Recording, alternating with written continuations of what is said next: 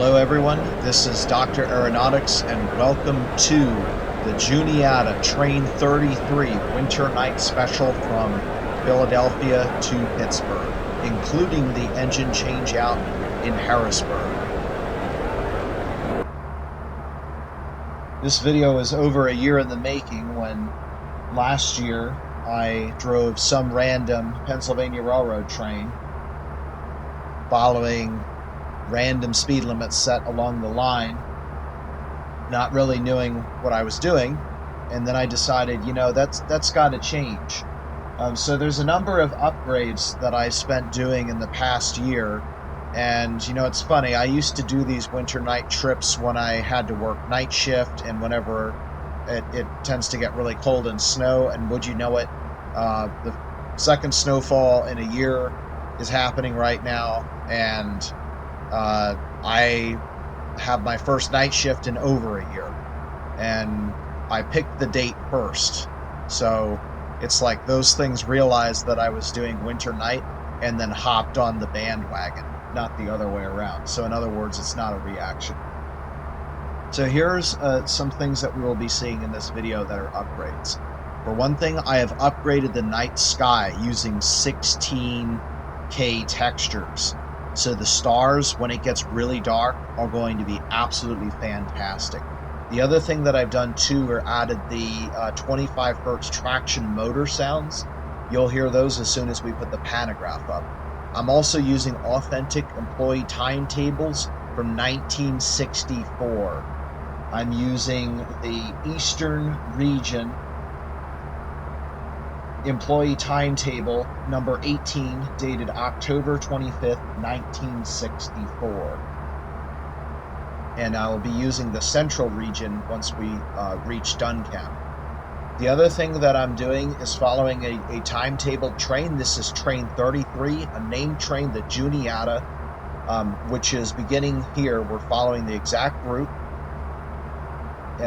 in Philadelphia, and it will end in Pittsburgh. We're also doing this within an OpenRails activity.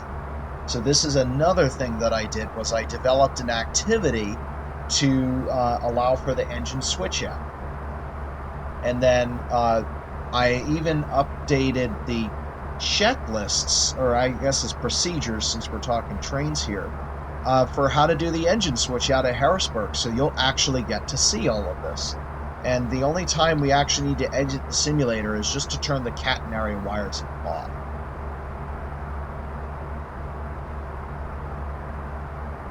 The other thing that I've done here is sadly muted the beautiful Take the A Train song back here, because I don't want copyright infringement, and things are just not, they're getting even worse. The other thing too that I have as well is an authentic EMD E7A operating manual dated 1948 with a Pennsylvania Railroad stamp on it, and I will be using this to help me drive the E unit once we get that switched in Harrisburg. So an authentic E unit Pennsylvania Railroad operating manual being used in 2024 to drive a simulated Pennsylvania Railroad E unit. I'll throw up, we only have about 30 seconds to departure, so we'll put the pantograph up, and now you can hear the traction motors. I'll throw up our map real quick. You can see we'll be going all the way from Philadelphia to Pittsburgh with some mountains once we get further west here, and then our timetable for the entire route. All aboard. Okay, it's time to go.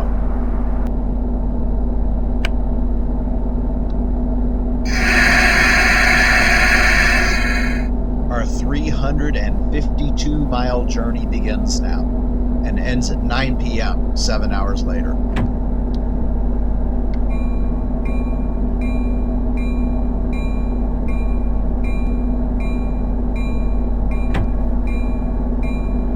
So another thing that I was able to do in reading the subway timetables, whenever you get a dwarf signal, even if it indicates a clear, that is a slow clear, which is 20 miles per hour. So if we encounter a dwarf signal, it's a 20 mile per hour movement. And that's generally because of movable point frogs. So the first thing that we have right away is a slow approach. So we're limited to 20 miles an hour and expect a potential stop at the next signal.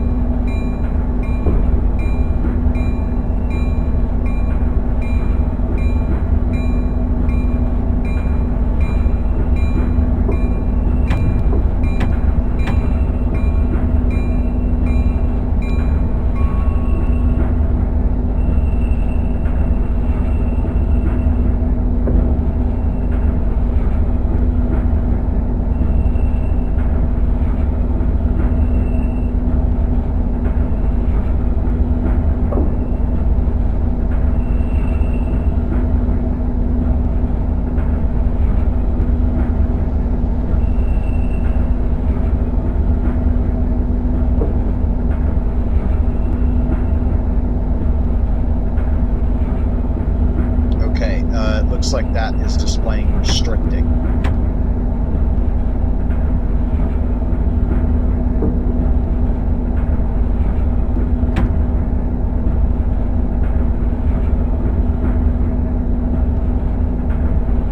And then we have a overhead signal, and that one is going to be approach medium. Let's take a look at our train here.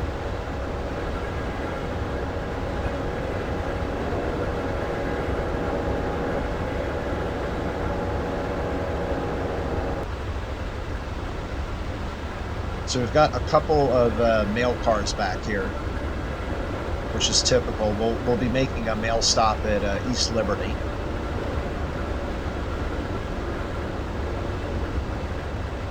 And we've got our passenger cars here, and then at the very back, our lounge.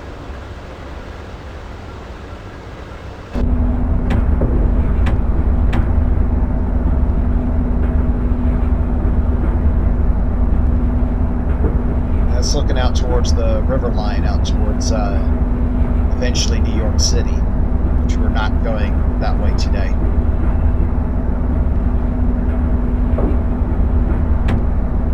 All right, so clearing the switches there, we should be good up to about 30 miles per hour, and then we've got a limited approach, so we're continuing to maintain 30 miles per hour.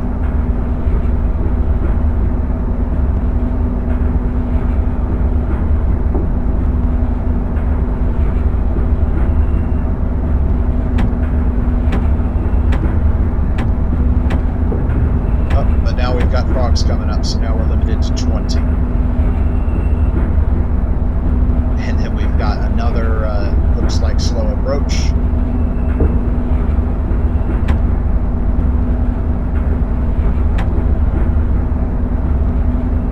And now a restricting. And then finally a clear.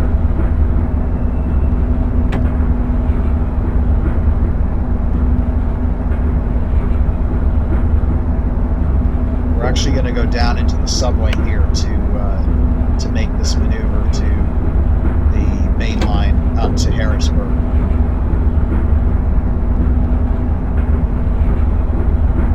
So once the rear of the train gets through that signal, we can take this up to 30 miles per hour.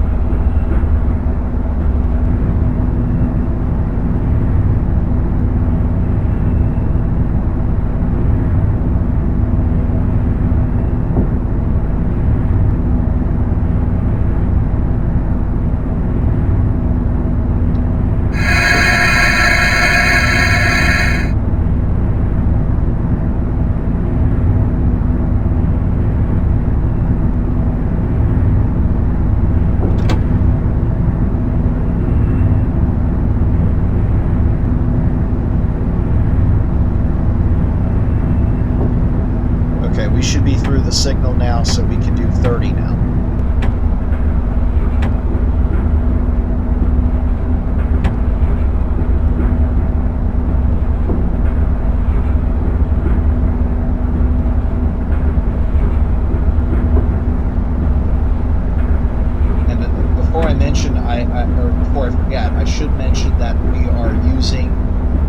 railroad tracks that, to the degree possible, are realistic for the ones that we should be on. There is a section of the employee timetable where it talks about track usage and displays where a westbound passenger train should be. So generally that's on the northernmost track, number 4. But it changes, and the track geometry doesn't quite match what it is in Train Simulator, so there's a few exceptions in there.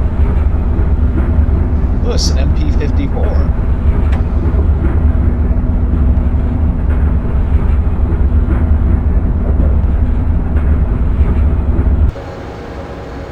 MP54's the little guy electric engines, or locomotives rather. All right, we're coming up to 50 miles an hour now.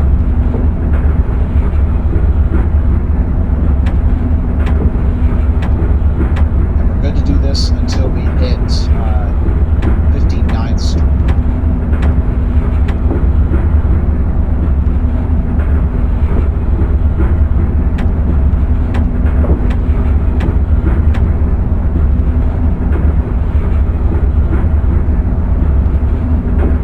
Actually, it's 52nd Street.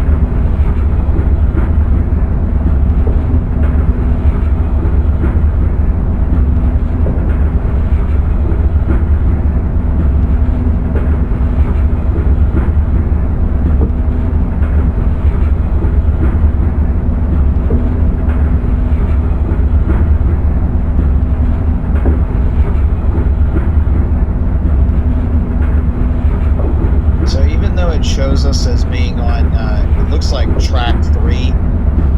This is track 4, and there is a restriction on the valley curve here coming down to 30 miles per hour.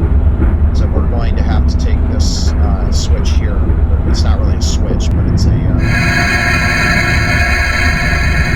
bend. We'll have to take that at 30 miles per hour.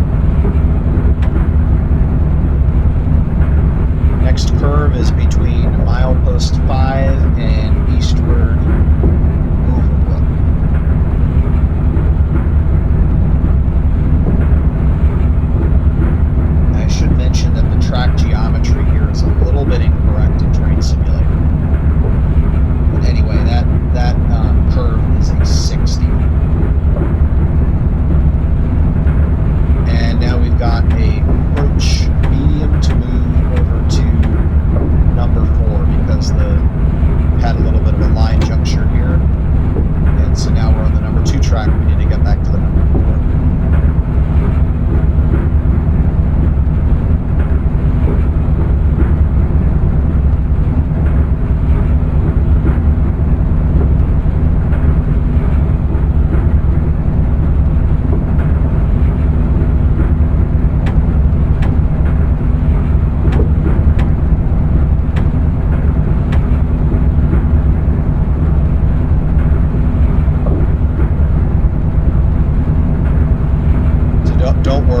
things are feeling really slow right now, but once we get out of the Philadelphia area, we'll be flying.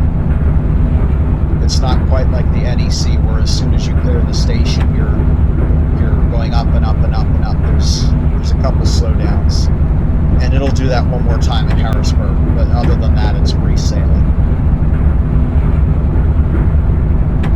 Okay, and that is a medium clear, so we will remain at 30 miles per hour for this.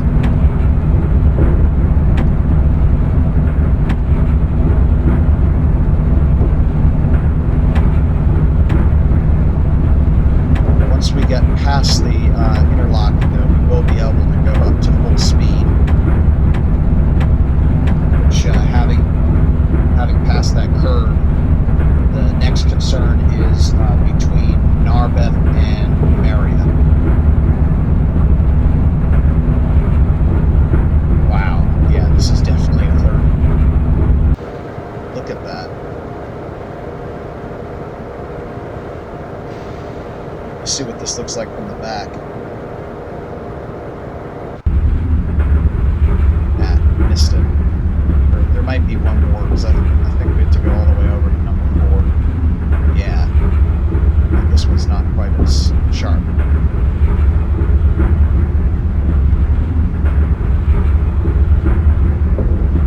There's the sun, which will be setting about around the time we get to Lewistown. Half of the journey will be after sunset. Okay, we've cleared the interlocking as directly observed. So now we're going up. Once we get past Narberth, then we get to go 7.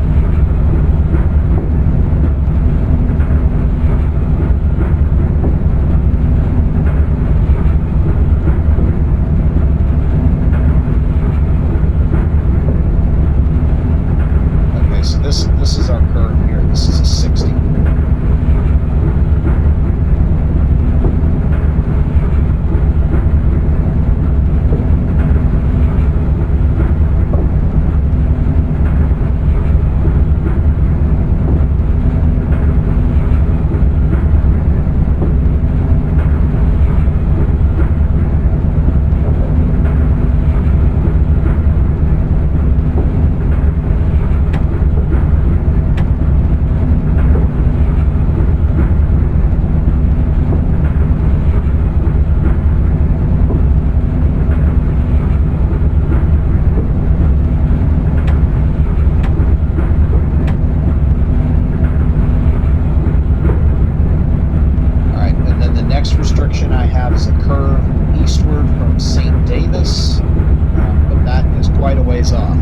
So we're now going up to line speed of 70.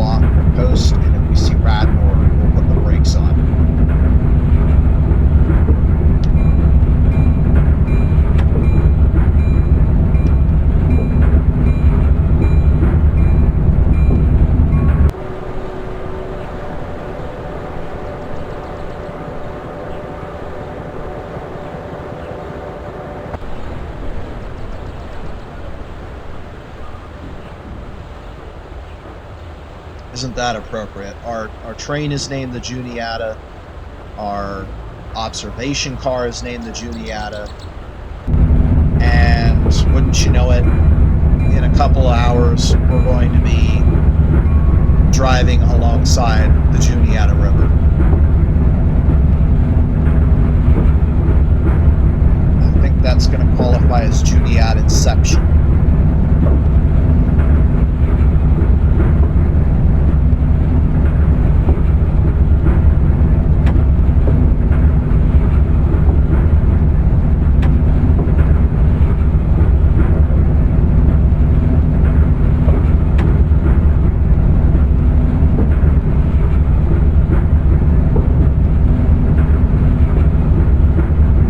So I have run portions of this trip before, at least out to just beyond Duncannon, so I'm not really concerned about slowdowns from here on out. We'll have a few, but that bit of slowness that we experienced coming out of Philadelphia, that's behind us now. The one thing that will be annoying is because of poor track geometry representation in Train Simulator. There will be a section where, a long section where we have to switch tracks because our track is ending, one after the other, after the other, after the other. And it'll be like clear, approach limited, clear, approach limited, clear, approach limited, over and over. And there's nothing we can do about it because the track ends. If you try switching over to the other track, the middle track, oh sorry, this time the track, the number one coming eastbound ends. So now you're against traffic, and guess what? Restricting. You now have to go 15 miles an hour. So yeah, we're not gonna mess around with that. Okay, there's Villanova. Going to throttle back to Ivy, and the bridge up ahead should be I-476.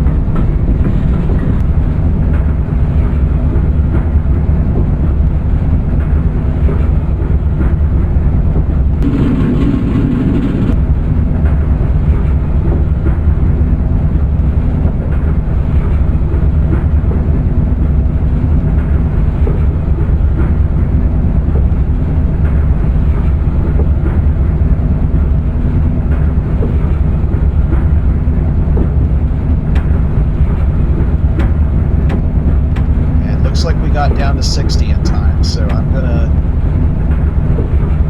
see it's gonna be really close getting to Paoli, so I'm gonna keep my speed up here as long as I can. Now we'll bring it back down.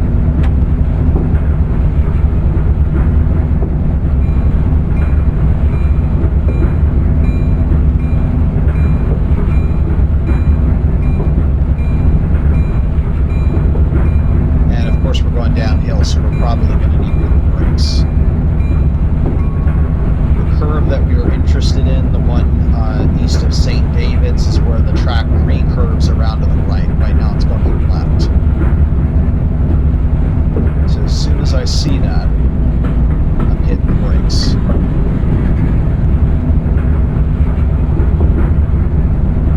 The St. David's station is not in the right position. It should be after this curve.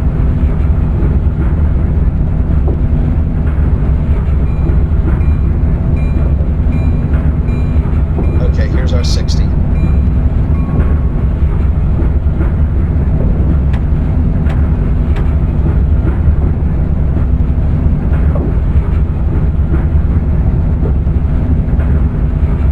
Alright, the next one I have is curve westward from Devon, and that's a 65. So once we hit Devon, we'll go to throttle idle.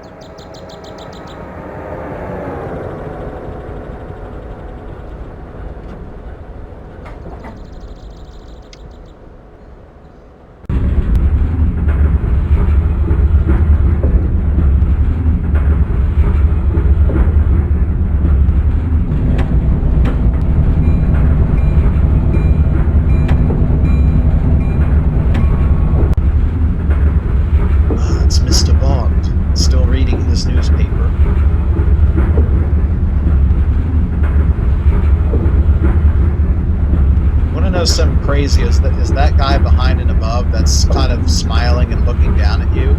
I met a guy on a trip out to Seattle, working in a restaurant, and he wanted me to read his murder mystery novels about this woman that I think she was like a female assassin or something like that, and yeah, it's like you have a guy that's writing murder novels in the middle of the woods, and now you have this guy which looks just like them, just staring at you. Doesn't that make you feel great? So where's our sun at? This is behind there.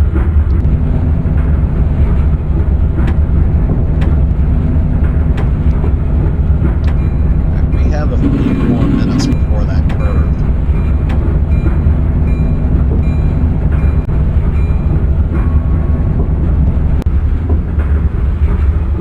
Oh yeah, there it is. It's going to be right behind there.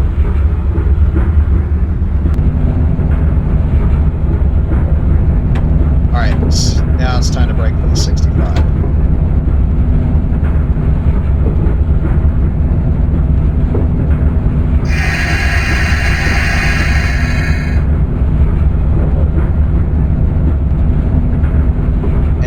This is a curve westward or eastward from Berwyn, and that one's a 45. So that one we're starting immediately.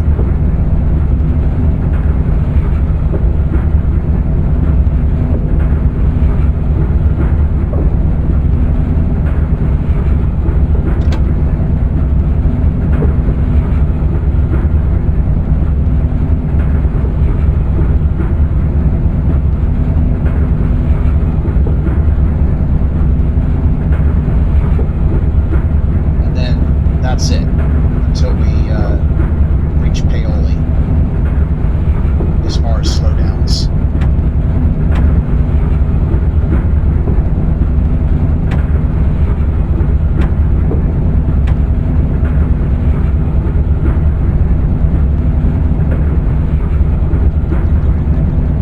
Generally, the further west we go, the better the track, the more realistic the track becomes. So we're already at the point where the stations are kind of in the wrong place, but the geometry as far as where the curves occur are correct.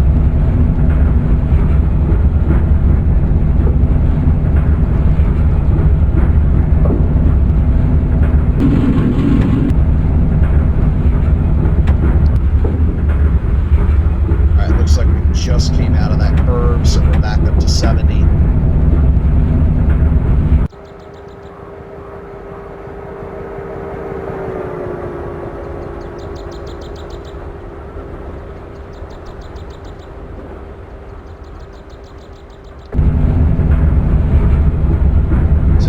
My previous winter night videos, you'll know that I have a special cheat card on the sunset on standby, and I'm going to refer to that now. So the first event that we have regarding sunset is the end of full day, which is where the sun starts to change color on the horizon, and that is believed to occur around 5 minutes to 4.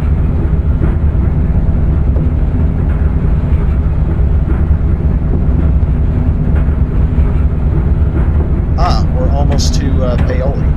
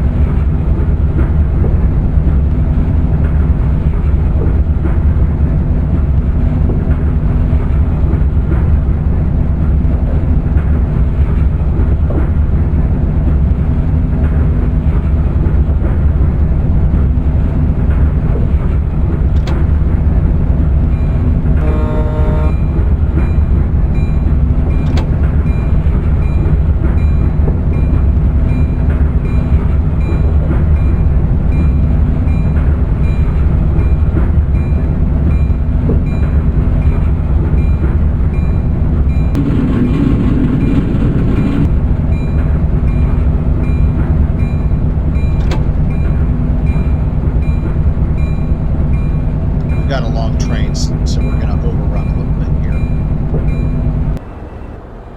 Ooh, that's a little bit more than I wanted to overrun. Let's see if we still get to load here. Okay, yeah, we still get to load. It's going to be a real quick boarding. Pulling up my next speed limits here. Through Paoli, it looks like we have to do 65, but there's a more switch. Okay, wasting no time. Next stop, Coatesville.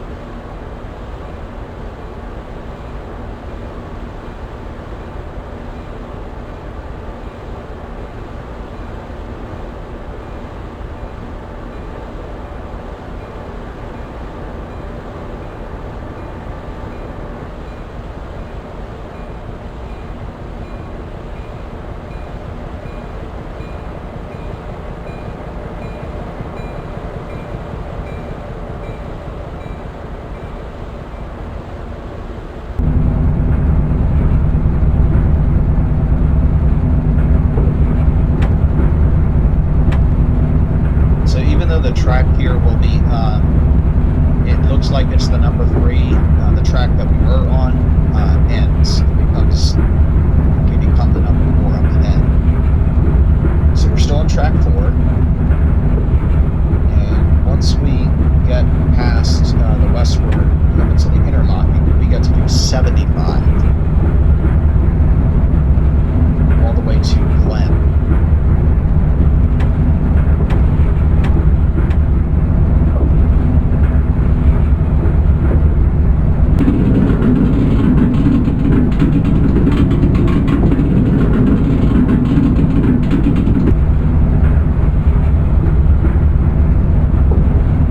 Out of the interlocking, here we go, 75.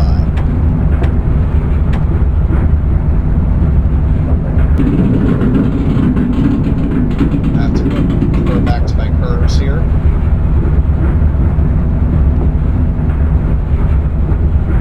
The next one we're concerned with their first and second curves west of 1,200 feet west of block signal 295. So that's milepost 29.5, and it's west of that. So we're good until we hit milepost 29.5.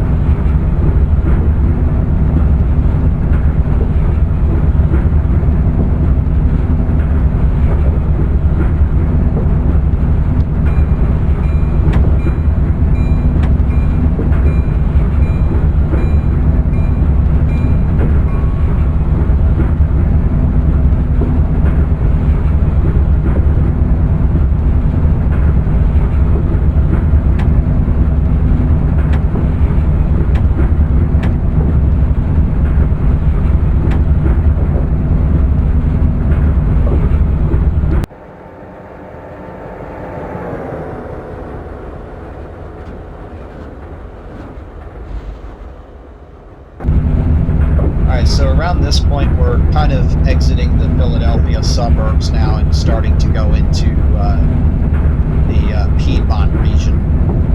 I believe this is, we're going into the Lehigh Valley here.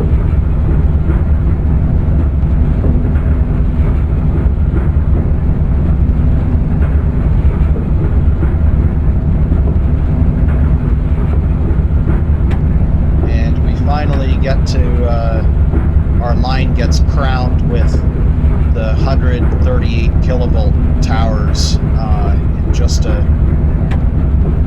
few minutes here when that line to the right of us comes in at Glen.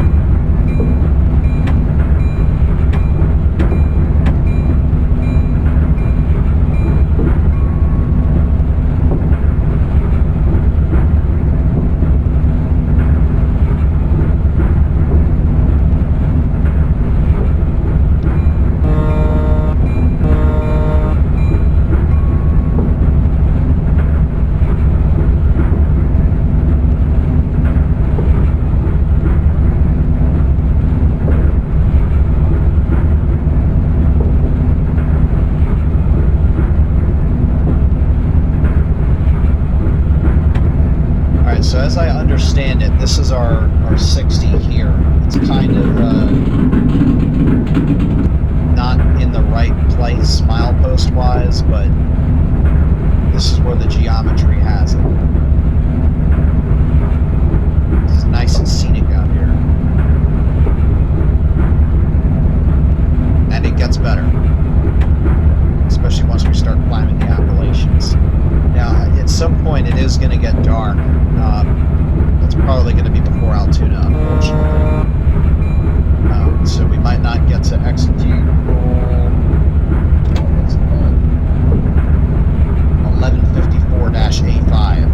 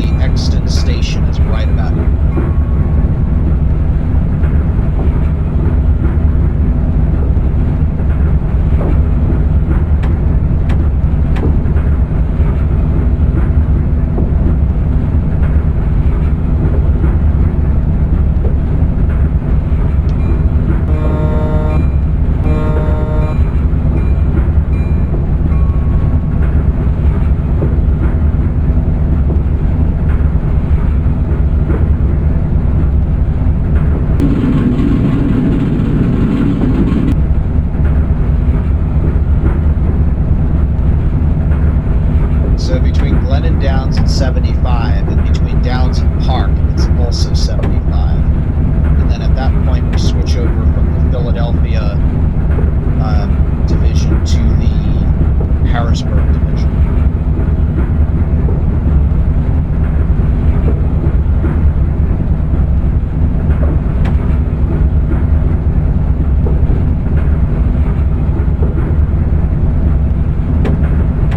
Which means I actually don't need to refer to my speed limits at all because it's 75 from here on out all the way to the next station.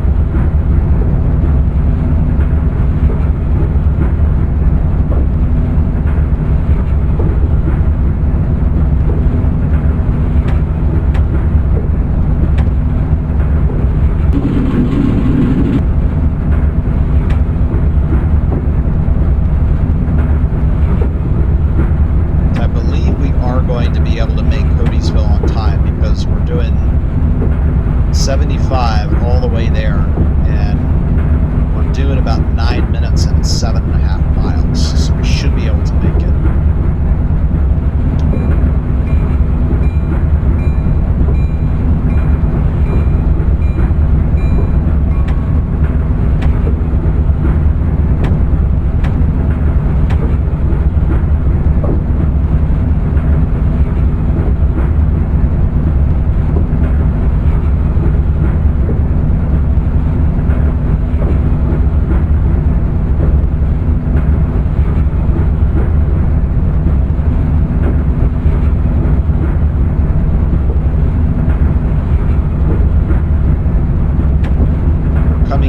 Downington now.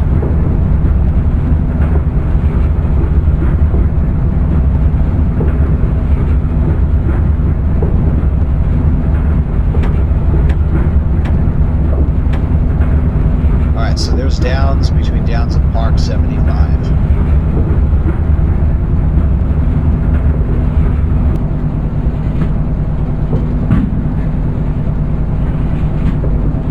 Crossing the east branch of Brandywine Creek.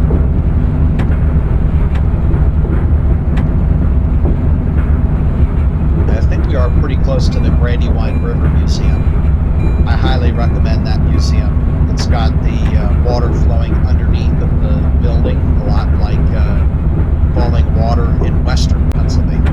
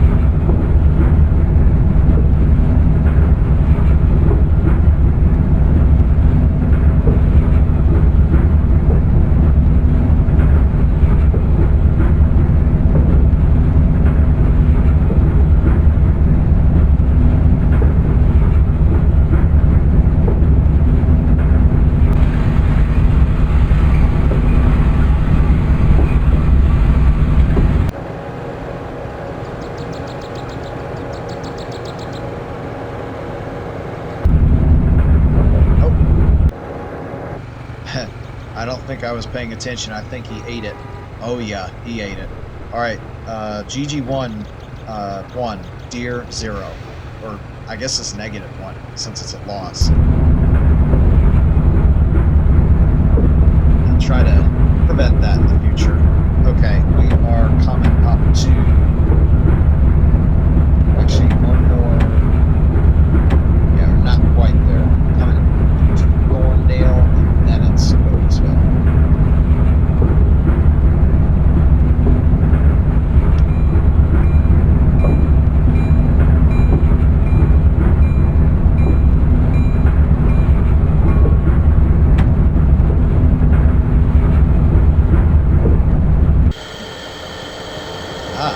It's a polling tower.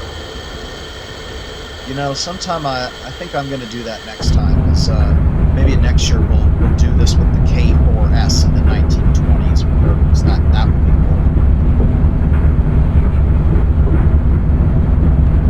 cool. Actually do it the right way, where I have to fill up on water and coal.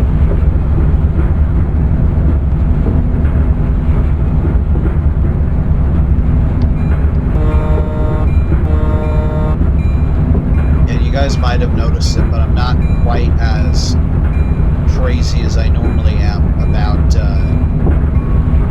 train management, mainly because this trip is going to be 7 hours long, and I'm going to be trying to stay up for night shifts. So I'm not gonna bother trying too hard, or I'll burn myself out by the time I get to the end of this. So I'm doing what I can, making sure that I don't over focus and then completely lose it once I get west of like Johnstown, which is what I'm concerned about.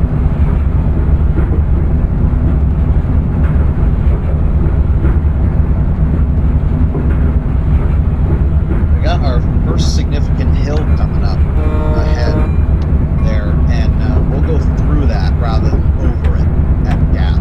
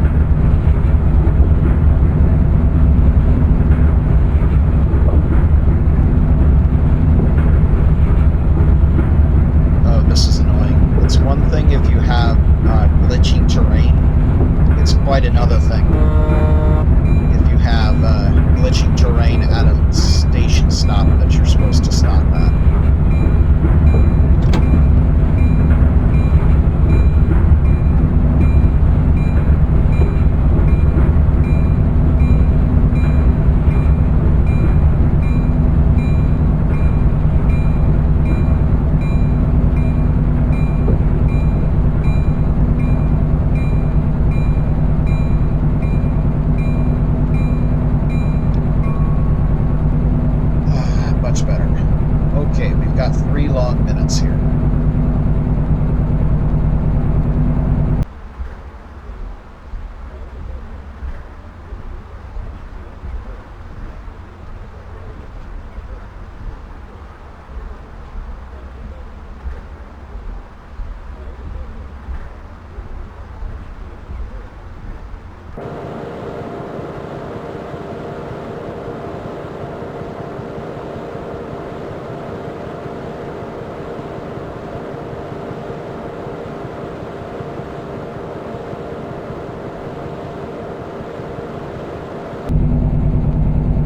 Now this next section, I have a warning that the schedule's tight, so I'm gonna really push this one. 5, 4, 3, 2, 1, now.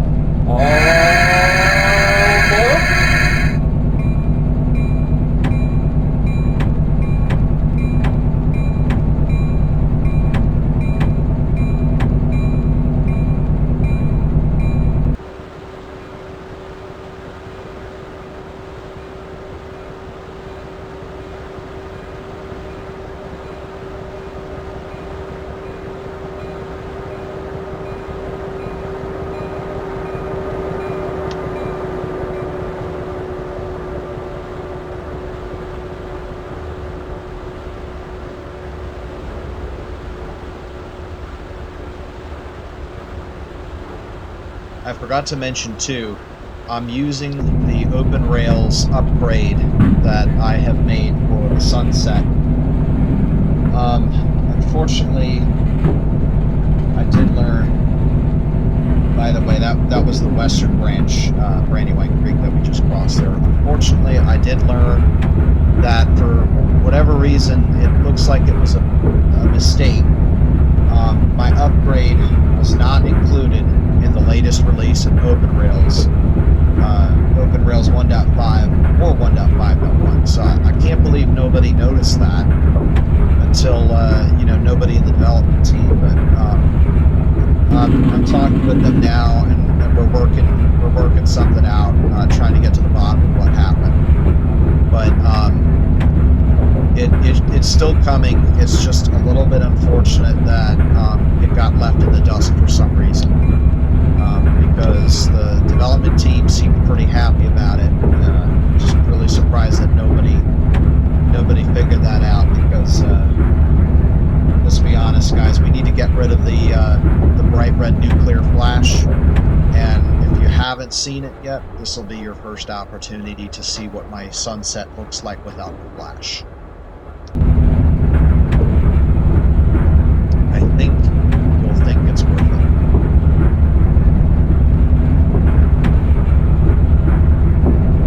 So from here on out, basically all the way to Harrisburg, is 75, with a few exceptions. The first is a curve at Gap. But first we're going to see an advanced approach to Christiana.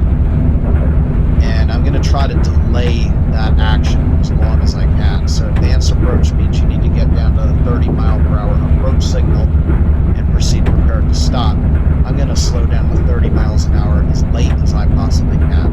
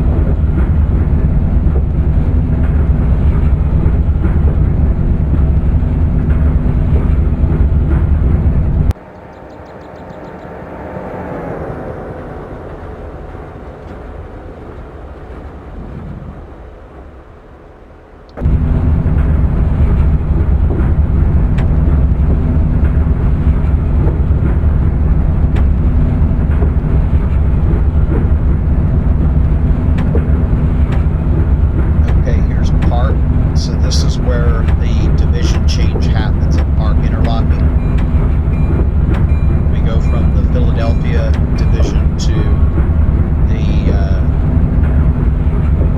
Harrisburg division.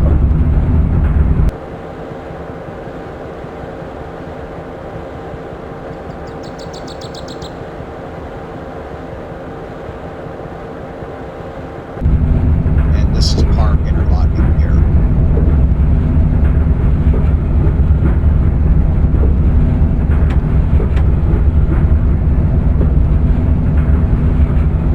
This is it, division post, and then off to the left you see another rail line splitting off. That is the Enola low grade line, which is used to access Harrisburg. Generally, if you're a freight train, the grades are lower to get down to the Susquehanna River, but we'll take the more direct and steeper line via Lancaster.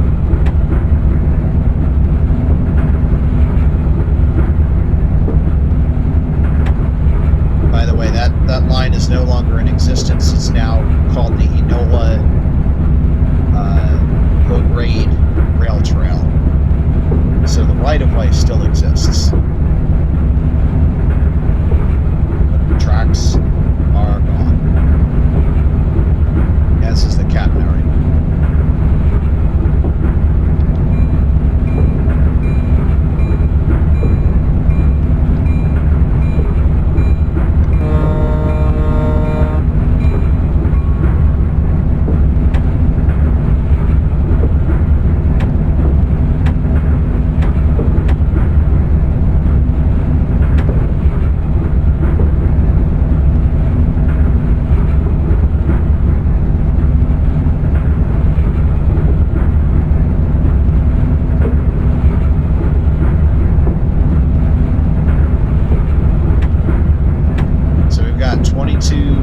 To Lancaster, and we have 22 minutes to do that time. This could be tough.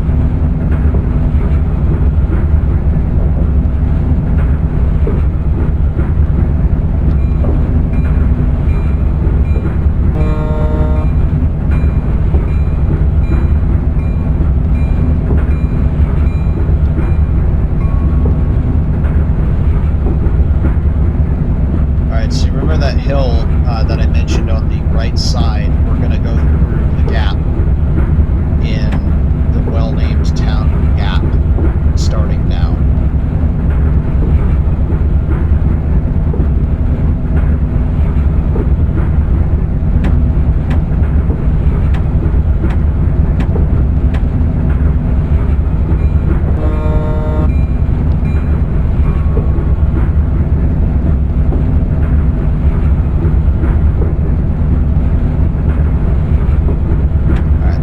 Probably our last clear signal. I think after that is the advanced approach.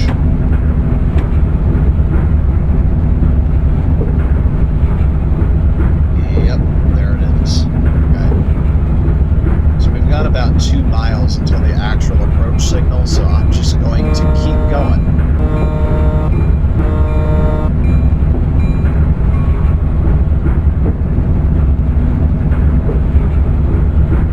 Better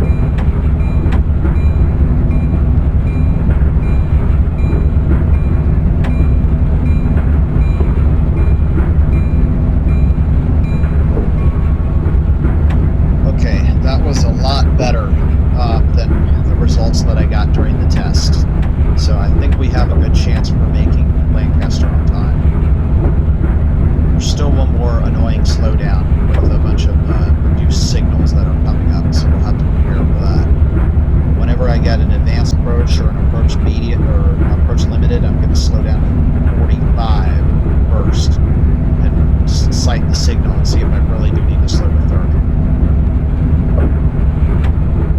Alright, so the next curve is also a 50, but for the time being, I can let my speed creep up just a little bit here, trying to make up time. And coming back.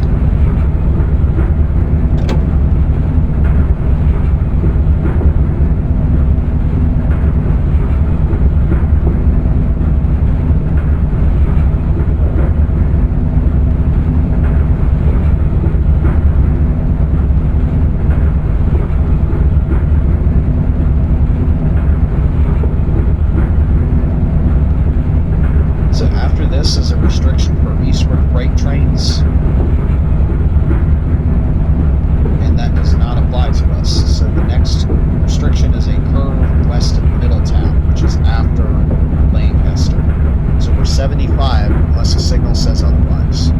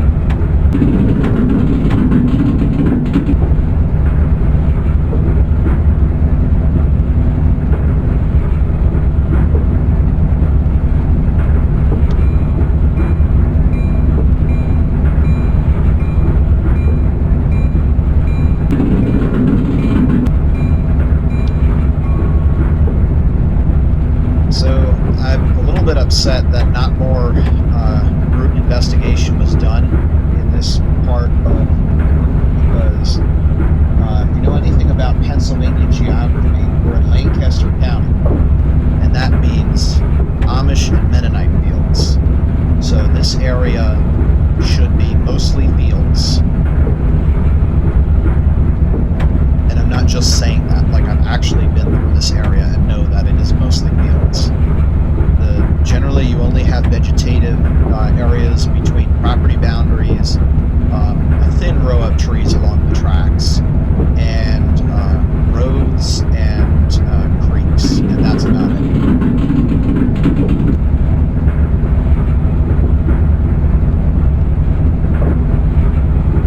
And very shortly, we should be coming up to Lehman Place.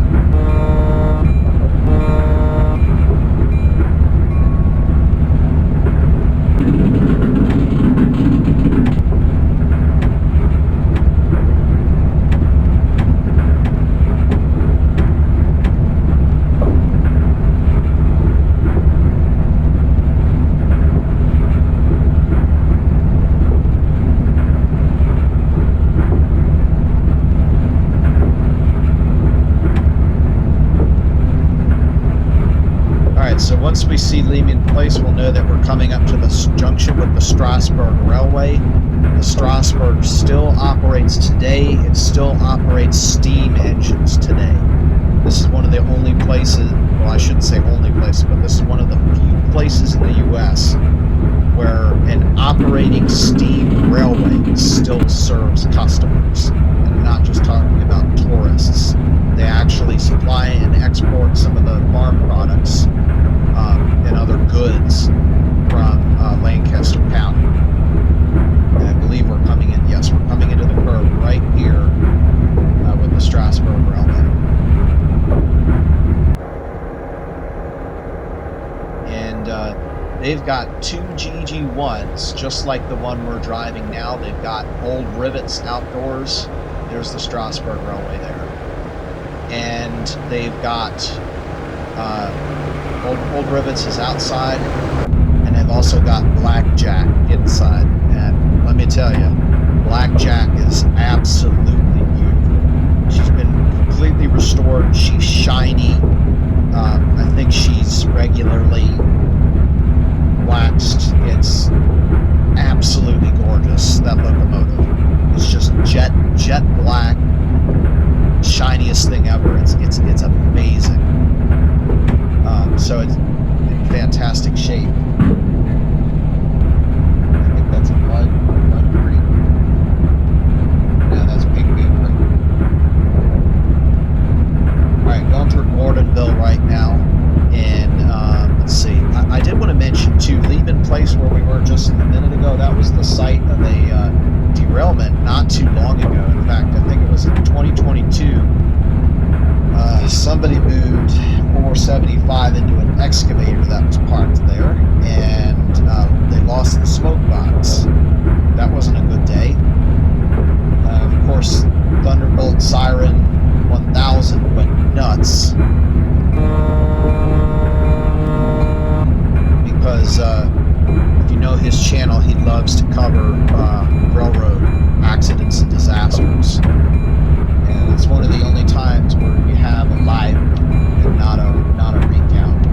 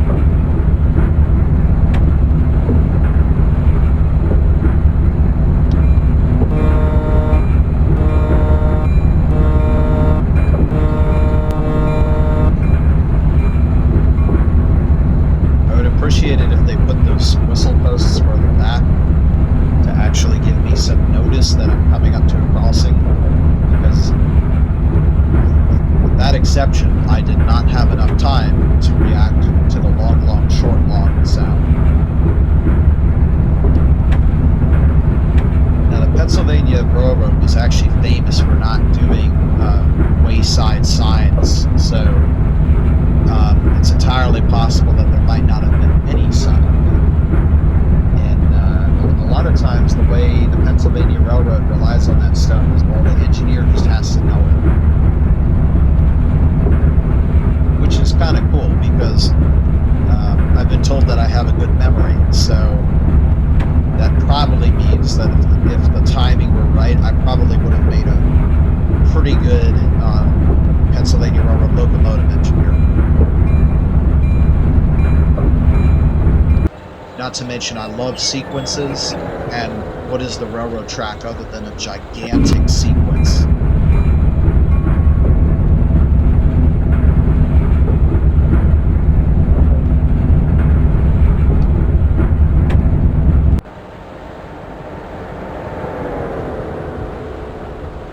Alright, the sun is starting to get further down. I am no longer seeing it behind the train.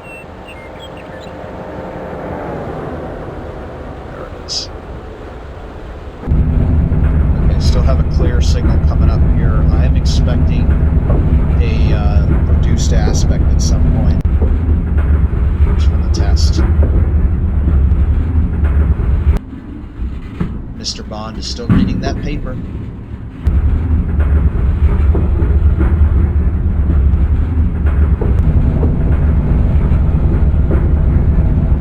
Okay, now it's coming up.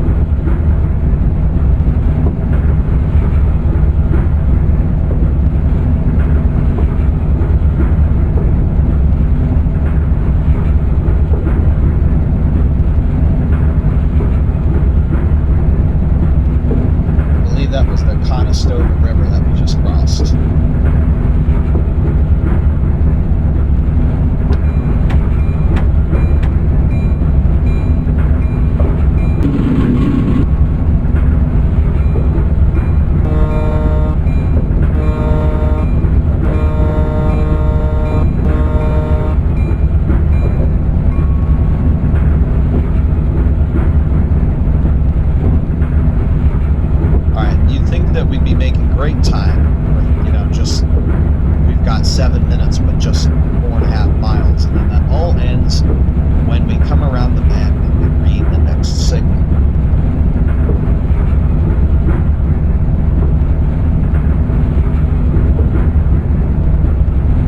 It's an approach medium. So I'm just going to not touch the throttle anymore, and we'll just coast down to 45. If I have to slow to 45, I will. And then we'll confirm the signal aspect before slowing all the way down to 30 if it's necessary.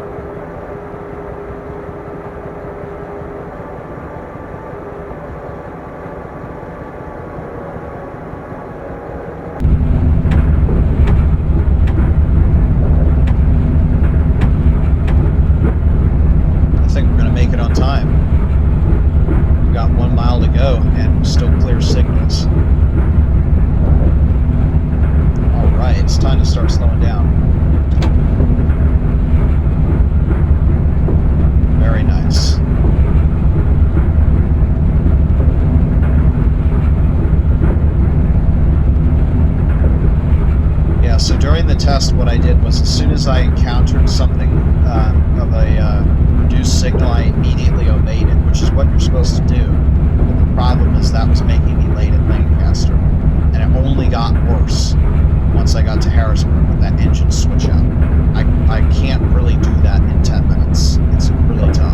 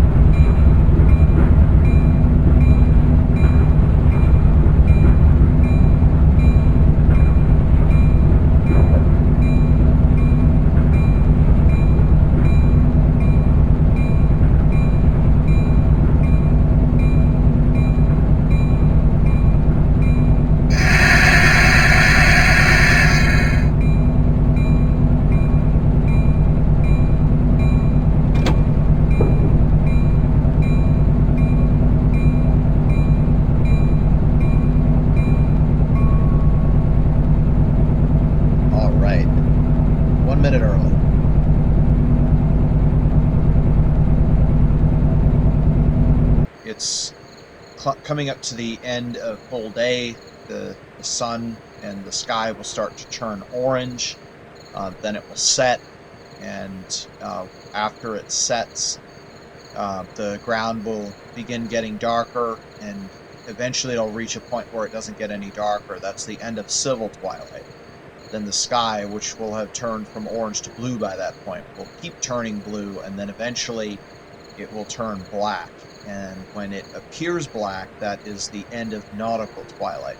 But the stars still won't be to their fullest. So over the next hour after that point, gradually the stars will start to become more and more and more brilliant. And once they've reached the full brilliance that they get, that's the end of astronomical twilight and the beginning of full night. That won't happen until we're on the other side of the eastern divide, probably between Johnstown and Pittsburgh, several hours after sunset.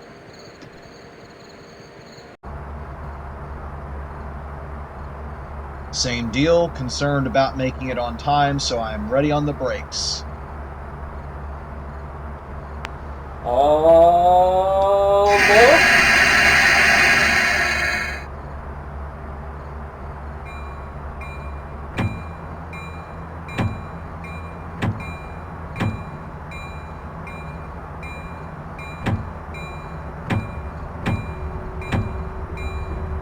Alright, here we go. Lancaster to Harrisburg is tight. We're going to be as fast as we can. And then we have to be on the lookout for an approach medium west of Middletown, because I have in my notes that the signal block is not wide enough for us to slow down. So as soon as we see that signal coming up, we're going to have to react via the cab signal, which you would normally do, but the cab signal doesn't work the right way in OpenRails. It tells you what the next signal block is, not this one.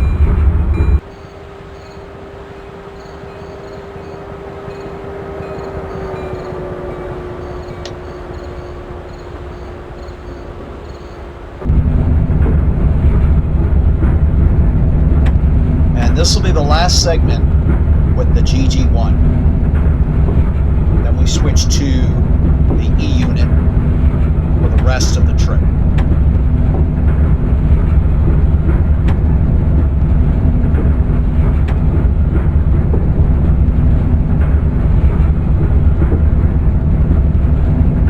And regarding the speed limits, the next thing that I am concerned with is west of Middletown.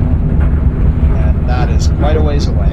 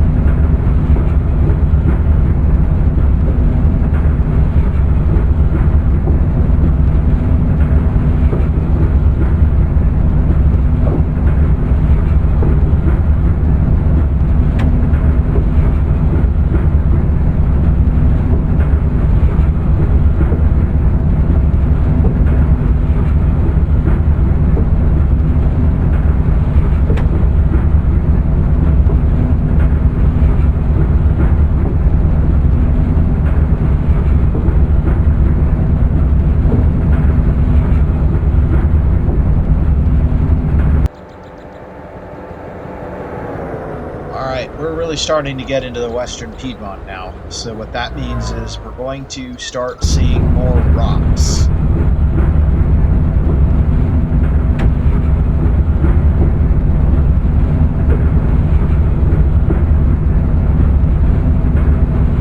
And the challenging thing is the overall land rises here, but then we still have to get down to the Susquehanna River, which predates the Appalachian Mountains, which means that it runs very low through the mountains. So the fact that we're already climbed up on top of a hill, we're going to have to lose our elevation to cross the river.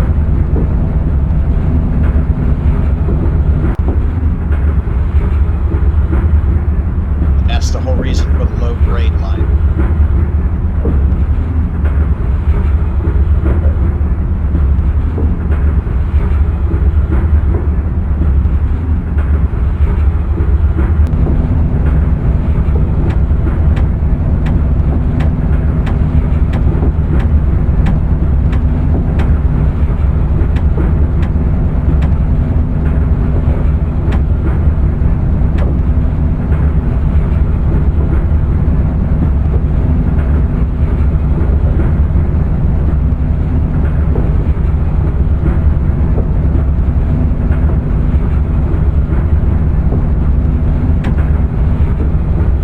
Probably Landisville. Yep, that's exactly what this is. So then after that point, there's either Chicks or Chickus Creek. And then we go into, there's no platform on this side. We go into Mount Joy.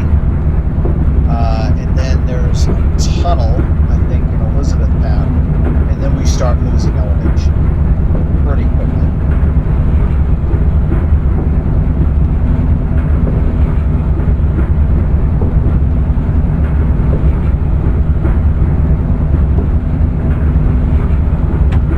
Level crossing with the Reading Railroad right here.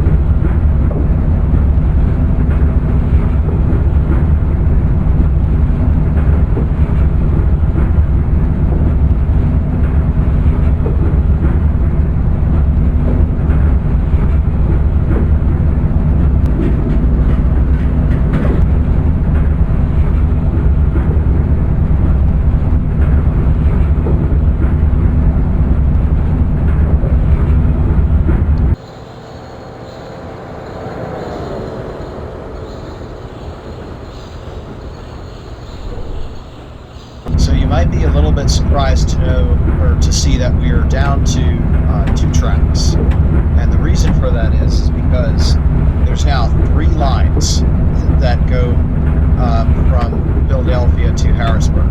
There's, to the left, there's the Enola low-grade line, and then there's our main line, and then to the right yet another line whose name escapes me.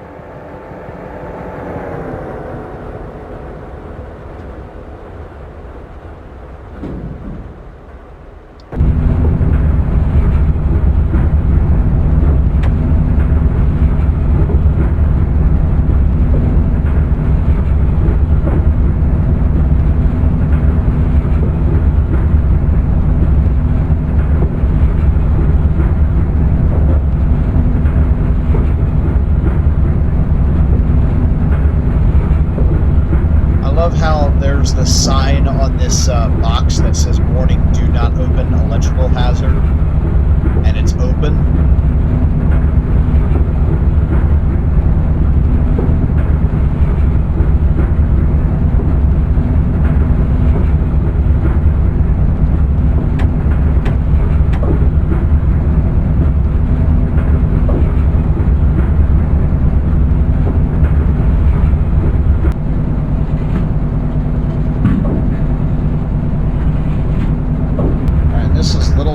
Creek, which means we are entering Mount Joy.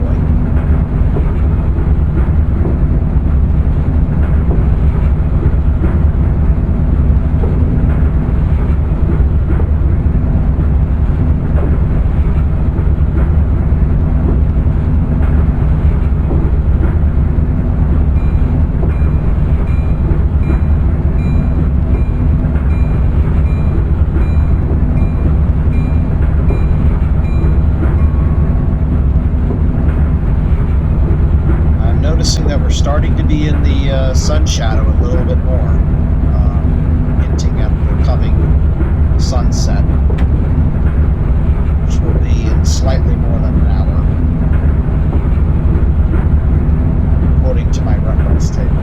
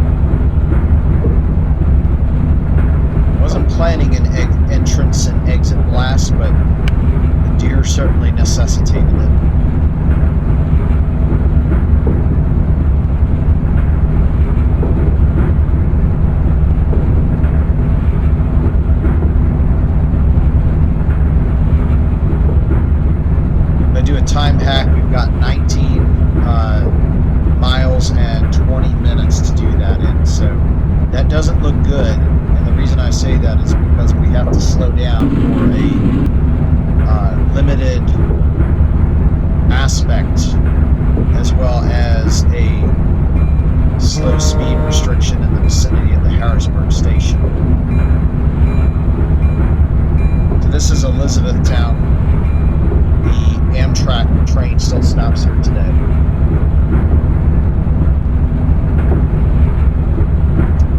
And I'm going to go to the carriage view and make sure that I get this set up right, because we are going to have an opportunity to see 3 Mile Island.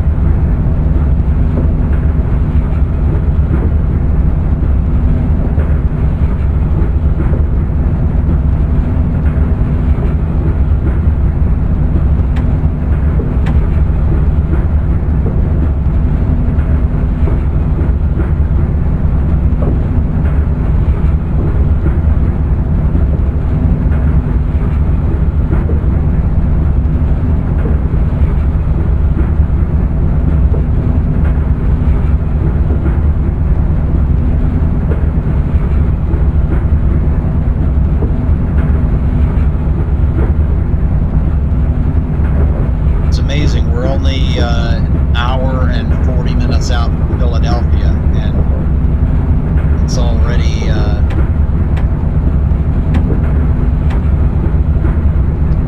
what's the word? It already feels like a different galaxy, at least in terms of you know, how we're just cruising at top speed, and is pretty much all forced.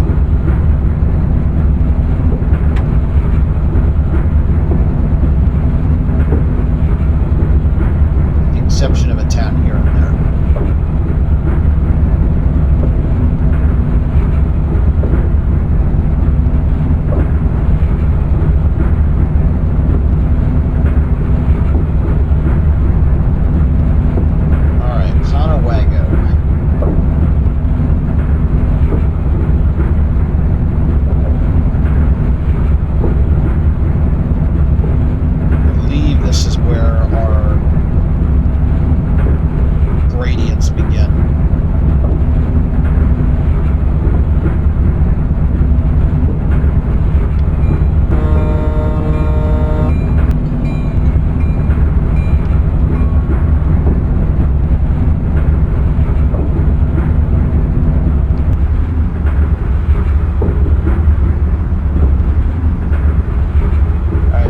To the left, we are viewing down towards the Susquehanna River. Can't quite see it yet, but it's coming. And I see that we are now going downhill. Okay, we're only about 1.5 miles from it now.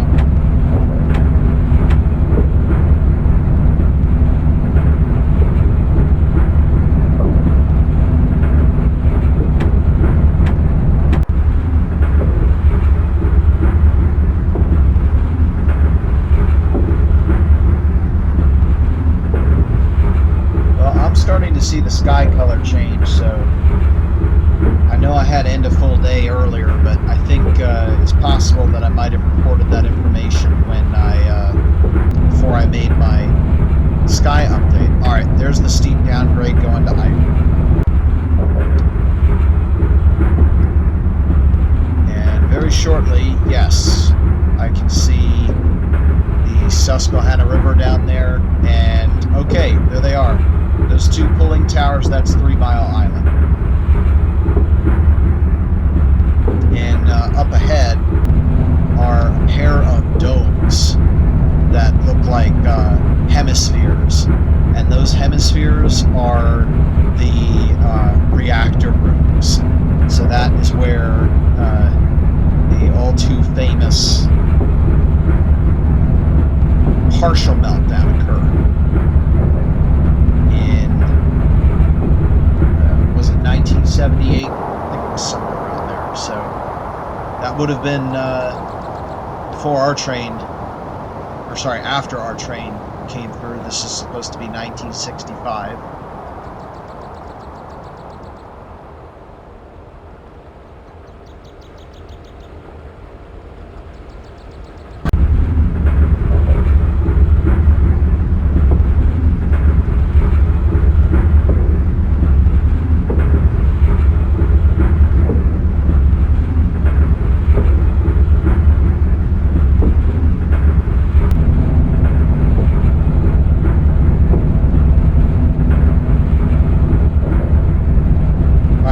it's time to focus on a couple things. So there's a curve west of Middletown. That's our 70. So that's after Middletown. So when I see Middletown, I'll slow down to 70. And there's an approach medium west of Middletown that we have to anticipate. So basically start slowing down as soon as I hit Middletown. Look out for that signal. We're now heading just about due north, slowly making our way up to the Susquehanna River.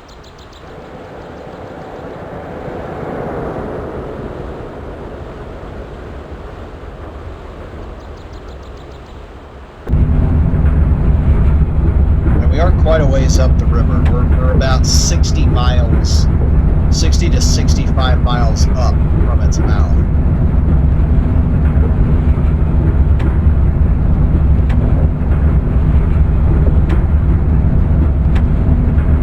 Which is at the Chesapeake Bay.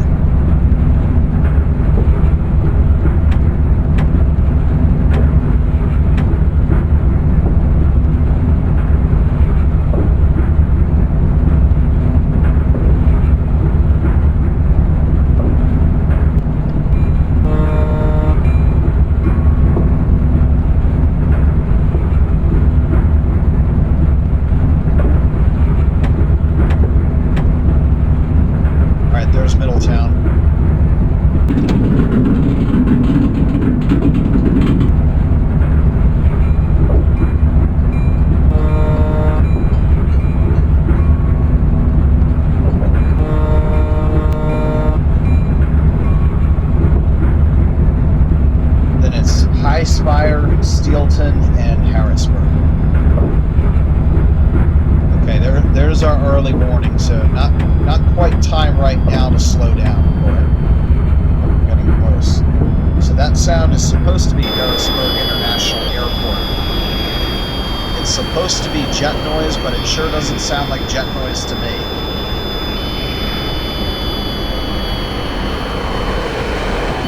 That sounds like jet noise.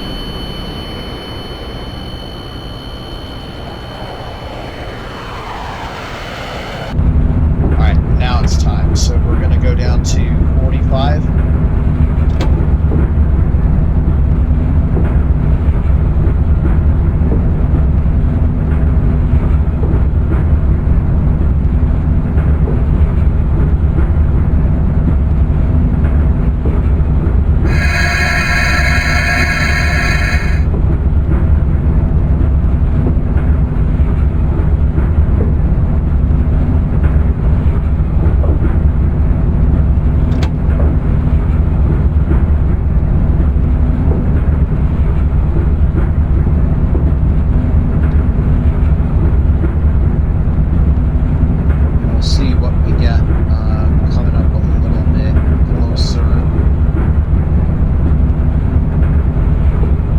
Solid. All right, that's a medium clear.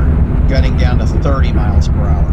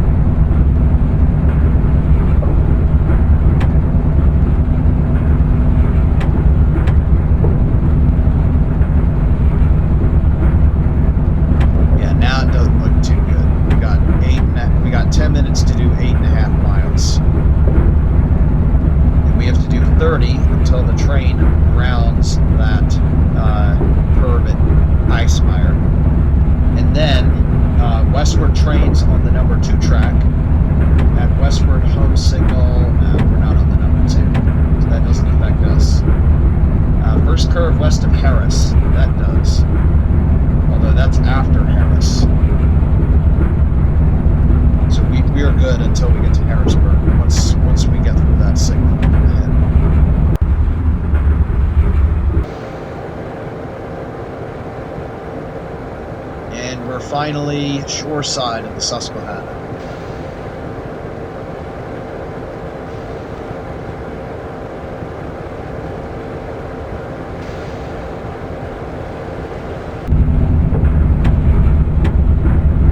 All right, going back up to to 75.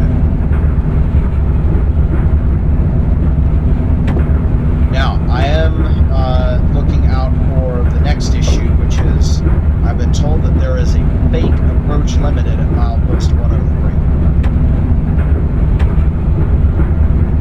Which is, it will say approach limited and then nothing comes after it. It's clear.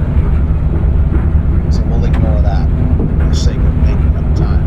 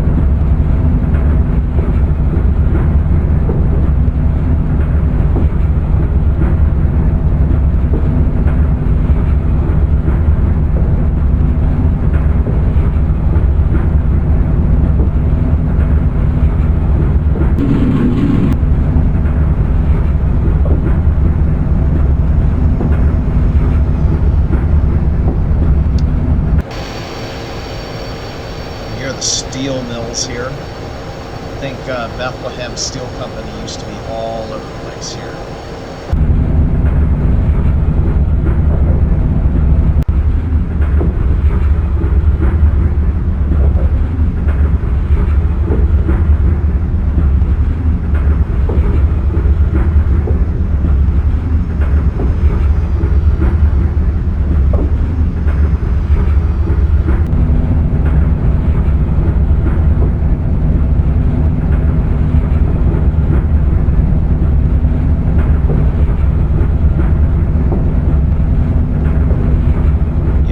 Probably the Bethlehem Steelworks right through here.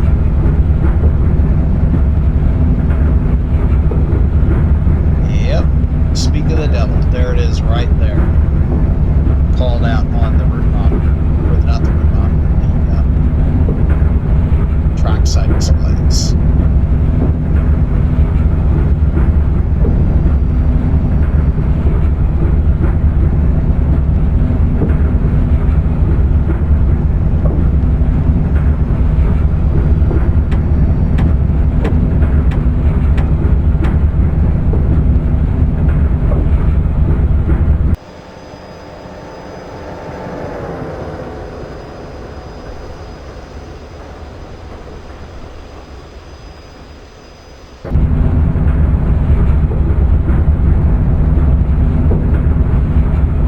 I see Harrisburg coming on to the route monitor now. We're now 2.8 miles away, and we have 5 minutes to get there. So, at this point, I'm actually thinking that it might be plausible. I think what it is I might have been driving lackadaisically during the test, thinking, you know, and arriving late, being like, oh no, I'm going to have to drive really fast. And I did, and I might have been overcompensating for it, but that's great. I'd rather be too early than too late, especially when it comes to the engine switch, because this is where I am concerned.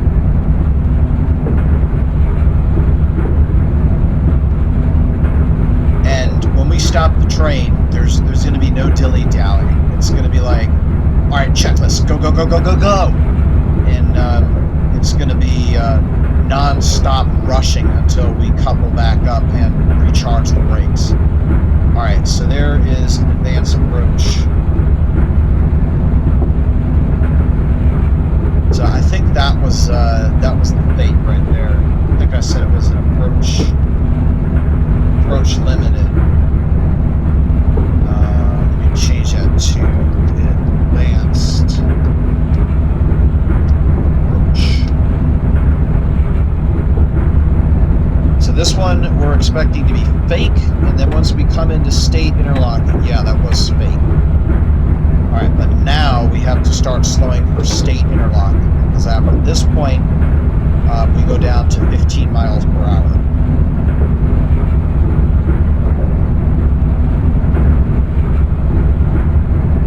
We are coming into Harrisburg right now.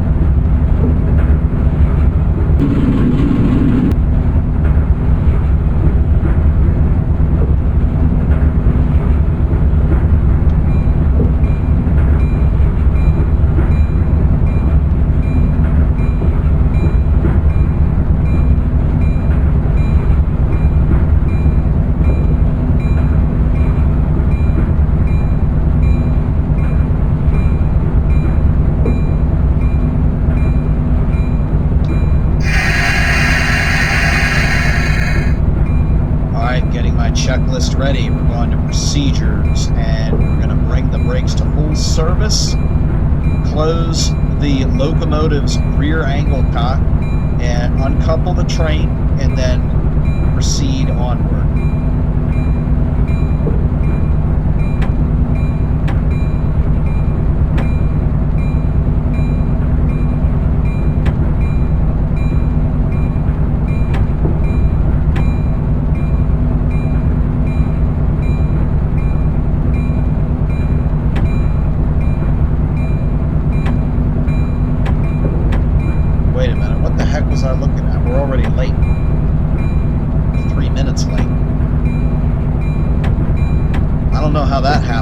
Looking at it thinking I had like 2 minutes.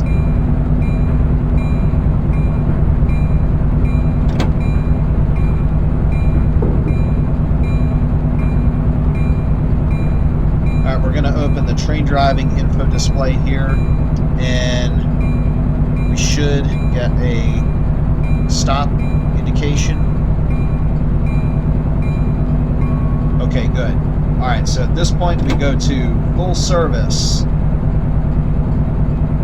And then we're going to close the locomotive's rear angle cock. And we see rear angle cock closed. Okay. Step 3, uncouple the train. All aboard. Here we go. So let me just double check. One engine, yes, uncoupling the train. And here we go. Release the brakes.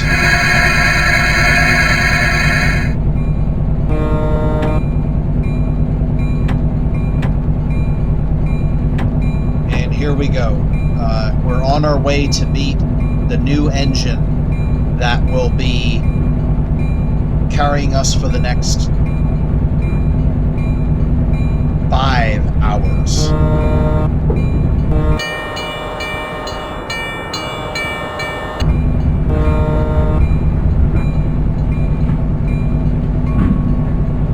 Alright, so I have to be careful about this movement, because we're going to receive a stop signal, and we're going to have to request permission to go through that. If we don't, we get an emergency brake application, and though it's recoverable, it looks really bad. Alright, so that is a limited approach, followed by a limited approach, and I can see it, followed by, it looks like restricted.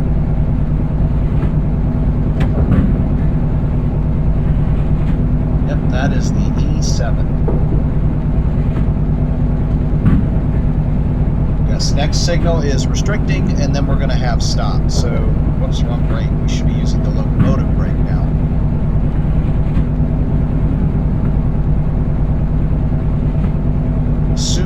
knock down that restricting signal, I'm going to ask permission to cross the stop.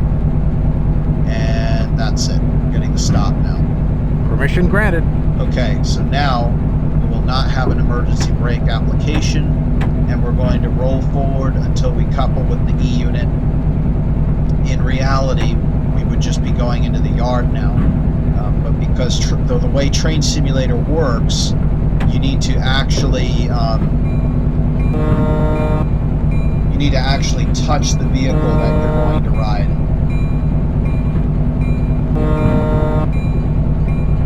And this is fun because you can see the front nose of the GG1, so it's like you see it getting closer and closer and closer, and it's like a battering ram. You got to make sure that you bring your speed down because, boy, let me tell you, this train is solid iron. It's going through whatever the heck it runs into. When the only accident involving the GG1, it demolished a bumper, passed through a station concourse, rolled into the main hall, and then went through the floor into the basement, being stopped by the ground. That's the only thing that stopped it. And surprisingly, no one was injured from what I understand from that.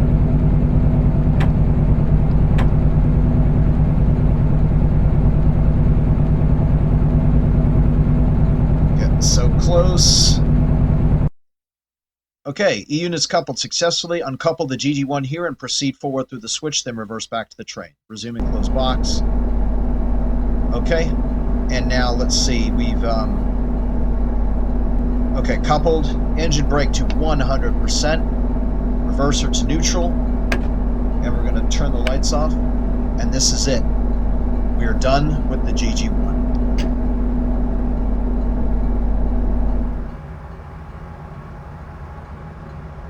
Control E, and we'll enter the E unit. Alright, this is the locomotive we'll be in for the next 5 hours. So at this point, we have switched. So now we will uncouple from the GG1, release the brakes, reverser forward, and we're going to run around.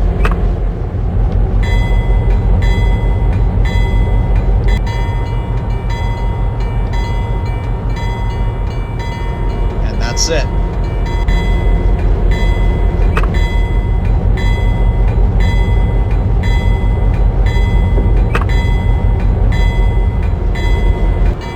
This maneuver will allow us to continue forward without overhead catenary, as the catenary ends about 3 miles ahead.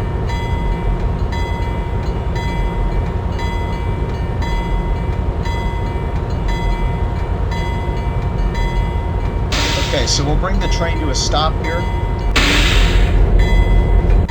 And now the track up ahead should switch.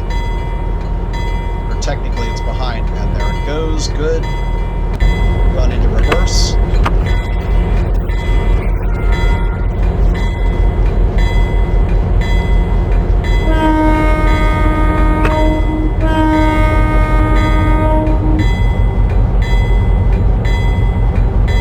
And we are heading back to the train. We're going to have to tab the signal one more time.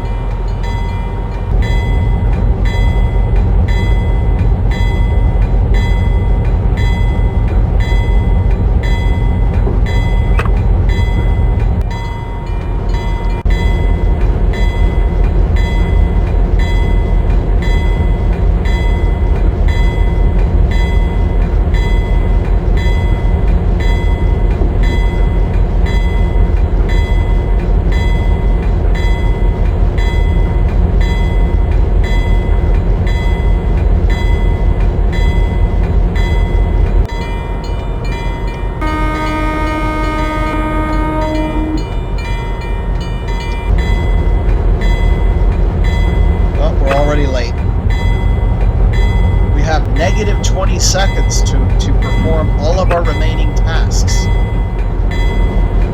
We're on step 9 of 17.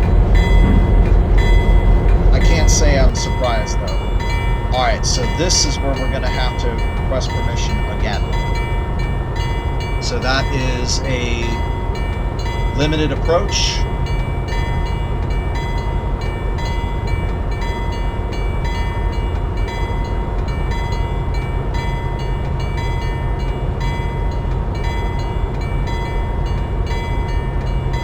And then next will probably be a stop.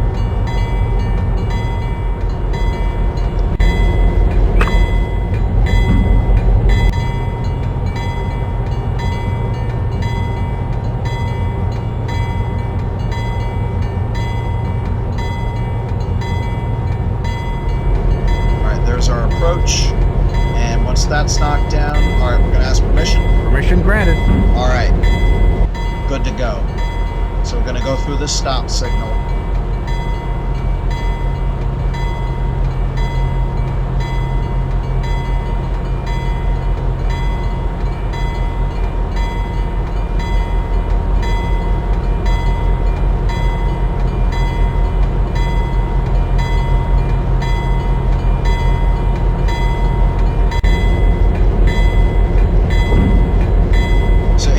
I think the way that they would typically do this is bring the engines as close as possible to the train. It's quite possible that the E-units would be just sitting on the other adjacent track and then move over to that other track as soon as the GG1 clears it, and the GG1 is now gone into the yard. It's no longer a concern. Unfortunately, due to limitations in OpenRails and stuff, we're stuck to this. But hey, at least this time, we don't have to do the dual power scenario, right? Where we take both engines with us, which is unrealistic.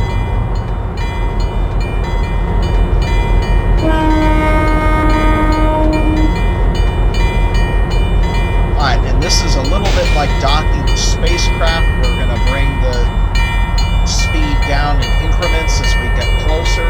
I'm going to be doing this on site. So as soon as I realize it's time to get a little bit slower, we'll do that. This is reminiscent of my space commutes in orbiter, where I'm very used to relative velocity step downs.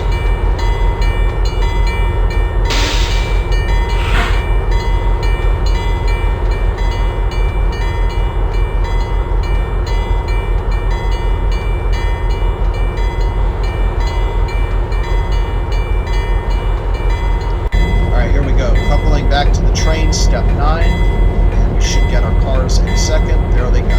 Okay. The locomotive brake, release the brakes. Okay. Release the locomotive brake. Whoops. Train brakes to full service. So I'm going to go up to suppression. Actually, it's just full service. Go into neutral. Yep, not ready yet. So the doors are closed, but we have to finish here, so we're full service. Toggle brake hose connection on the first car. See info, front brake hose connected. Okay, we're on step 14. Open the locomotive rear angle cock. Open, close rear angle clock. See information. Oh no, that's not right. We should see rear angle cock opened. Okay. Good. Reverser to forward. And that's it. Operations are complete, but at this time, we must turn the wires off.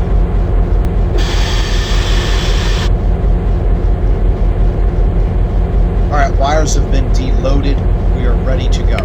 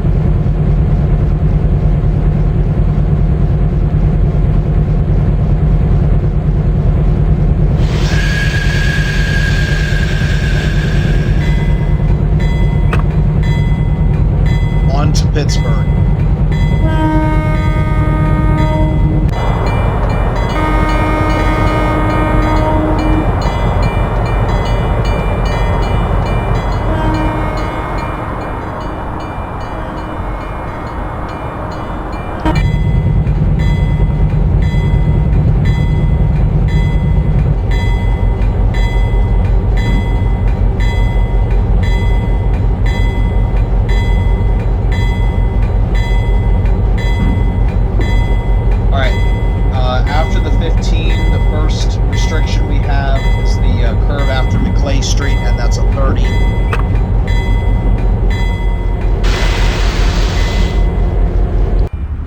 So as promised, we're having a slow start out of Harrisburg, but we'll be on our way. And Mr. Bond is still reading that paper. I guess there's a lot of news in Houdat. A lot of news in central Pennsylvania. Or he picked up another paper.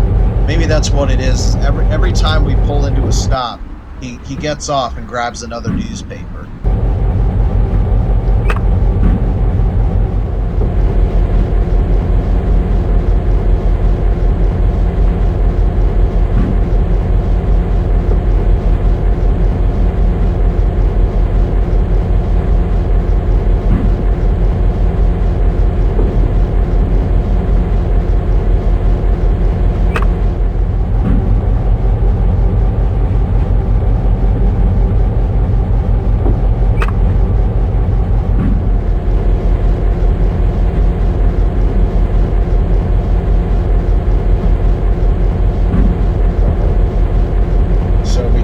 About 5.5 minutes late. It could have been a lot worse, so I'm actually not that concerned. And we may just make that up.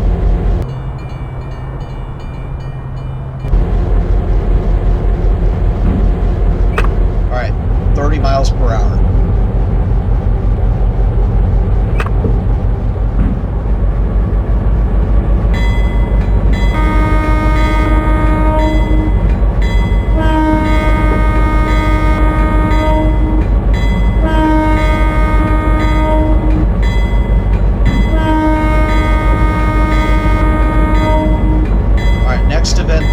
Sunset at 4:47, so that's just over 35 minutes from now.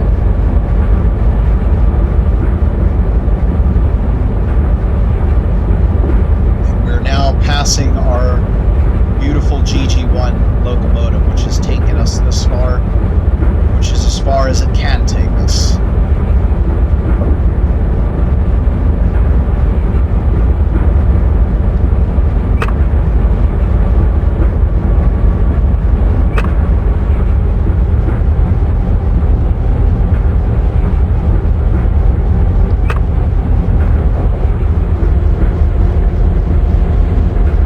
After this, there's no required slowdowns until we get to Rockville, and we're allowed up to I think it's 75.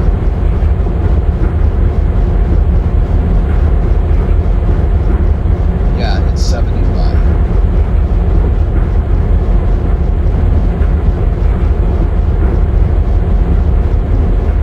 Just make sure the whole train's past it. Yes. All right, here we go.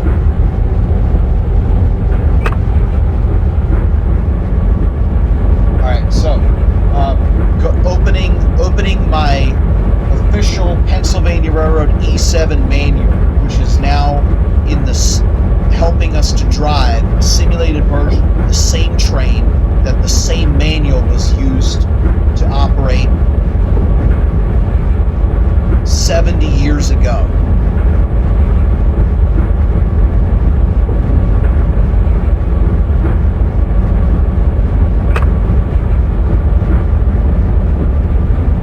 Page 205, you should open the notch open the throttle one notch at a time.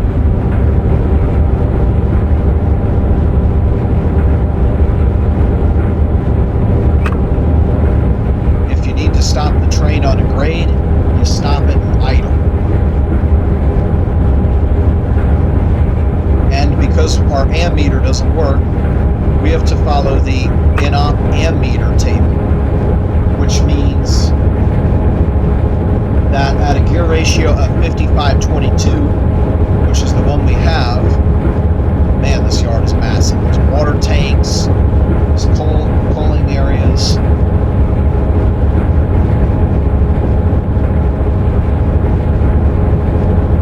Yep, so that's where you get your water, that's where you get your coal, and then a little bit further, there's where you get your diesel, electricity, but not for long.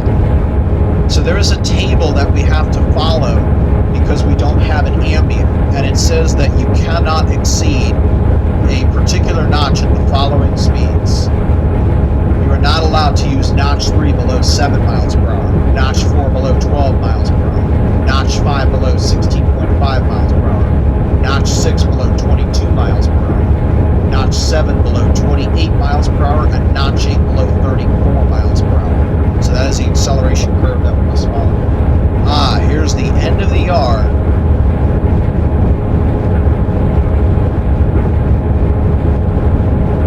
Which means 3, 2, 1, AC motor stop. And that is the end of the catenary. We're now on our own.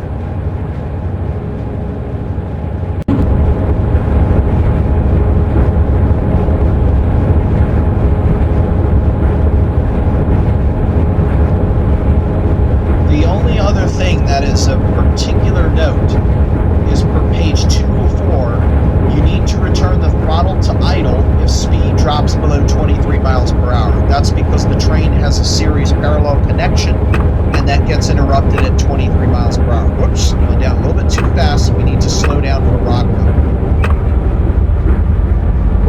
And there is our first Appalachian Mountain Ridge coming into view. Alright, we need to get down to 50 miles per hour, the first curve east of Rockville. We're already there. But coming up, you can see there is an approach medium, so we need to get down to 30 miles per hour.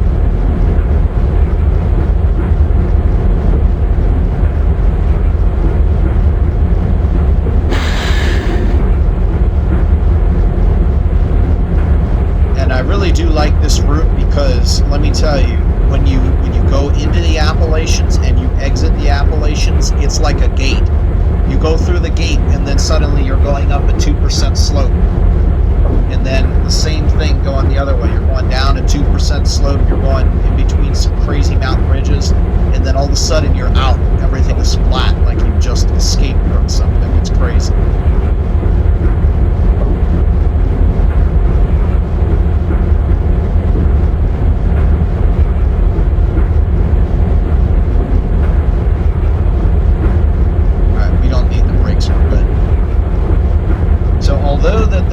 This diverging shows a limited clear. We still have to do 30 miles per hour because the track speed is 30. It is at this point where we will leave the eastern bank of the Susquehanna and proceed to cross it on the Rockville Bridge to the western bank.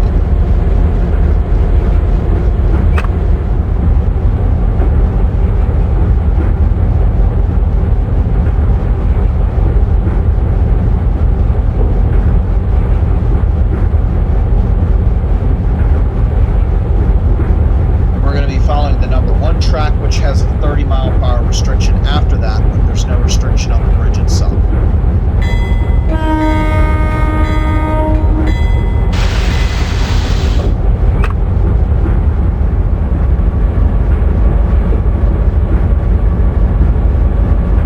Man, oh man, is that beautiful. So that would be a nuclear sunset if we were using the old visualization OpenRails. So glad I fixed it.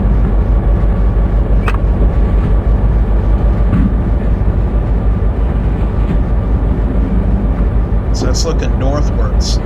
Believe it or not, the Susquehanna continues another 360, actually more than that, 370 miles north of where we are. Longer than our entire train trip today. And then southwards, it's about 70 miles from here to the Chesapeake Bay.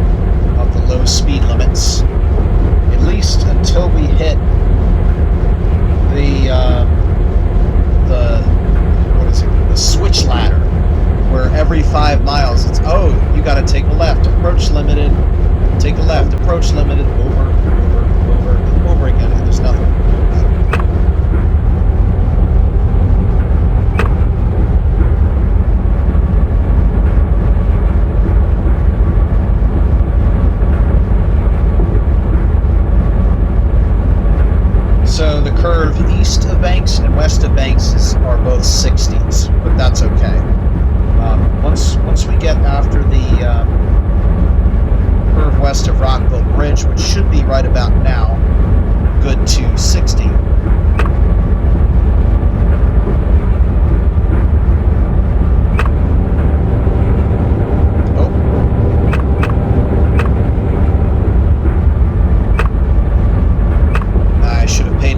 Signal. That was not a limited clear, it was a limited approach, and now we have a medium approach.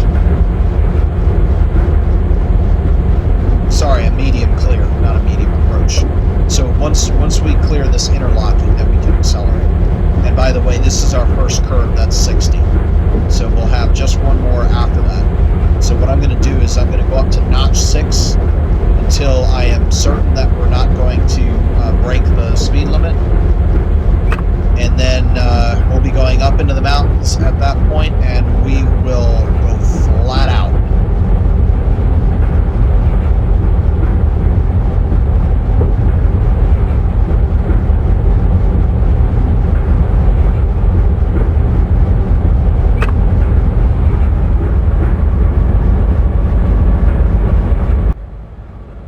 All right, trains clear the interlock.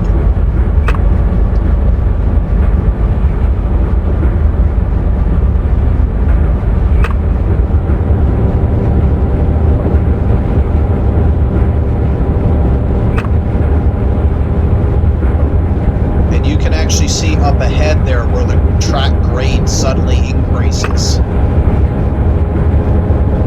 So it's at that point where we just go up and away, and the rest of the trip from here just about almost all the way to Pittsburgh is going to be up, down, you know, in the mountains.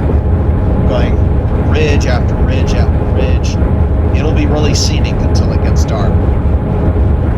I hope that I'll be able to execute Rule 1154-85. That's pretty fun.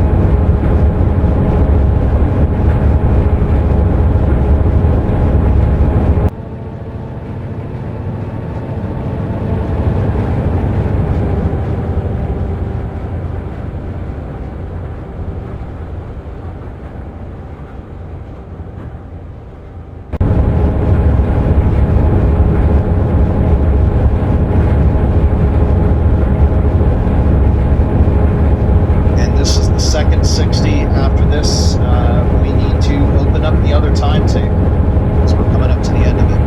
All right, this is it. Up and away.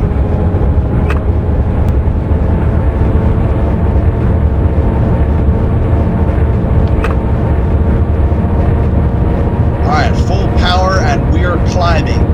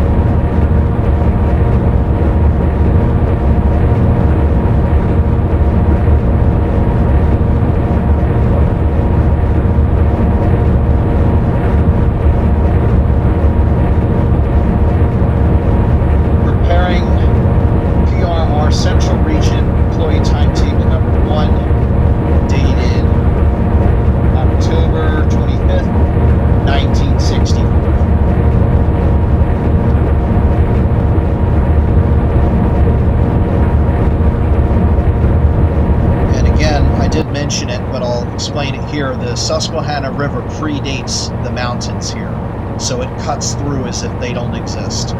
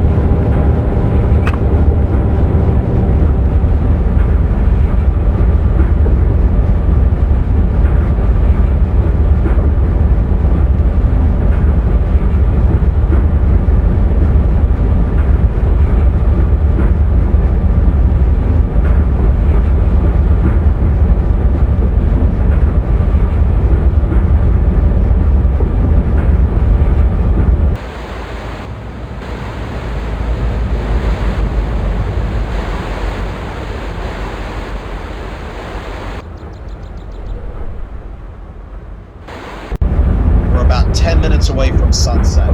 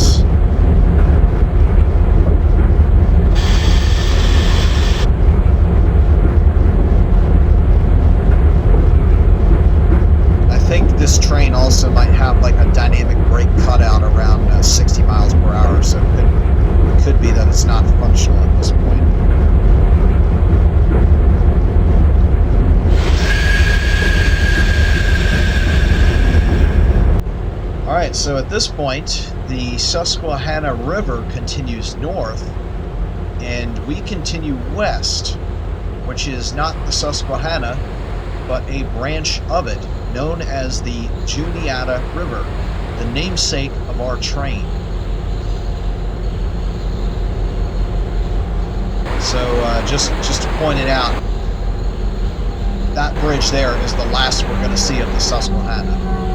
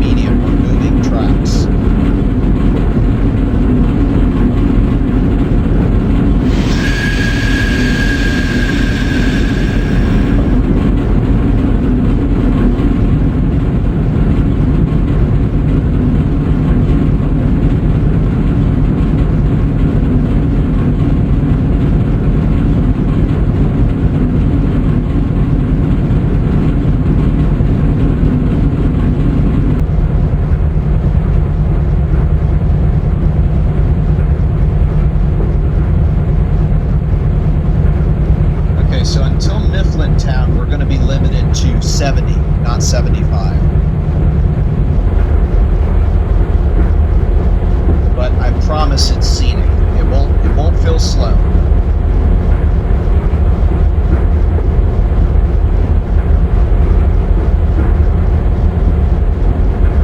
Other than the approach limiteds that we're going to get, like what we're getting now. So there's 11 times we have to do this between now and Altoona. This is the first time.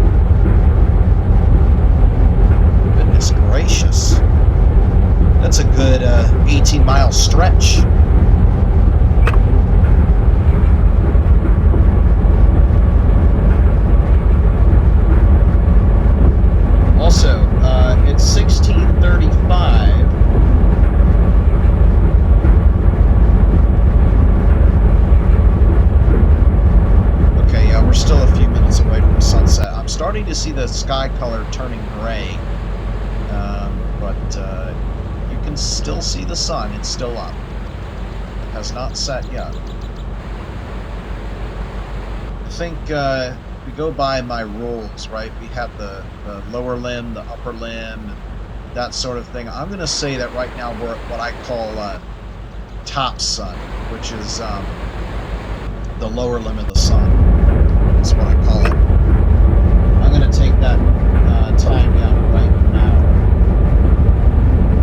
16:36.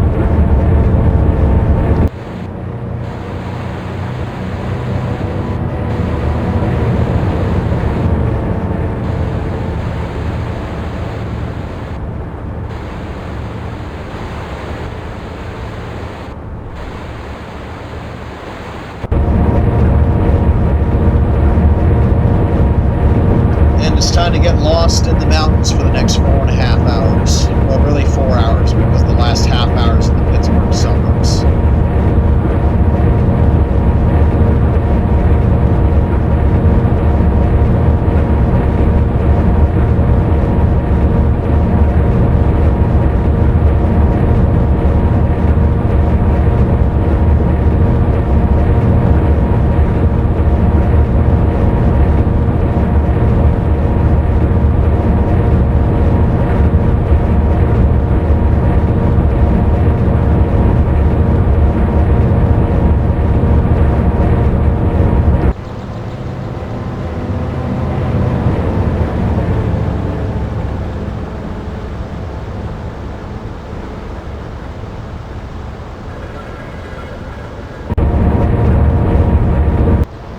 I should do it right now.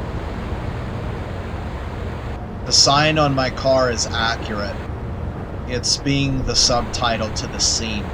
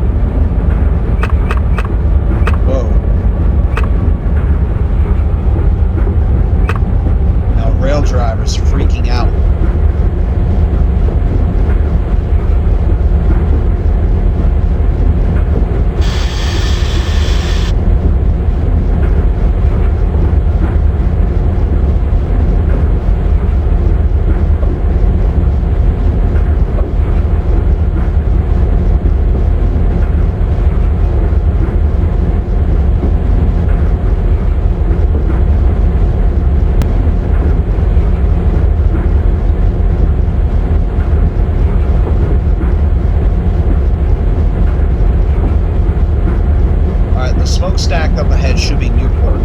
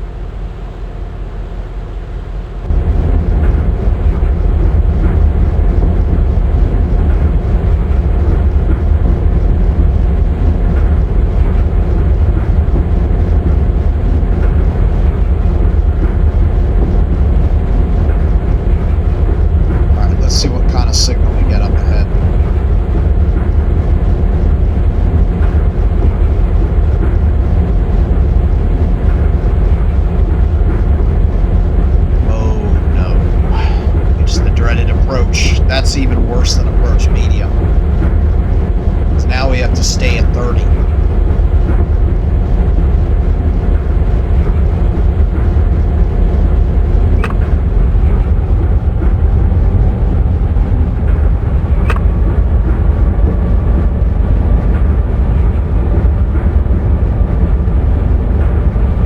Now is when it feels slow.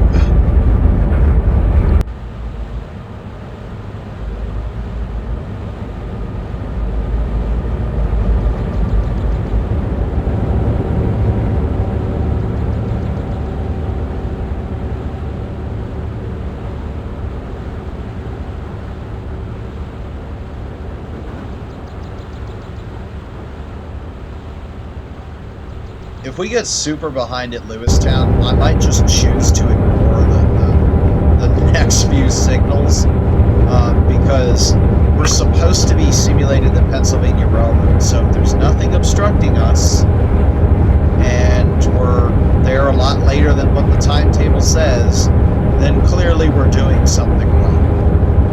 And I have a feeling that it's probably the bad trackage.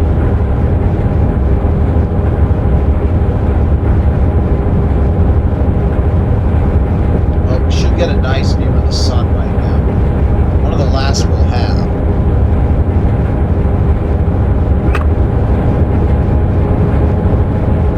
I have to be careful here because we're actually getting pretty close to the table limit here. I need to be at 28 miles per hour for Notch 7, so I cannot go into Notch 7 right now.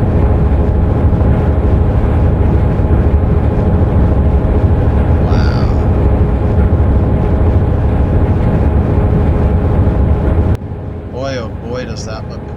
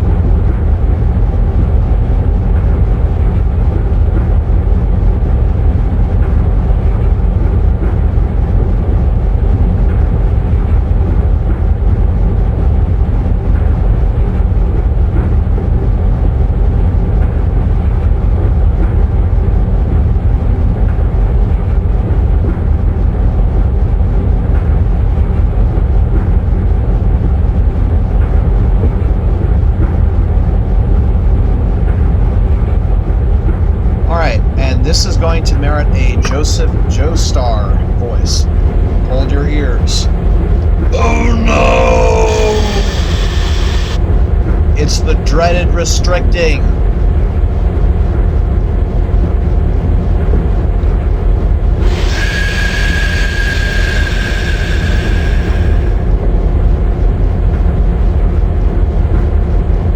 Now it's 20 miles an hour for the next 2.5 miles. Now here's where the dynamic brake's useful.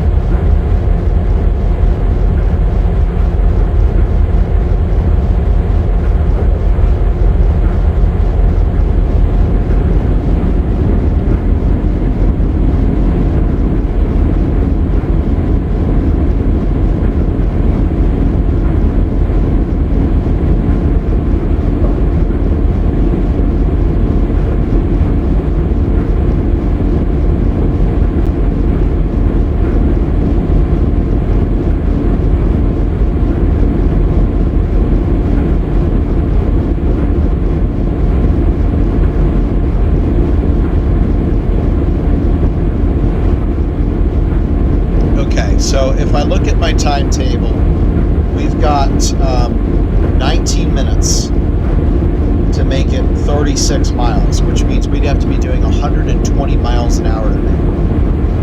We're 5 minutes behind, so let's say it's 16:45. That would give us 25 minutes to do 36 miles. No, it's not.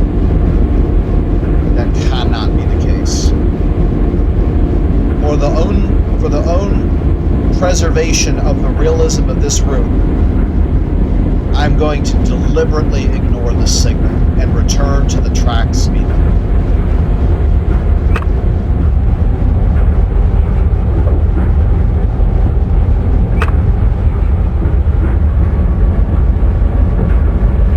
And I'm going to take that down as a note.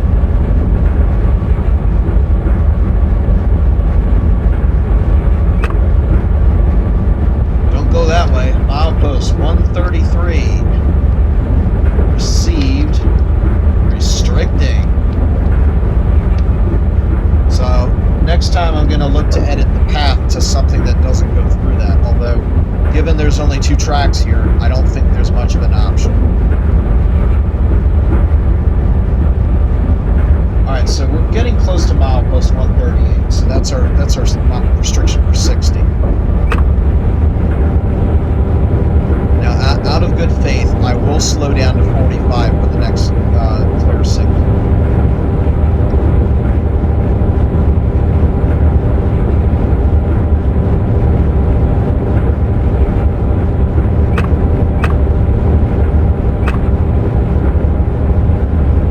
Because for goodness sake, you can't run a railroad when the mainline trains are constantly having to slow down to 20 miles an hour because the track ends.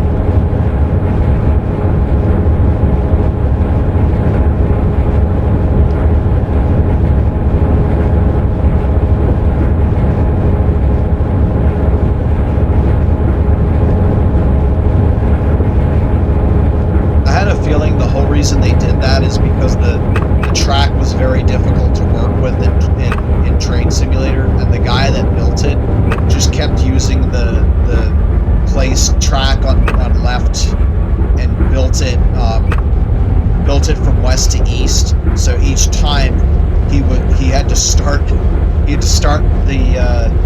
track on the one to the left of the previous one. All right, it's a clear signal. Unbelievable.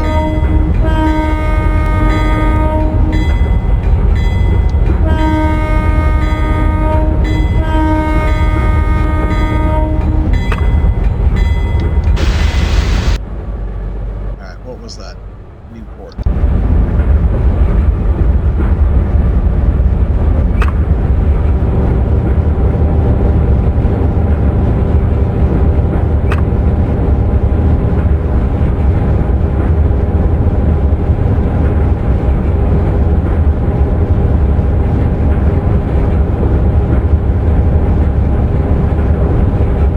So it does say it's west of Millerstown, so we do have to see Millerstown first. It's getting really dark. Is the sun set yet? Ooh, it's getting close. Still, yeah, I'd say we're just after center sun.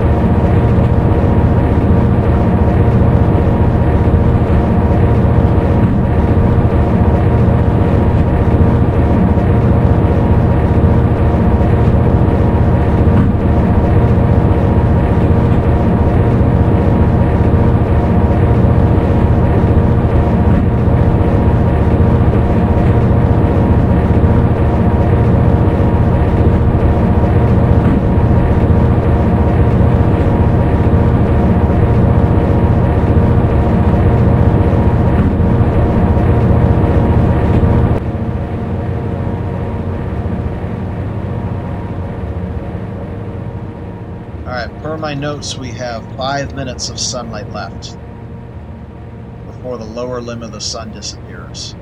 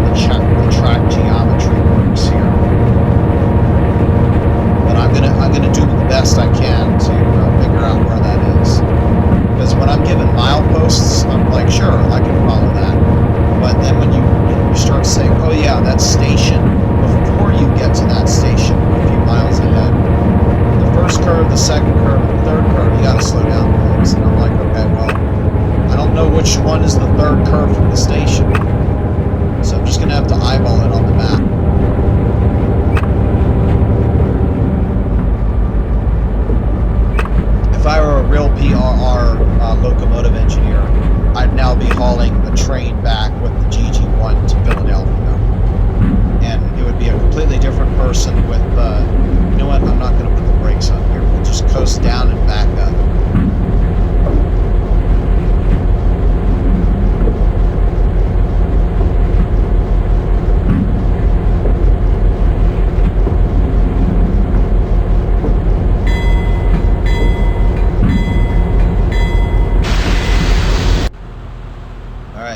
This is right about it on sunlight. This might be the last sun we get.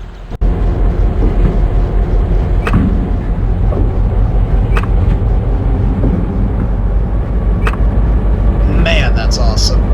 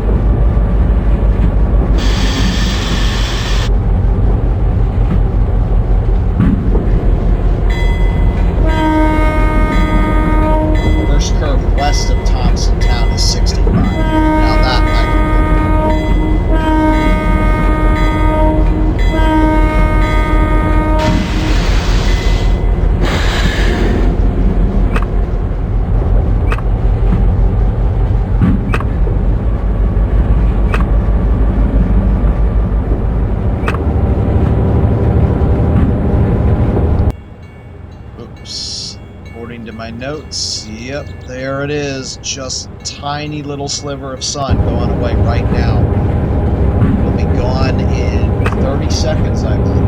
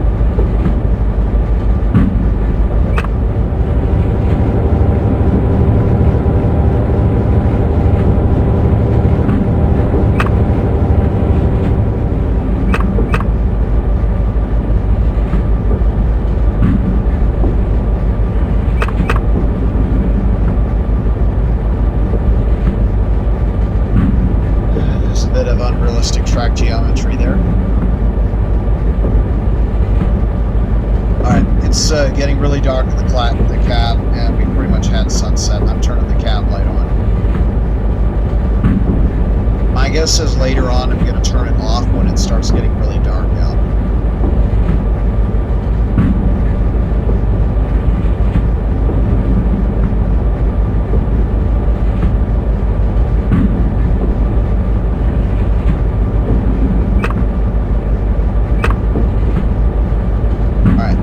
My speed below 65 now, expecting that curve at Tuscarora.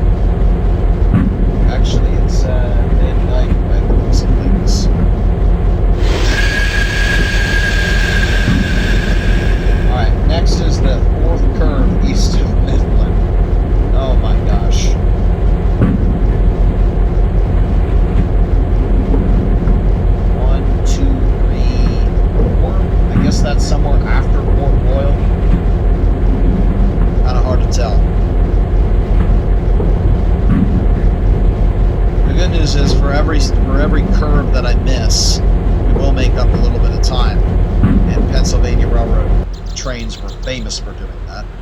Alright, sun check. It's gone.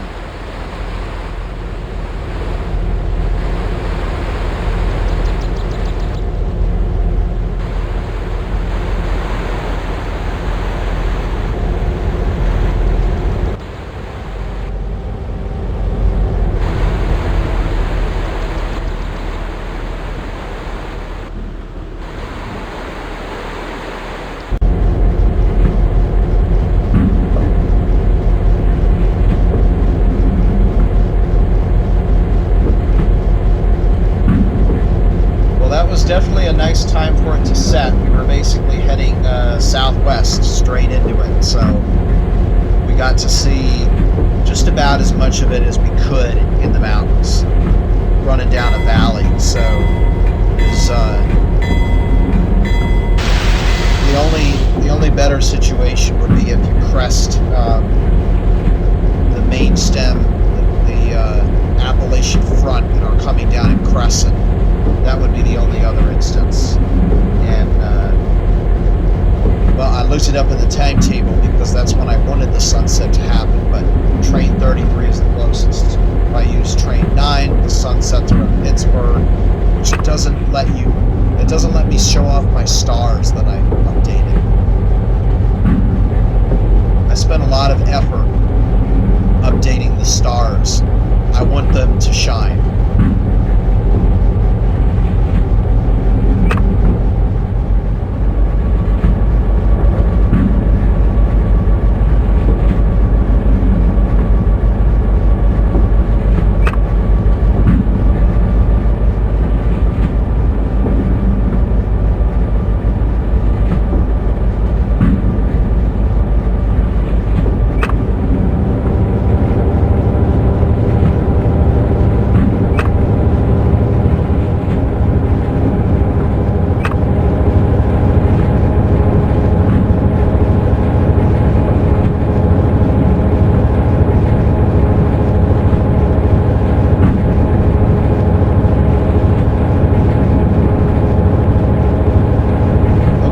Sunset has definitely happened. That means the next thing is the end of civil twilight. That's when the ground gets completely dark.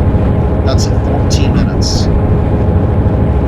At 17:24 per my notes. And so far they've been correct. Because yeah, the actual observation end of full day was at 15:26, and that's right about when I noticed it.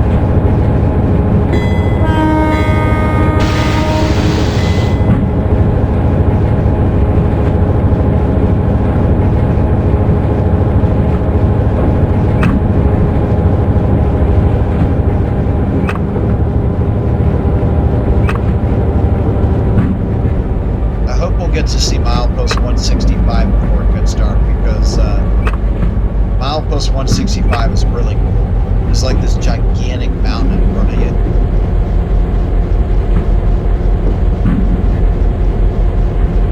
And you go alongside it.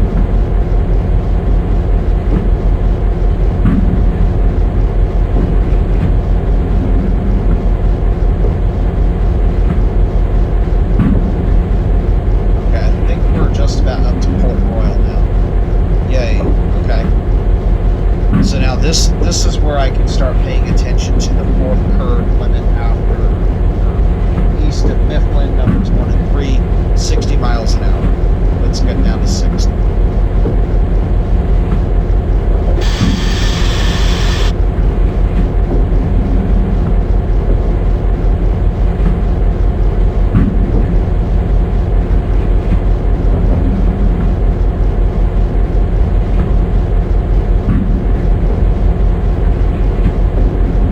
Third curve east of Mifflin will be 55. And then the first and second curves east of Mifflin, 40.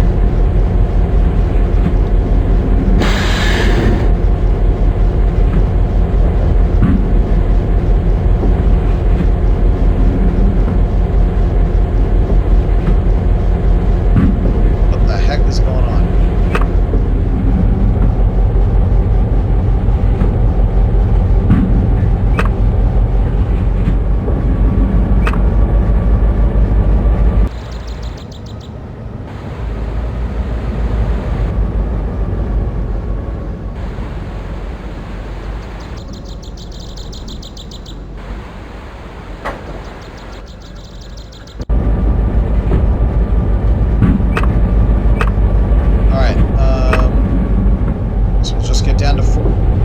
That's a red signal.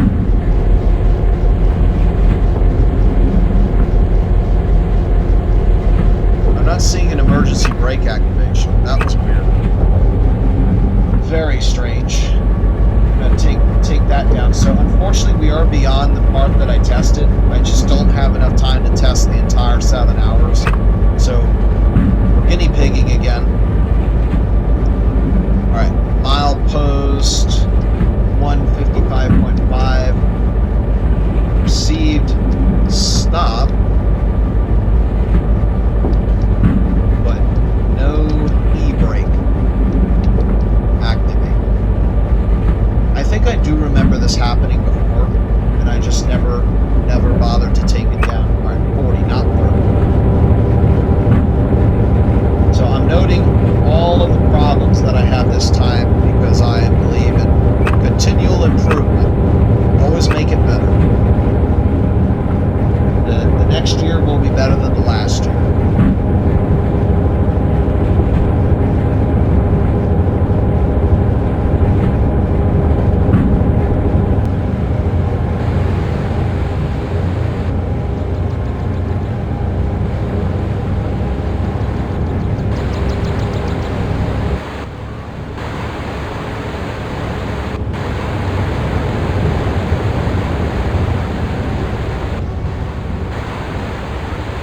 First curve west of Mifflin is 55.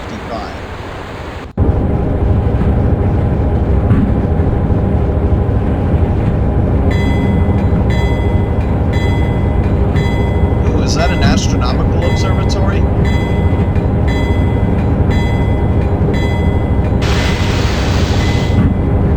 It's setting up to view my stars that I just upgraded.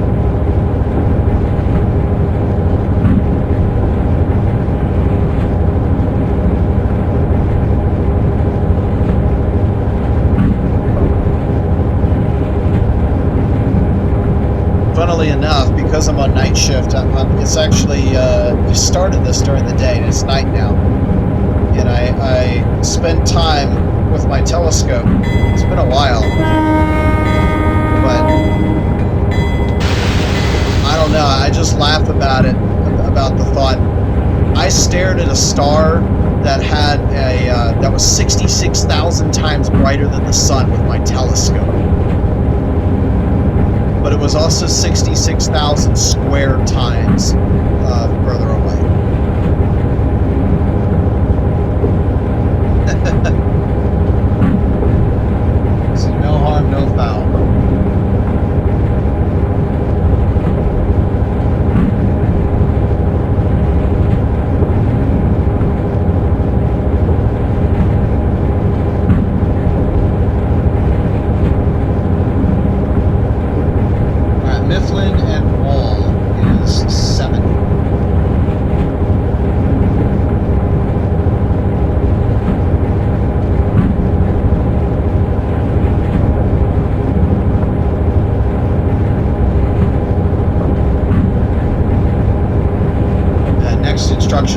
actually the first curve west of Wall. So we're coming back up again.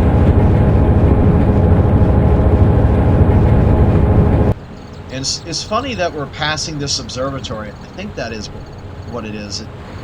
Yeah, that's got to be what it is. Because I think I see a telescope, and that's a dome. And it's just in time because I think the first stars are about to appear.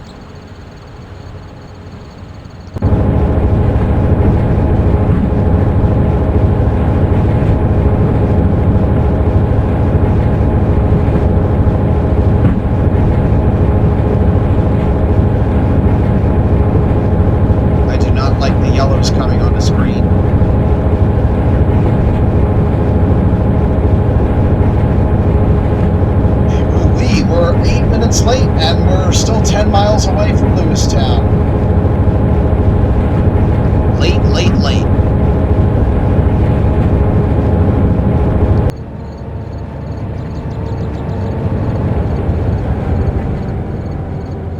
If I were the conductor from Polar Express, I would be very, very, very upset.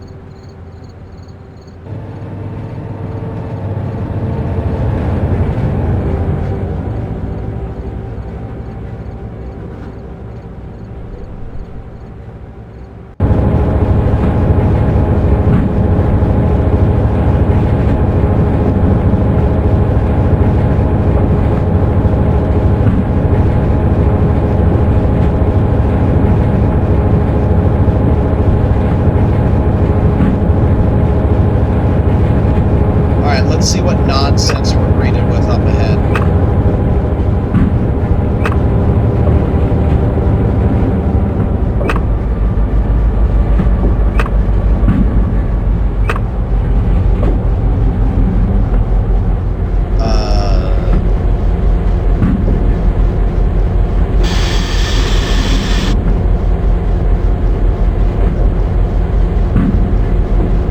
Let's see, I got a... Denholm already, wow. I don't remember seeing an approach limit in there, but I got a limited approach.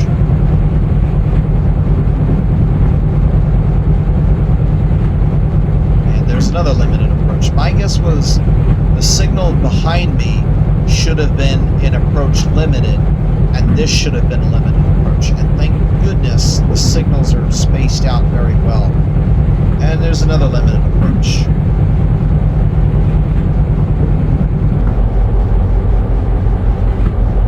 Oh, good. No, it just changed. It's now a limited clear, which means I get to accelerate. Yes!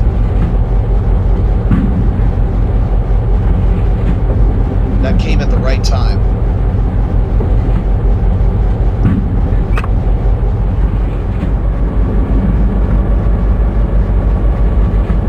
Almost to milepost 165.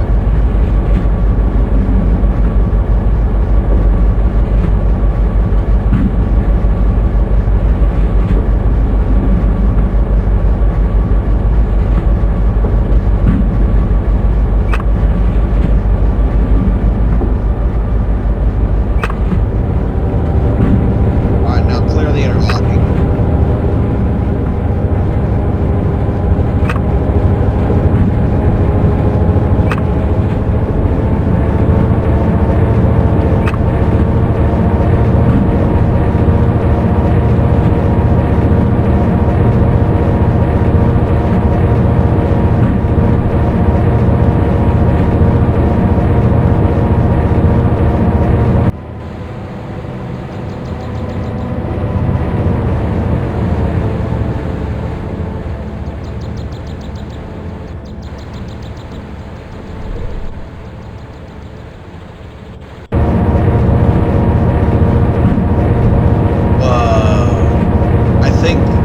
This is it. If I remember correctly, it's not exactly milepost 165, but it was, and then they renumbered the mileposts because they found that the trackage was wrong. This might be it here.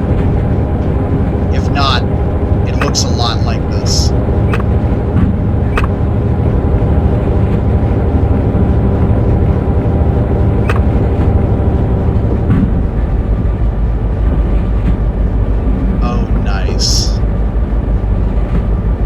this is why I do winter night train trips.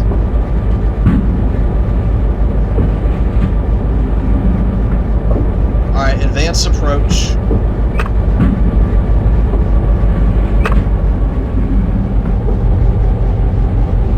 What an odd name, Fugawi Interlocking.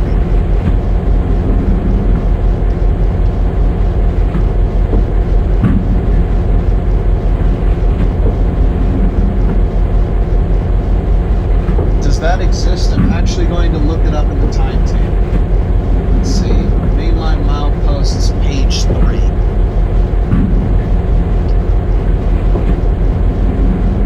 Alright, let's see.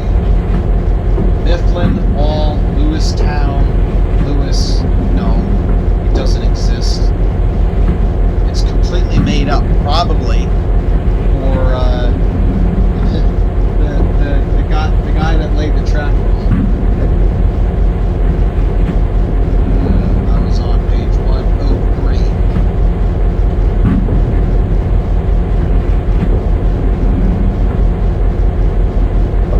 Alright, approach.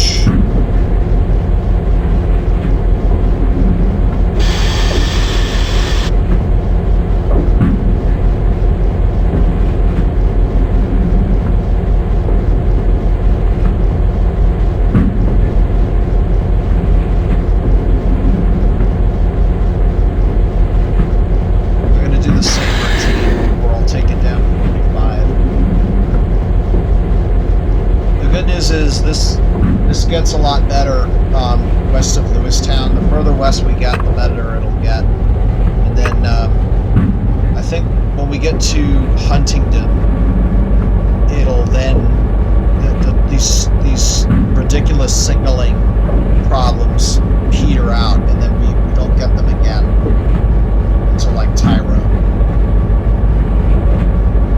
So we're probably more than halfway through it, I would think by now.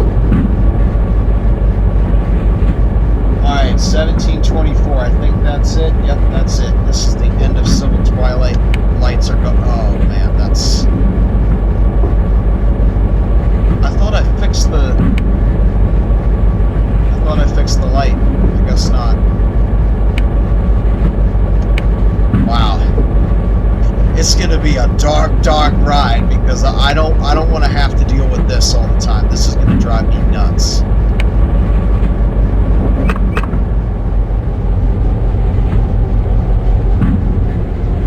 Alright, so it's a restricted.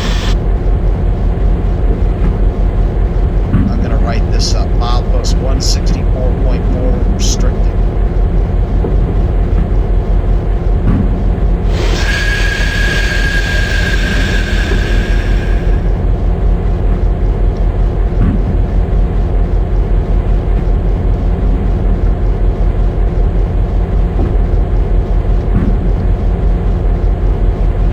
Once the train gets through, I'm accelerating.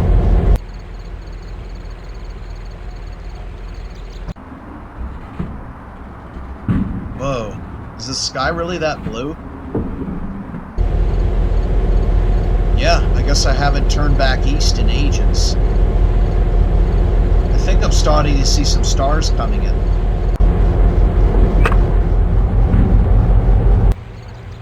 Alright, whole train's through. Alright, consulting my table. We're at 16.5, which means I can go up to notch 5.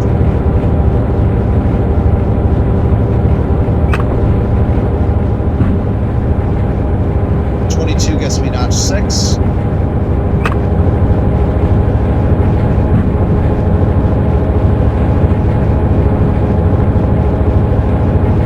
Gets me notch 7.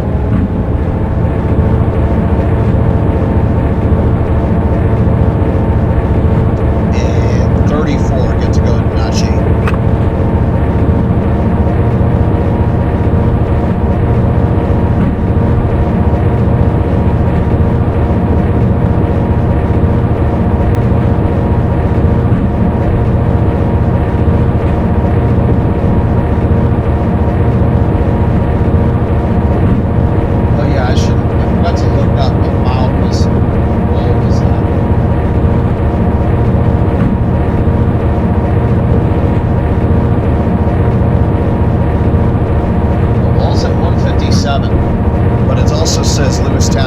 165, which we know is a lie because I've already gone through 165.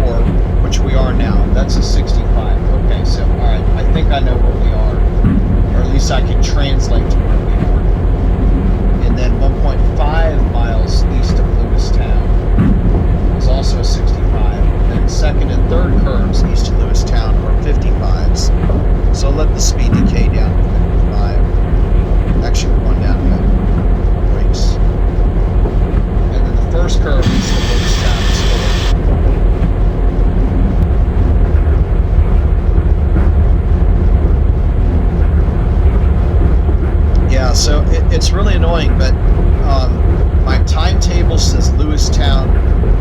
All right, approach medium. My timetable says Lewistown is at milepost 165, but in the simulator it's milepost 169. So I can't figure out where the heck I am.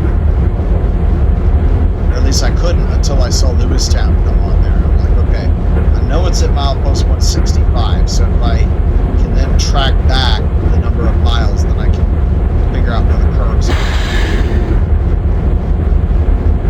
Alright, so the first curve is 40. Other than that, it's coming up. I'll just keep slowing down.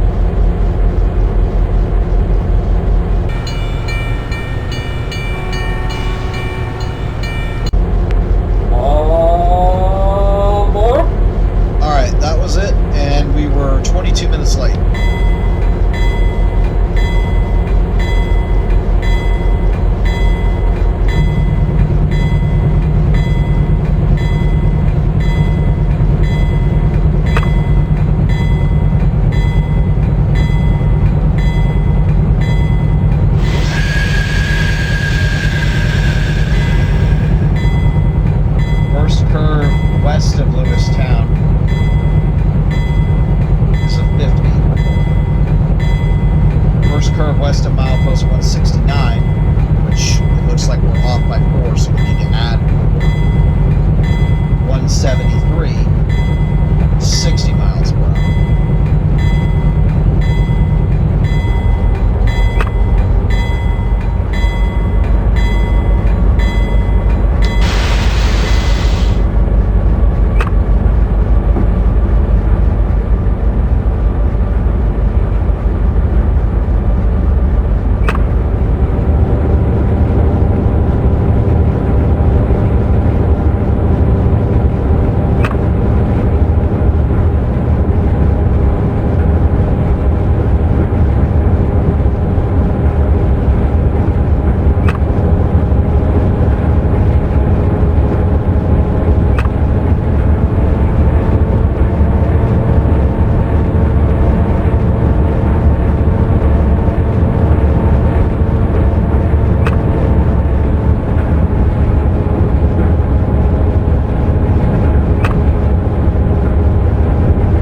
This will be the biggest gap on the entire ride, 70 miles to Altoona.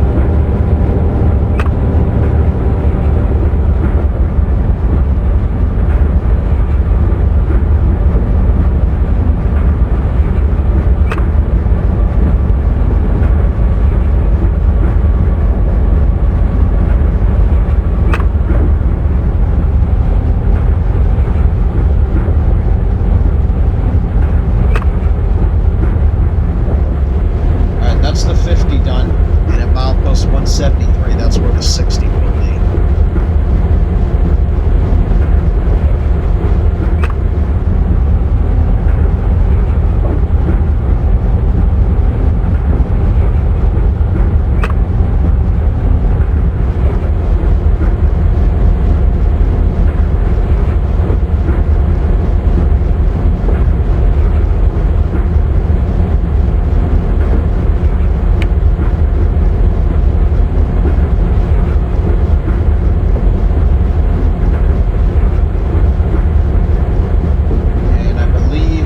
The Juniata River here.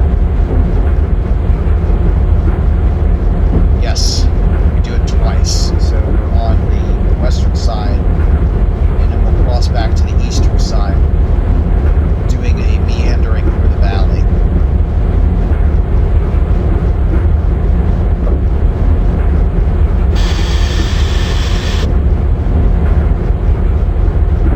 So here's a very annoying situation. We have to switch.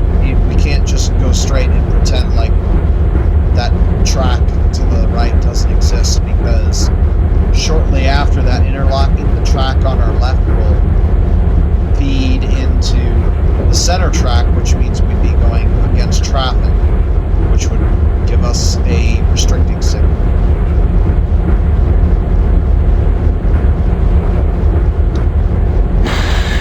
It is a medium clear, so a third.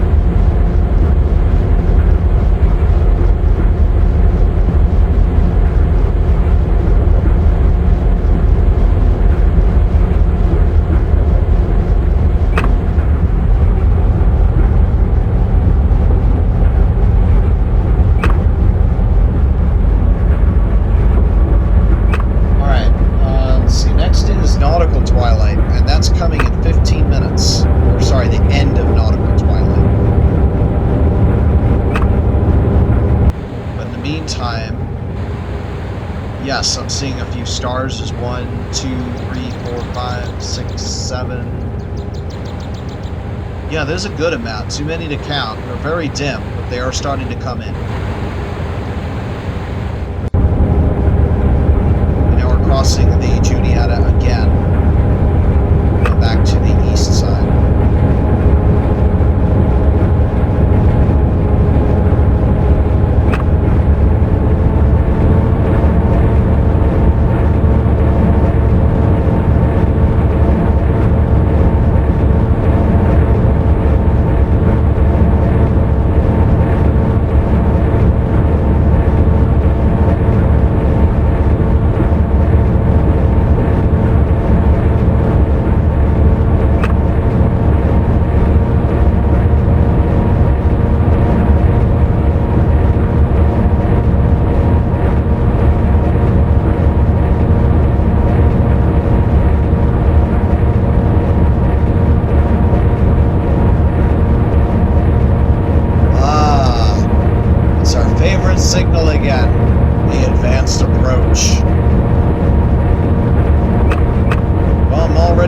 45.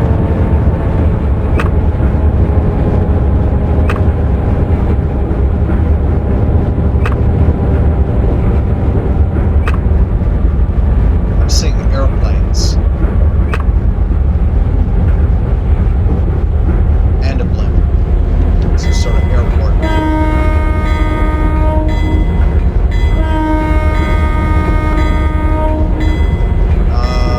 That would be an approach medium.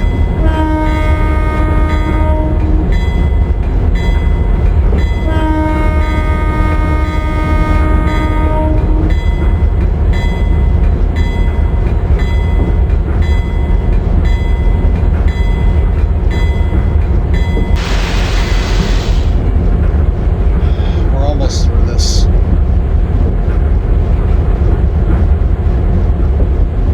I'm actually really surprised because last time I did this, I found a way through that, to my knowledge, didn't give me any restricting signals.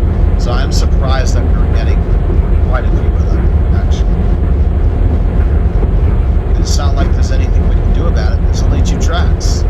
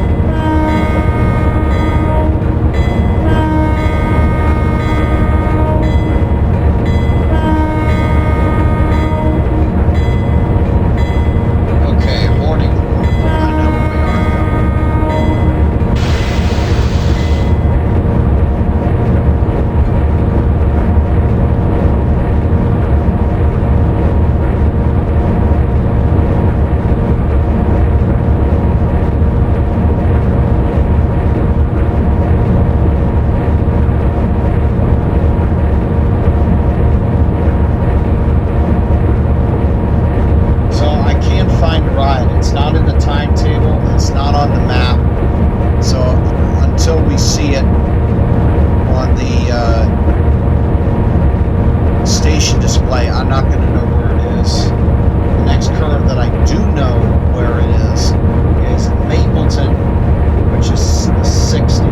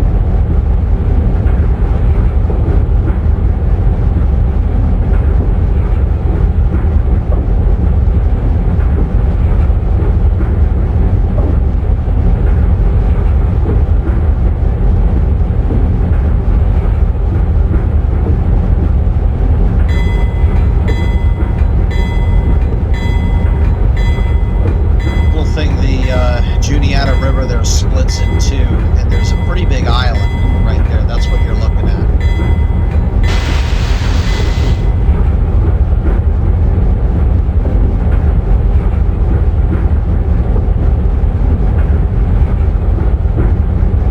And how much of that river are we going to see? Well, pretty much the whole darn thing, aside from a few headwaters creeks.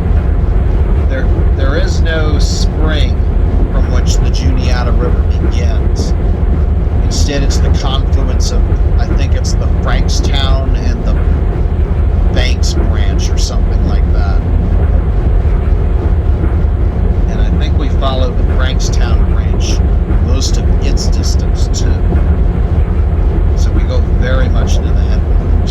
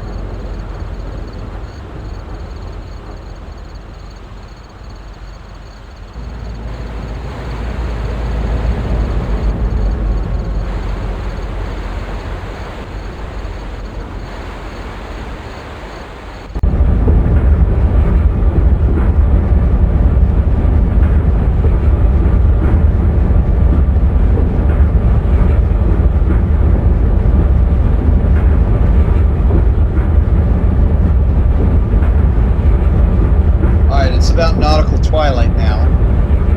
Let me see what happens if I turn the headlights on. Well, the snow really helps. It's not too much a difference. So from here on out, a tiny little bit of orange light in the west will begin to fade, and the stars should really start to come in. Right now, they're, you know, you might say, oh, they're already showing. Yeah, they are right now, but they're not brilliant. Let me tell you, they will turn absolutely brilliant. You'll be able to see the Milky Way. That's how good they are.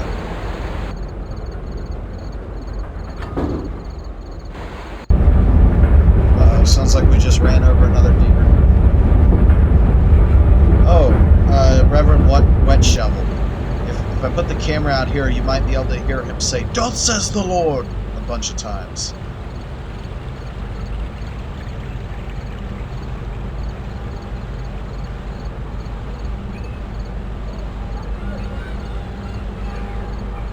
Hey, praise the Lord, Sunday is going to come. Hey, praise the Lord, Sunday is going to come. Ah, it's praise the Lord. Hey, praise the Lord, Sunday is... Oh, there's a campfire. I was looking for that. Just a little bit too far for the camera to see that.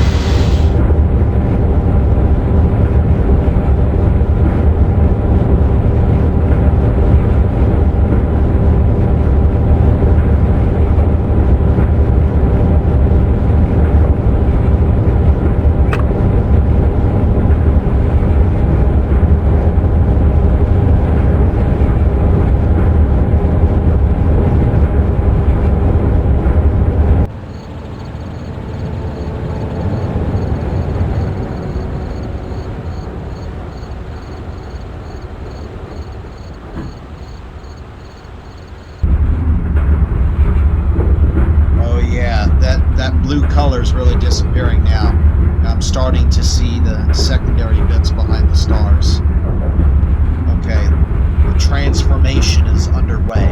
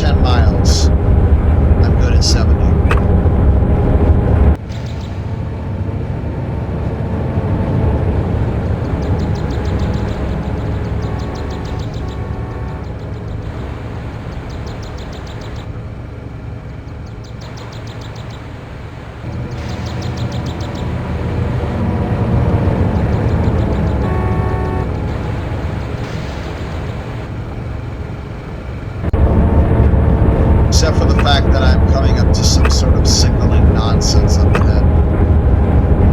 I think I know why it did that. I think it was confused because there's no advanced approach signal associated with the signal bridge coming up.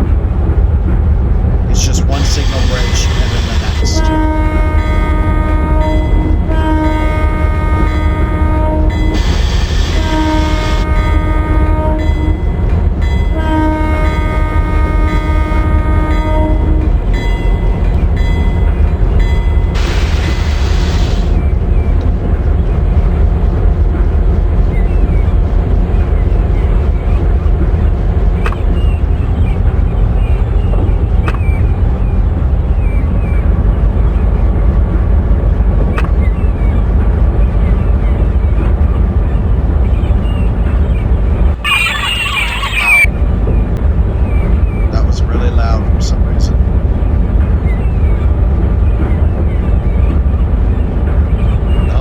So many seagulls so far inland. It's another 70 miles or so from Philadelphia to the coast at Atlantic City, so we're talking we're like over 200 miles inland right now. Alright, yay, clear signal. Let's get back up to 70 while we can.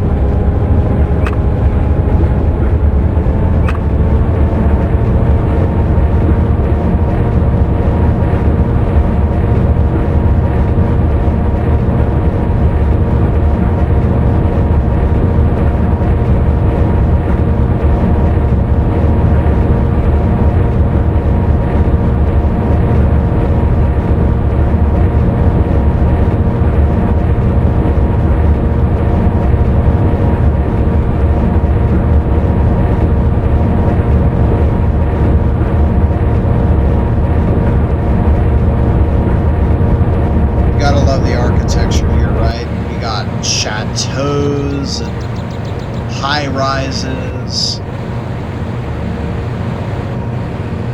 Oh, I think we just had another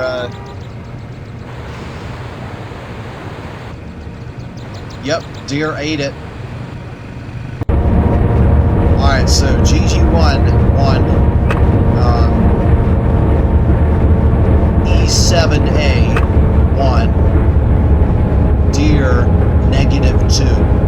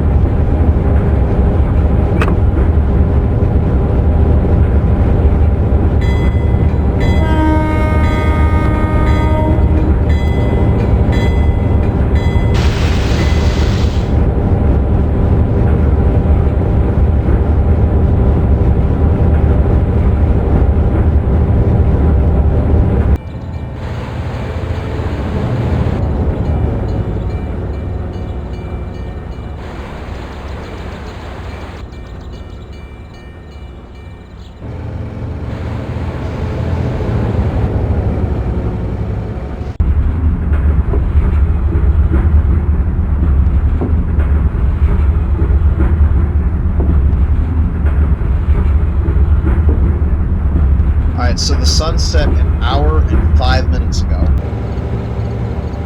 And by my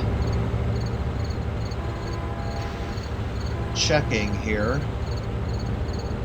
there is next to no sign of sunlight. I am seeing a slight bit of orange haze out in the west, but that's it. So the sky is pretty much dark. Our stars are starting to come in.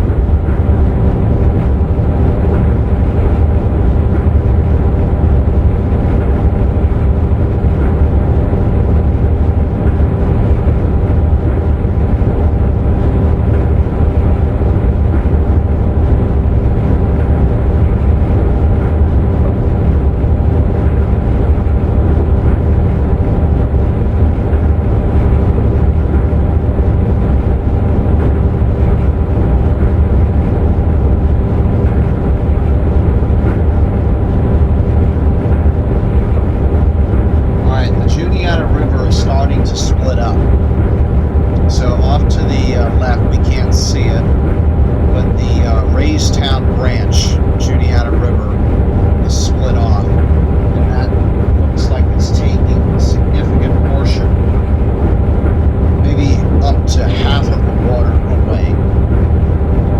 So it's really really starting to get upstream.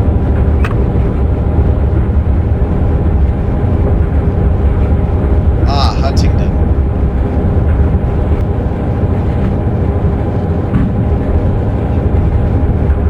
It's funny, I don't recall it. Must have been a side break or something. Well, you know what? That was that doesn't make sense. Here it is. Standing Stone Creek. That's its name.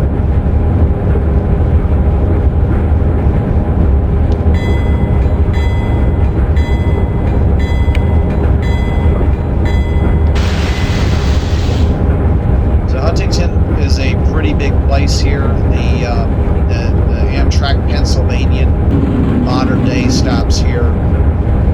I'm seeing coal stays here as well. So my guess is if I did this in a K4S, that's where I would be filling up there. That's probably going to be multiple days because in a K4S with a top speed flat grade of 60 miles an hour, oh my gosh, I'd probably be at it 12 hours. I do not think I would be able to focus for that long.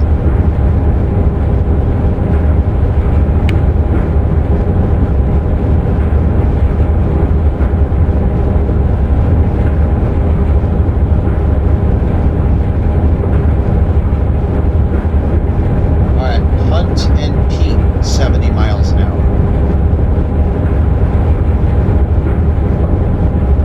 Curve that we're concerned about is a milepost, what I believe is going to be 209.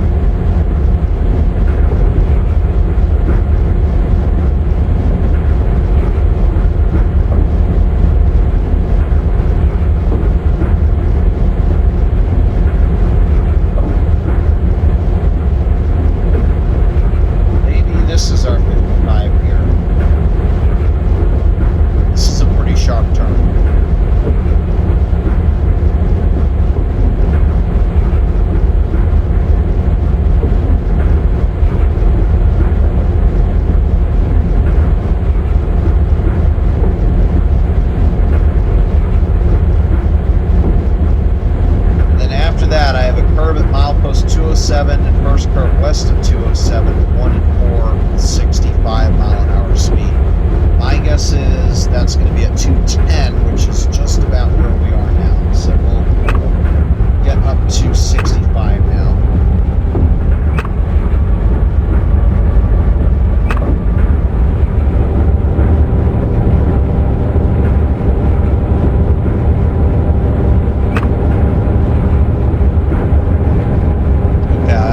Idea of where we are now on Warrior Ridge. So the first one, that looks like it was correct, and I'm seeing an S bend for 65. We're coming onto that now.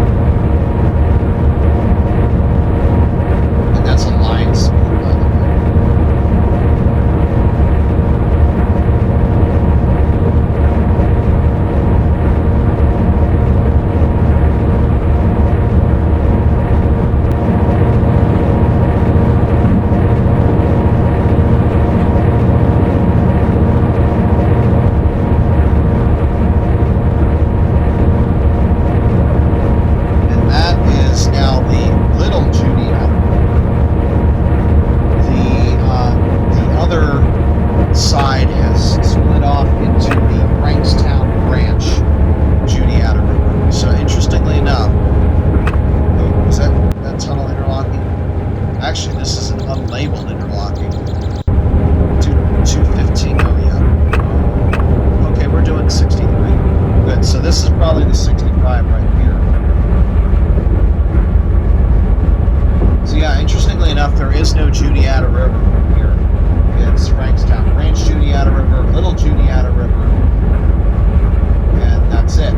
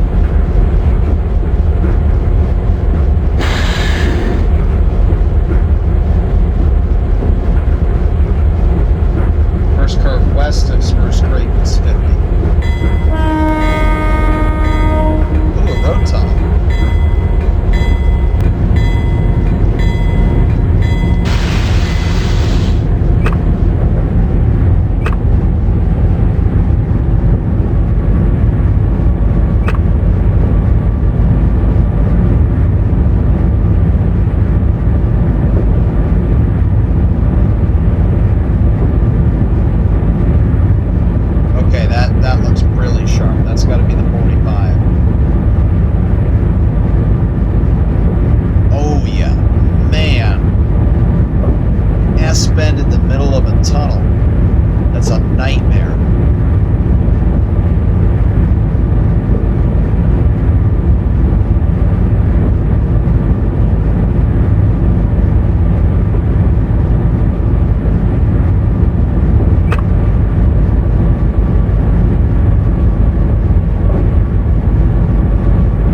And then the first curve west of the Spruce Creek Tunnel is 50.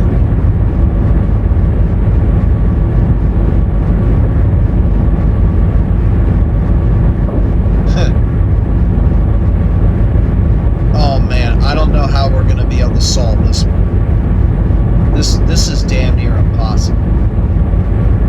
Curves between Spruce and Tyrone. Which curves, you say? Just curves. Who the heck knows? Alright, this is probably the 50.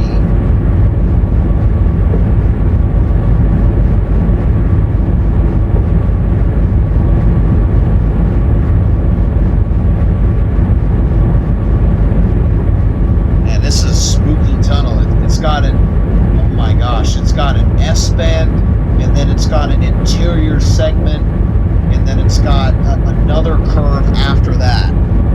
Wow.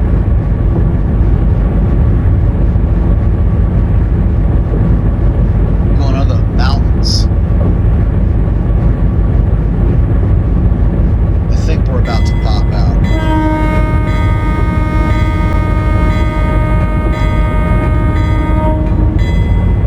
Stuck on.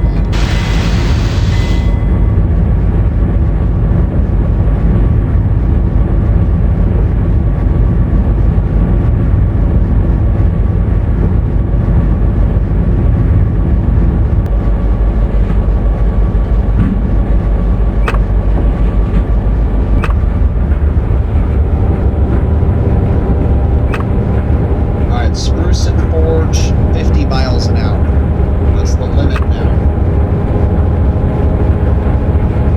I still have the Eastern Division timetable open. I need to close that out. We're long done with that.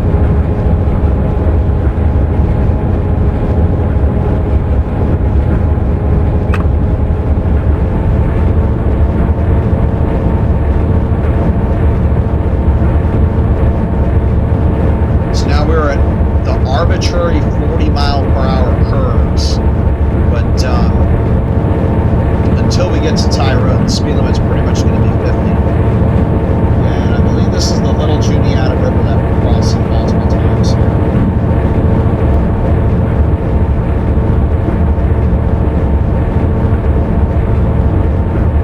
When it gets really small after this, it turns into a little line on my map.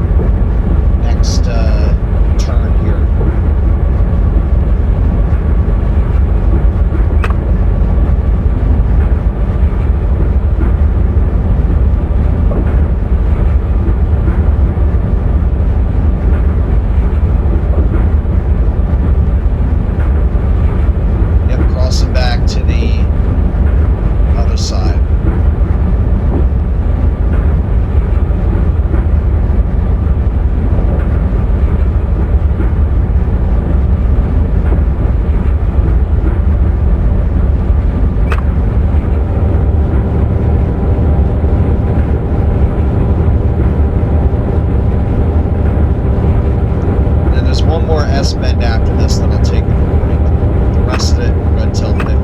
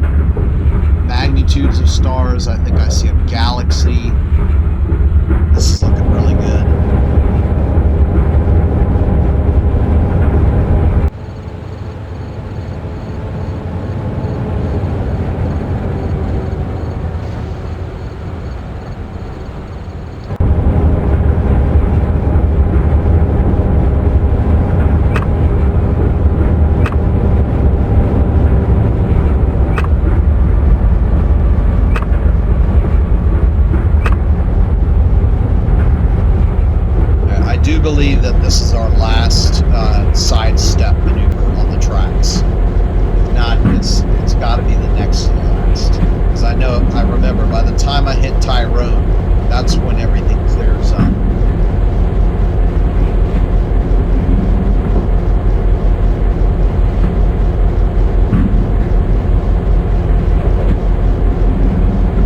And yes, here it is, Tyrone Station.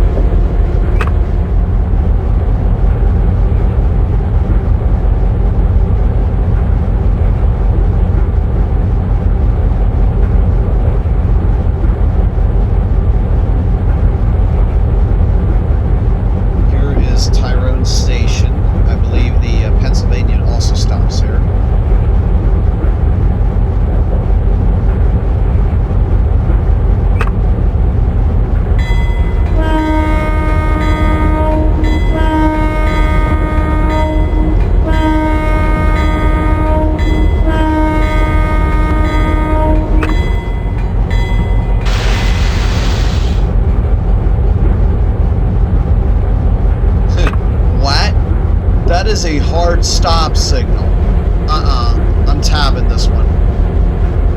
Tab. Okay, this could get really interesting. Let's see if the e-brake activates.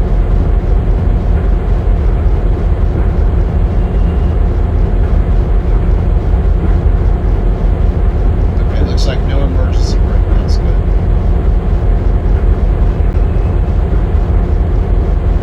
I don't know why it does that. It's so annoying.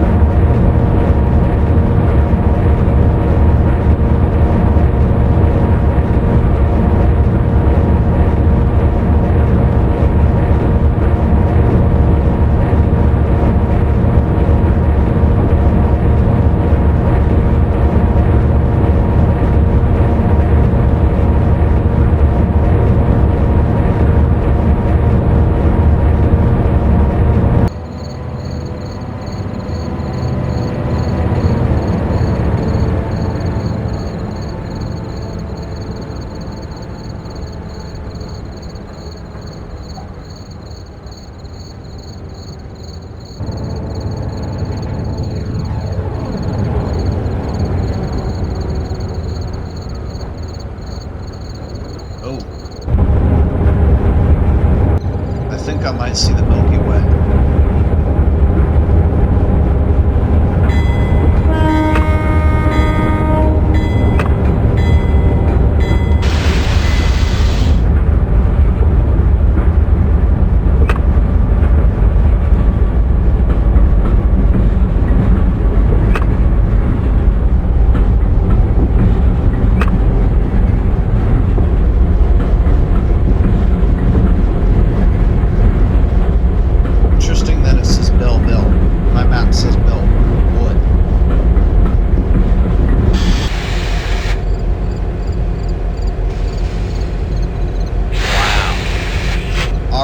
Last 5 minutes, I don't know what the heck happened, but it was like a light switch turned on.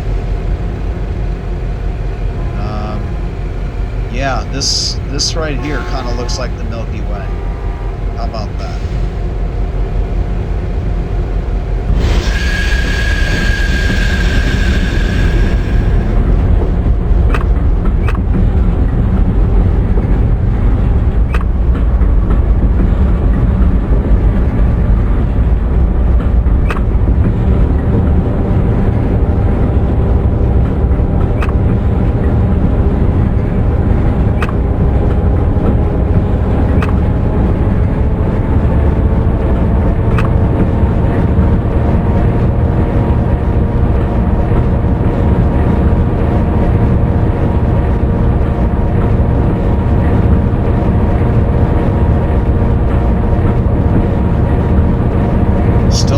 Juniata River.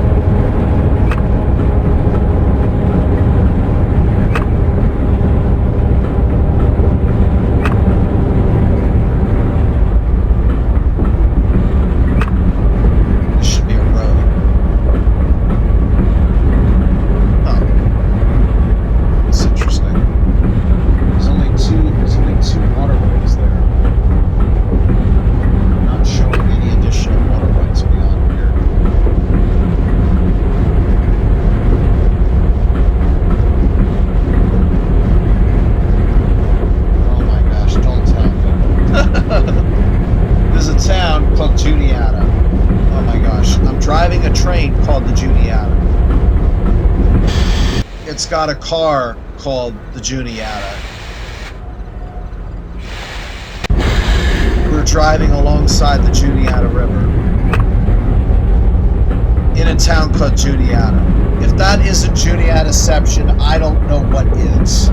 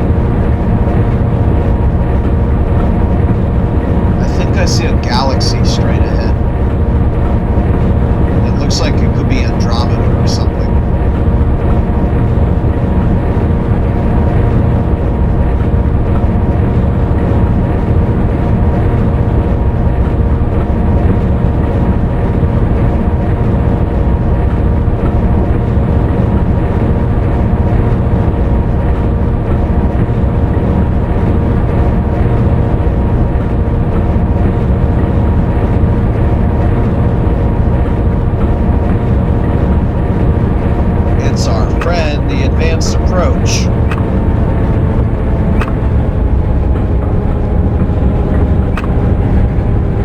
Oh, this is a different gray interlock.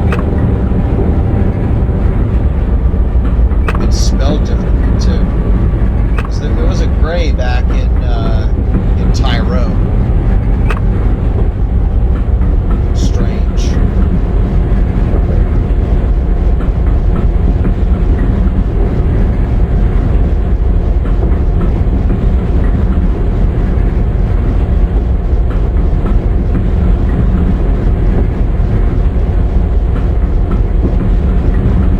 Just after this next curve, we start getting into things opening up and Altoona clear again.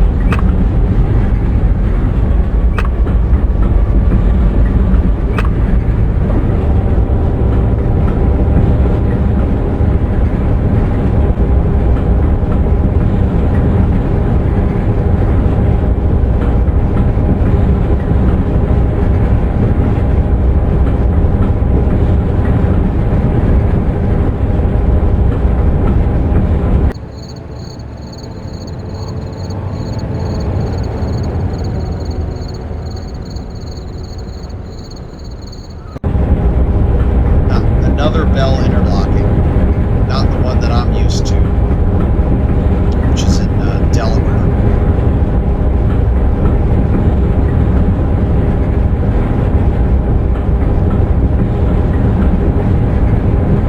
There's a lot more curves on this line that don't exist in real life, so I'm not sure what's going on. Alright, we're finally coming into it. Yeah, this is it. Alright, there's Antis, so I'm going to start slowing from 30, because if the next interlock works, the speed limit becomes 30.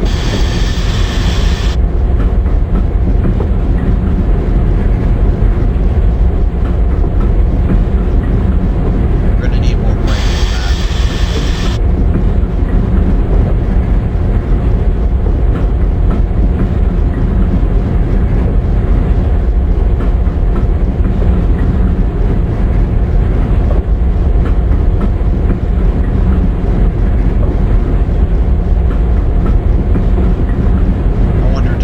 Interlocking even exist. I don't see it.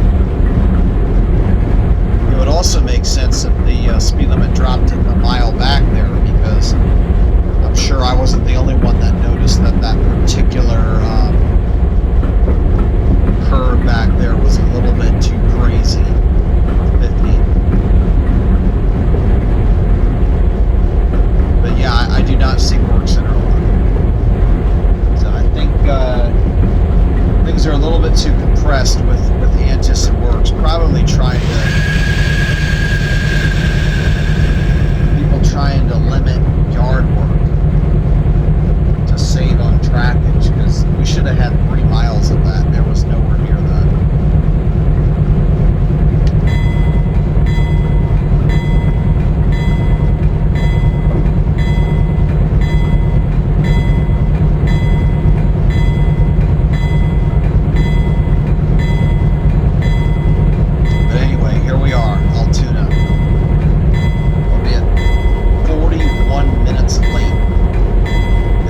Show up as red here on the HUD. Kind of like the way I'm saying, man, you were so late that it's now bad.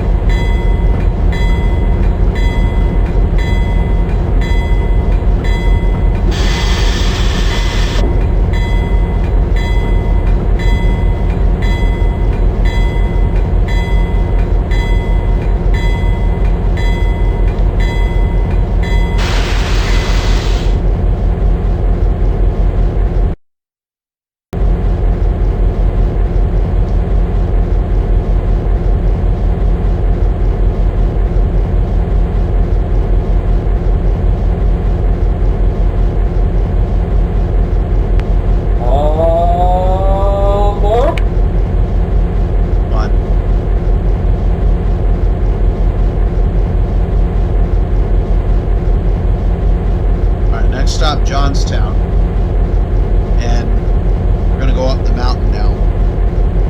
Because for the entire time, up until now, we have been following us to stay relatively low, below 1,000 feet. But now we've reached the headwaters of the Juniata River, and now we must go over the Eastern Divide. So there's no way around it. We're going to have to climb to 2,000 feet, and that begins here at Altoona. The speed limits will be lower from here as we make that move until we crest, and then when we come down on the other side on the western slope, magically things speed up again.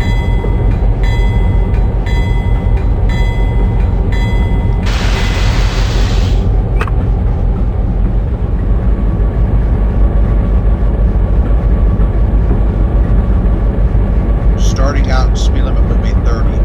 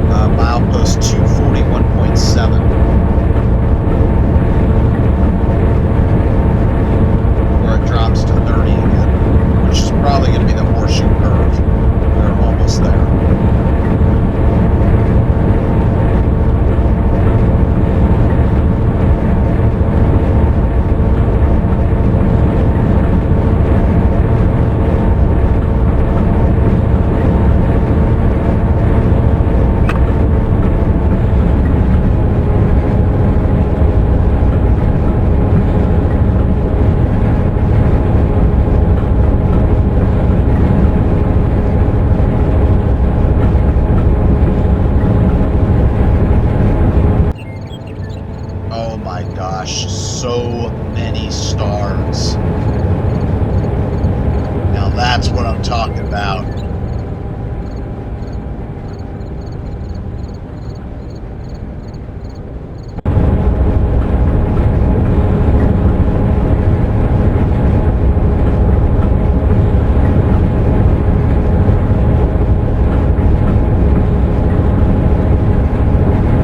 Alright, so sadly it's pitch black, which means we're not going to be able to instantiate rule 1154-A5. But if I could, here's what I would do.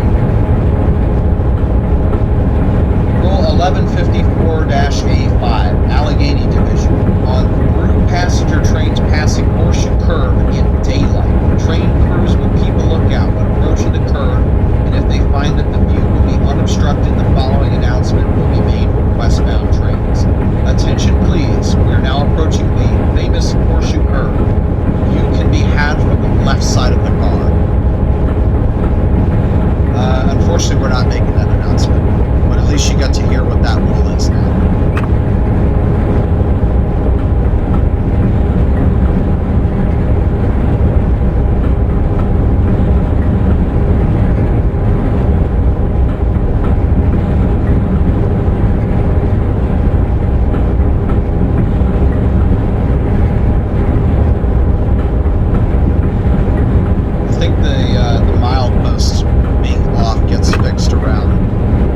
Altoona, because I'm pretty sure it's a different group of people doing the western one. Anyway, let's see if we can get into the carriage. So if you look up there, you'll see that there's kind of like a line on this mountain, and the reason that is because our track goes up there, and we're following this valley, which is Kittening Reservoir, up, and at some point we're going to run out of elevation and be forced to turn back east again, and that is what the Horseshoe Curve is.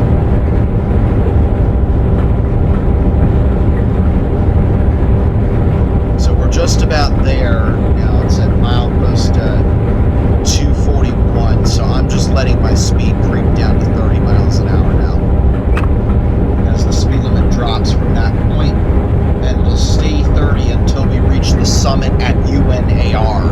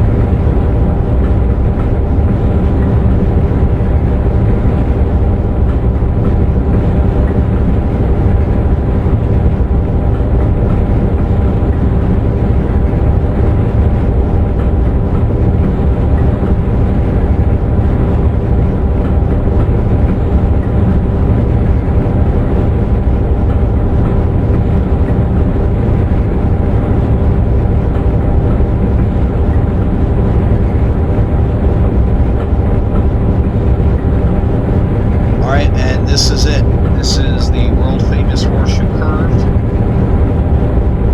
which at one time featured a K4S steam engine, which is shown here in Train Simulator. However, it's not there anymore. In fact, I think it got restored at some point.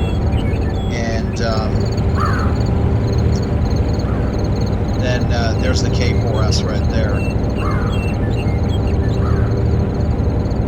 They tried to restore it, and I think the FRA had some issues with them, with their actions. So it, I got to drive up that road one time. It was awesome. I floored it. The car just went. forever to get up there. But it was a lot of fun.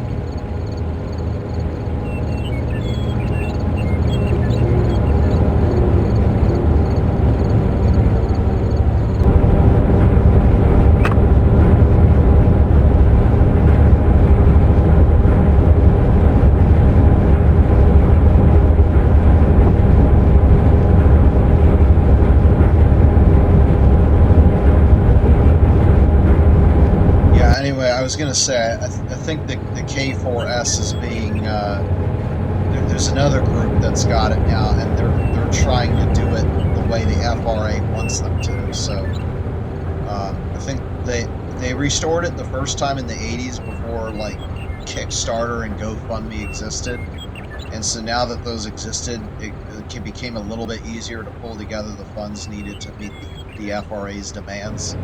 So now they should be able to actually make the changes that need to occur and steam it up again. So I think it's supposed to be done in like 2025 or 2026. It's supposed to be a few years before the T1, which is really cool because it's like the little guy, old guy steam engine is coming online, and then a couple years the big fast monsters coming online, the T1, and that's going to be awesome. I hope they get a photo op with both of them together. Kind of like those two locomotives are so far removed. I would probably call them father and son, not even brother or cousin, because it's that far apart. Alright, here's NG interlocking. That means NG stands for mid-grade, so we're halfway up the mountain now.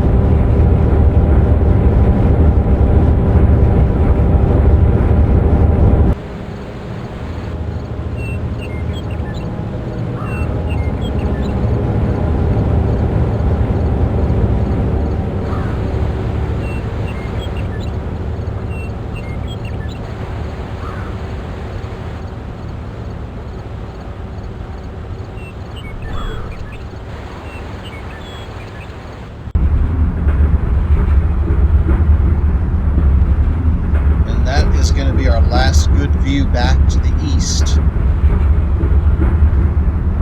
before we crest the Allegheny Mountain and start making our way down the western slope.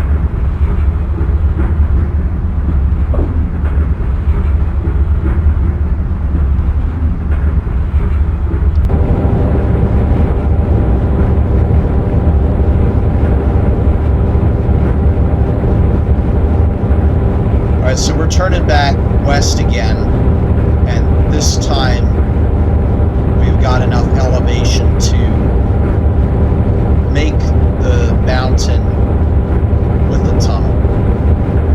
Not quite crested, but come close enough to tunnel.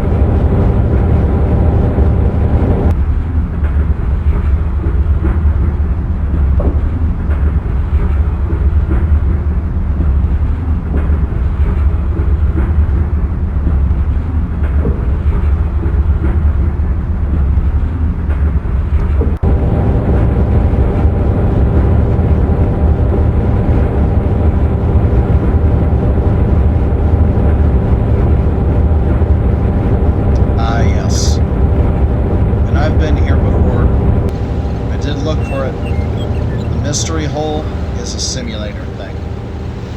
There is no such thing in real life, sadly. But it's pretty cool. I don't know if they did it just because they had some issues plugging this area with textures, or if they just decided, hey, wouldn't it be funny if we just didn't put texture in? But yeah, anyway, this is the mystery hole. You might get to hear people talk about it.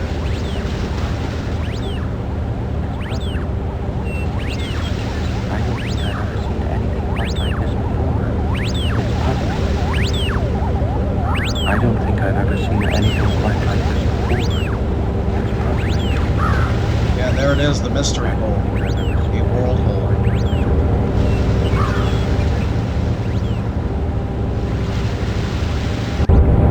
Alright, that's about 3/4 of the way up, so we're almost to the top.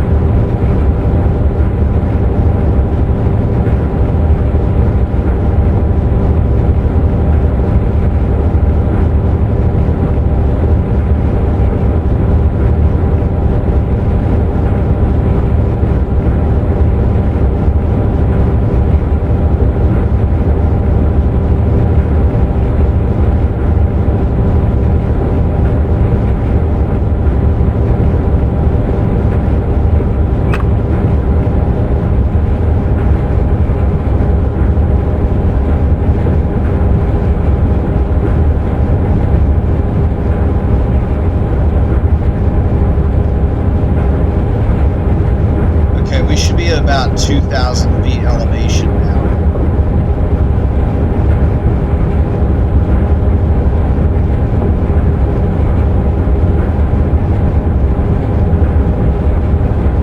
And this has been interlocking, which means we're pretty much getting to the point where the grade eases up. So at this point, the line divides into two branches. The south branch is used by eastbound trains. The north branch is used by westbound trains.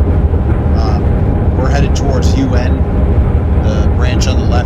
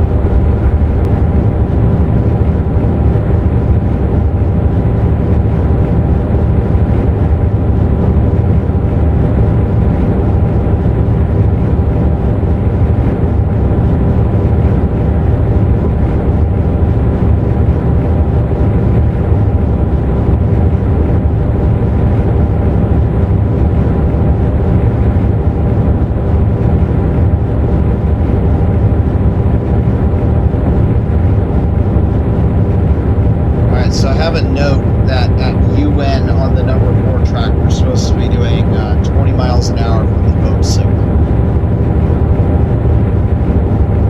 So that's coming up.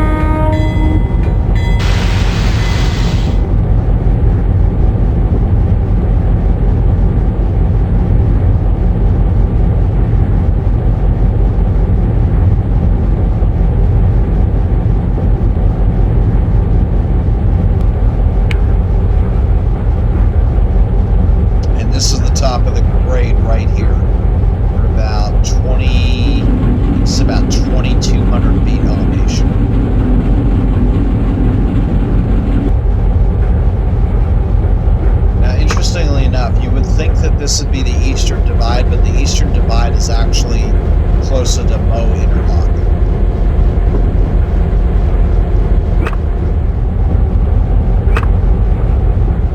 According to the dynamics.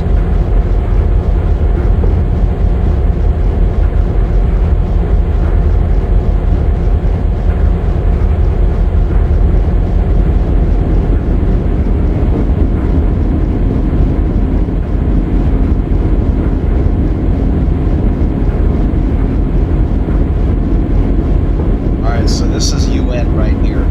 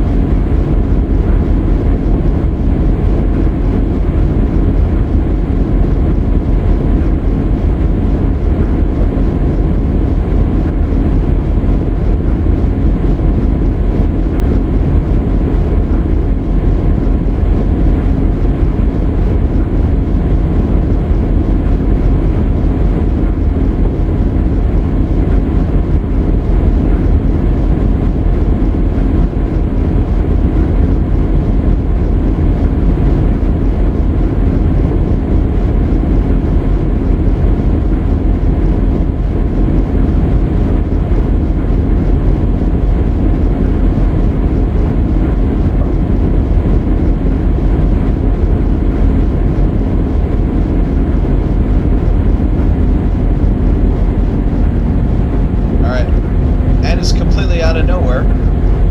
Speed limit 70 miles an hour. Although this curve we have to take at 45.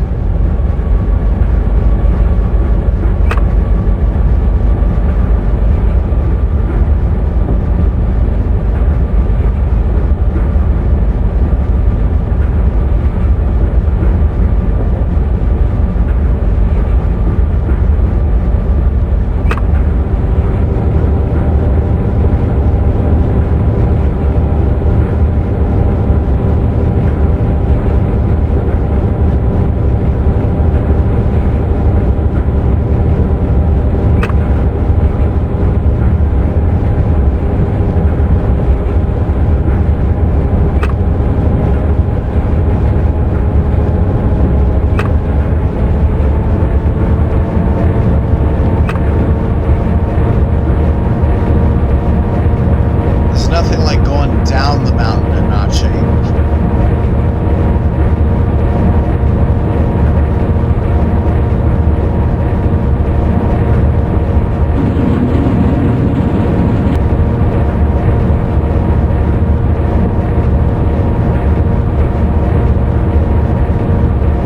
Now at MO, which is coming up, the speed limit does drop to 50.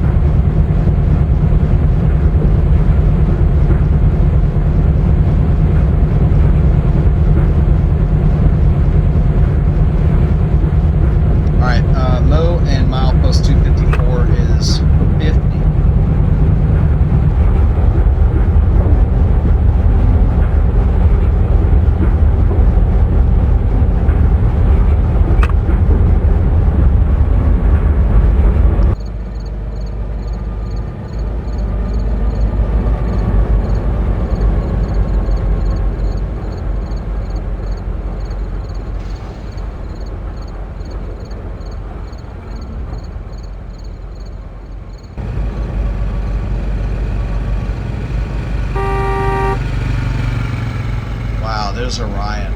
Man. So, yeah, this is actually the Milky Way, if you can believe it or not. Orion is actually in the direction out of the Milky Way. So that kind of gives you an idea of how dark the sky is. In fact, now this is beyond anything you can get probably east of the Mississippi River. I mean, like the Pleiades, for goodness sake. 1, 2, 3, 4, 5, 6, 7, 8, 9. I can distinguish 9 stars in that cluster right now. I don't think I've ever done that before in real life.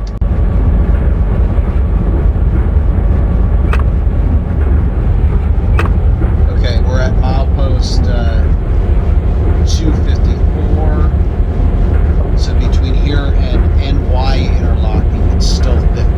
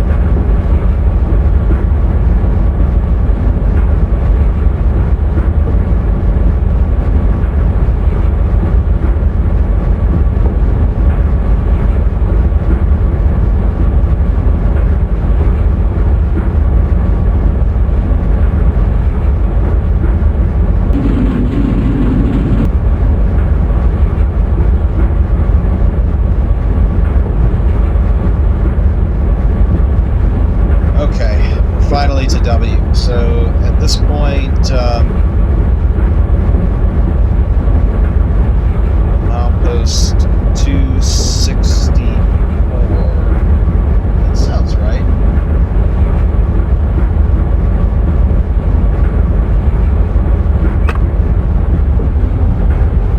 Is W at 264? Yes, it is. Okay, we're finally back on track in terms of where things are supposed to be.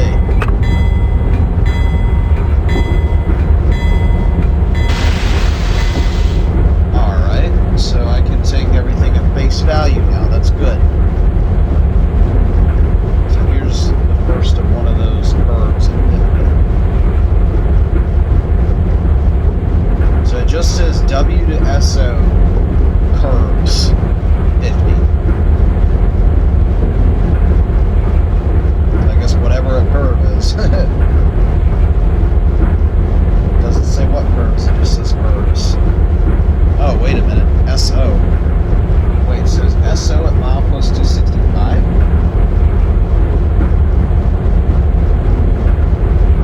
Uh, 266. Yeah, that's right. Okay. So whatever comes out. That explains why it says curves, because there's only like 2 or 3 of them.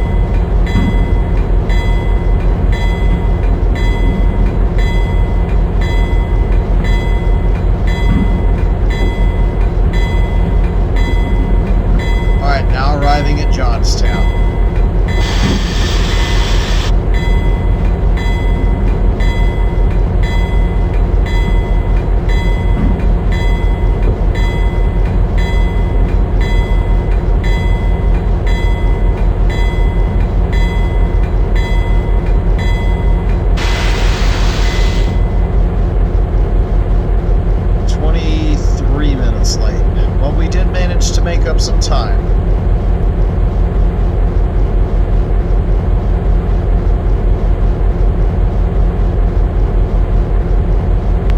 All aboard.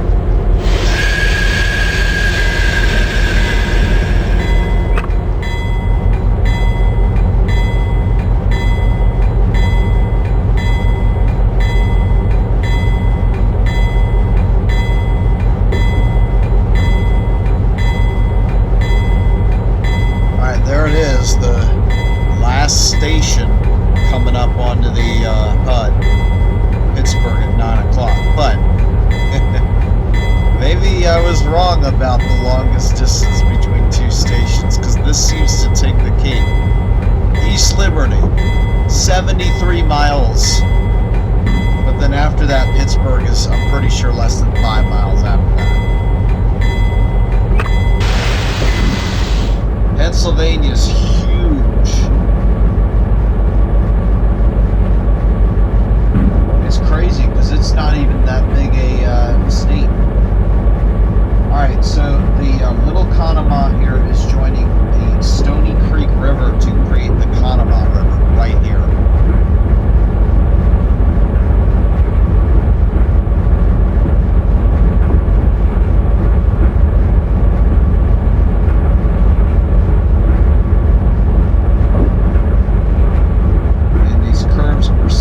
So until we get to a signal bridge at milepost 276, looks like about 0.3. We're at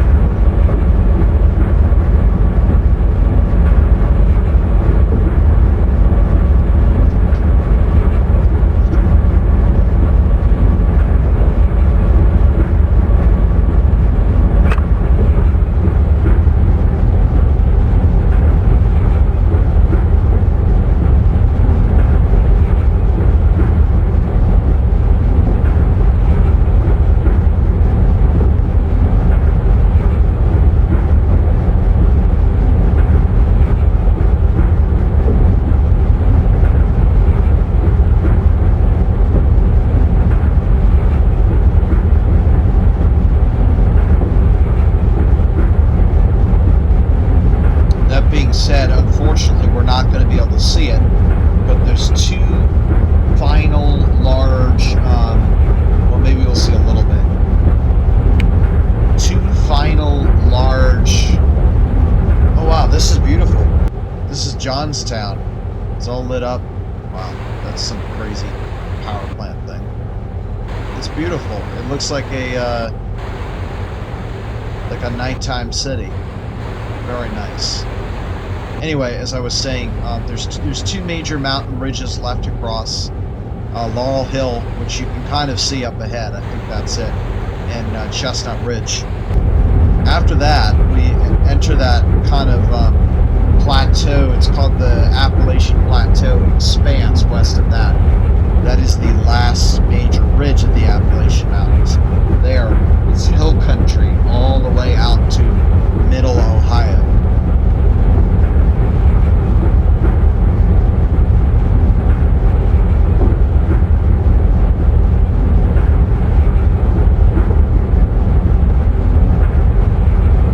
That looks like my signal bridge, which means I should be able to do 50.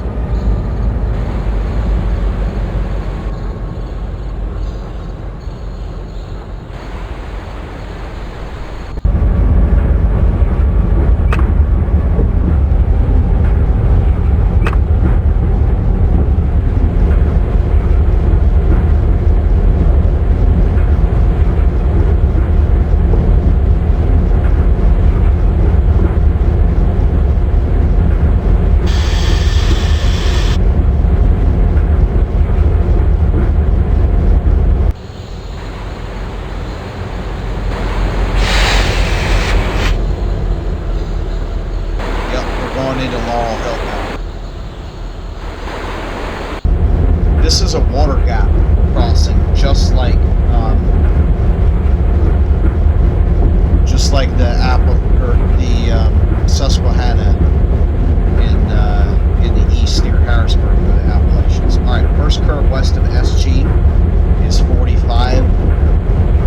That's the one we're on. Second and third curves west of SG are 35.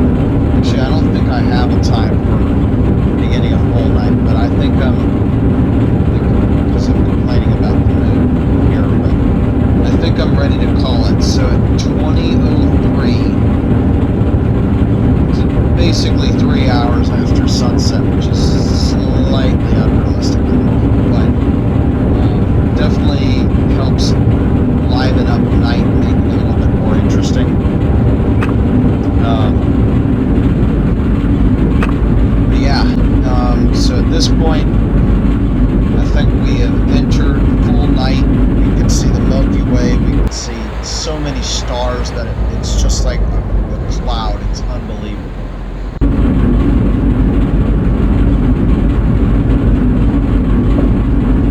So there we go. That is the first time that we've seen the full day to night cycle transition in OpenRails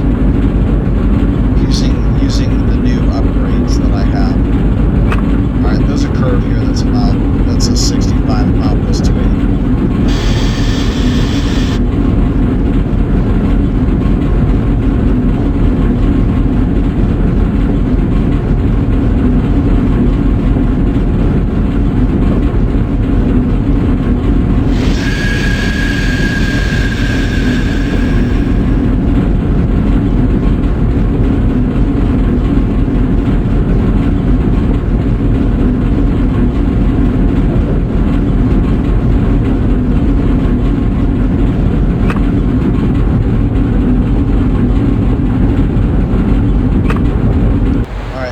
Was Laurel Hill. We got one more to go, and that's Chestnut Ridge coming up.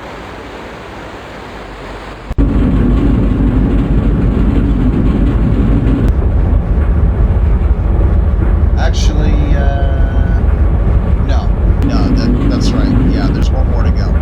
We're in the valley between Laurel Hill and Chestnut Ridge.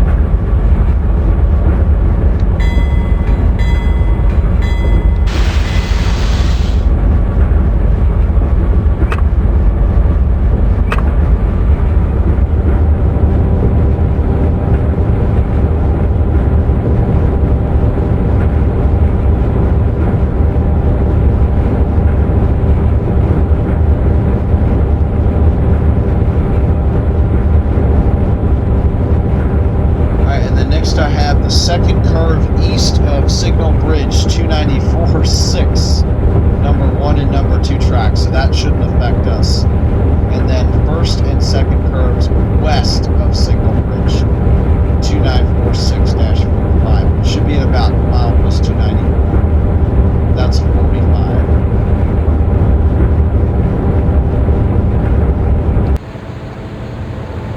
Until then, we're heading westbound, technically southwards at 70. After crossing the ridge, we pretty much turn due south to go in the valley, and then we cut back west again.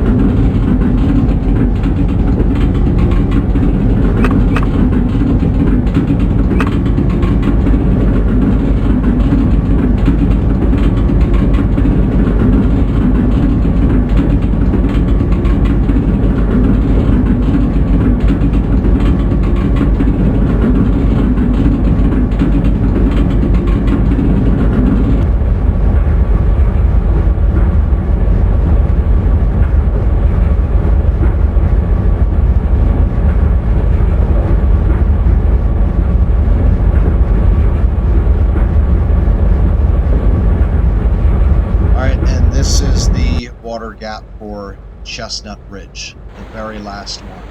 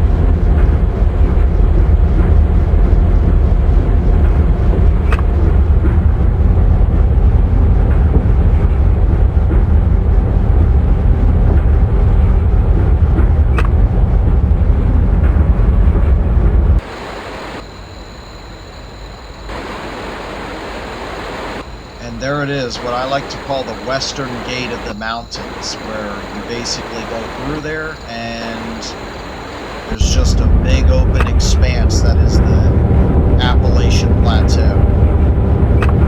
And there's no more ridges like what you have going on here, where there's a clear, distinct mountain presence here.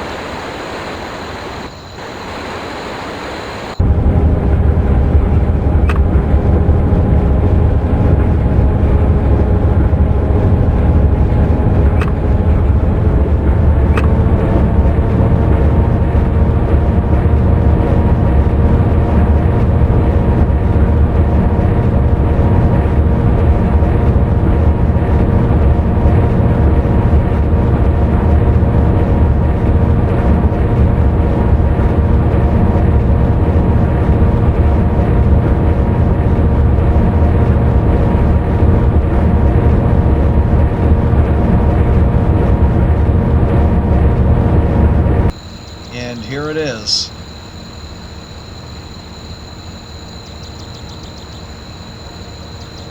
So this is the exit from the massive ridges.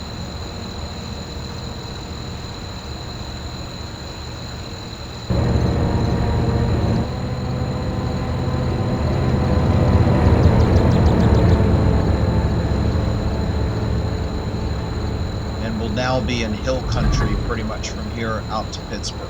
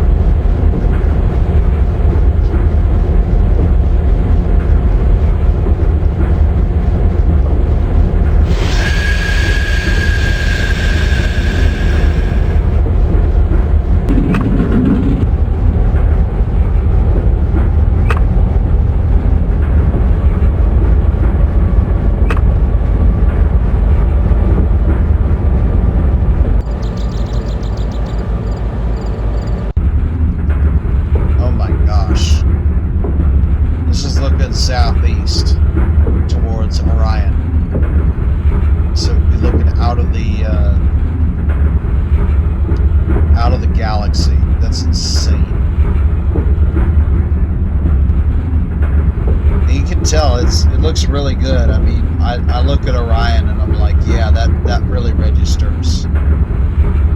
It's a heck of a lot more stars than I normally see, but yes, that looks right. Looks like I could be in my spaceflight simulator, honestly.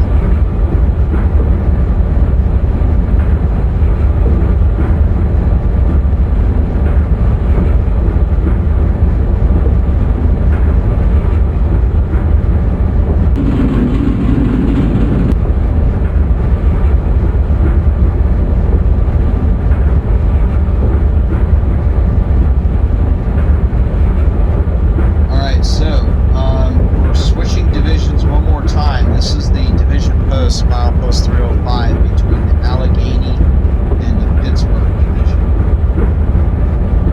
So we switch again to Pittsburgh division instructions.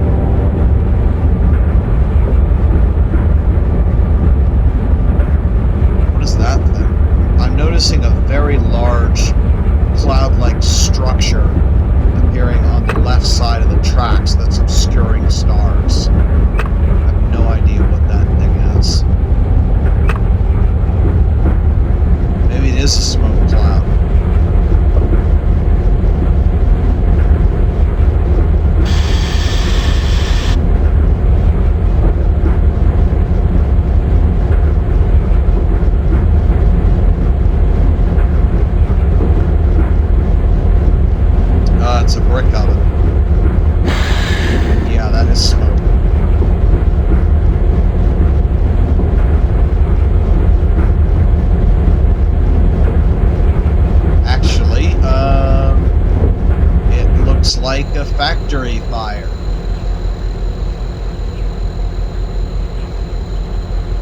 I mean, no, that looks, that could be brick ovens. All right, it's probably just a brick oven thing.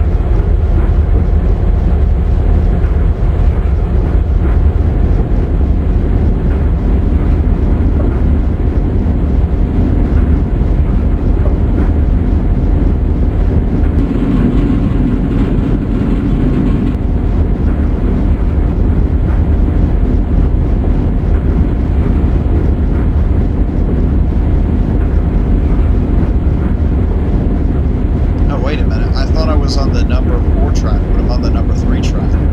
That means the speed limit is 70, not 50.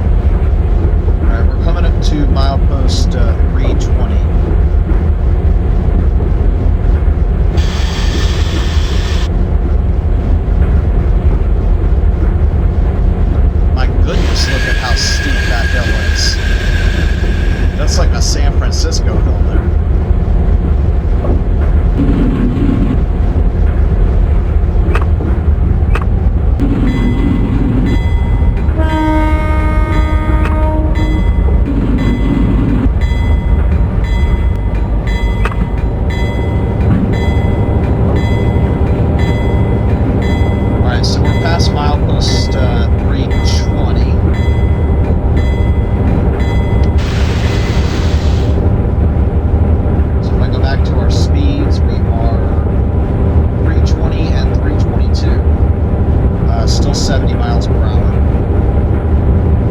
As a matter of fact, if we don't change tracks,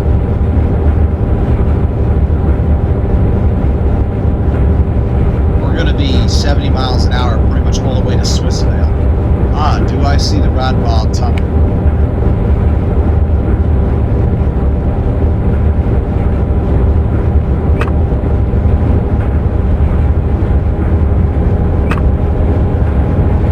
Yes.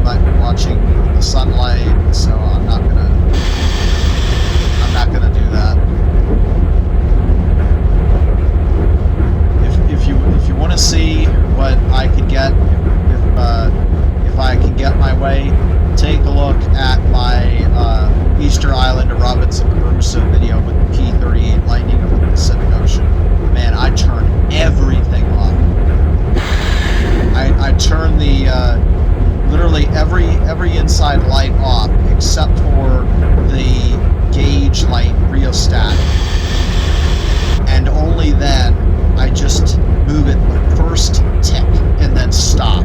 So it's like it just illuminates the instrument dials, and that's the only thing on.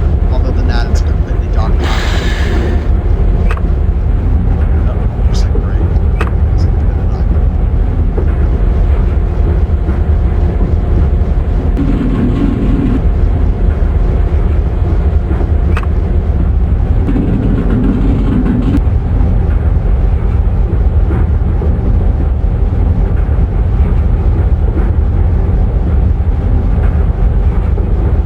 So the next signal coming up should be the Penn Advance interlock, and the Penn interlock should be the second signal. So I think what I'll do is when we get to milepost 326 and see that signal, we'll go to throttle idle, just coast down to 60.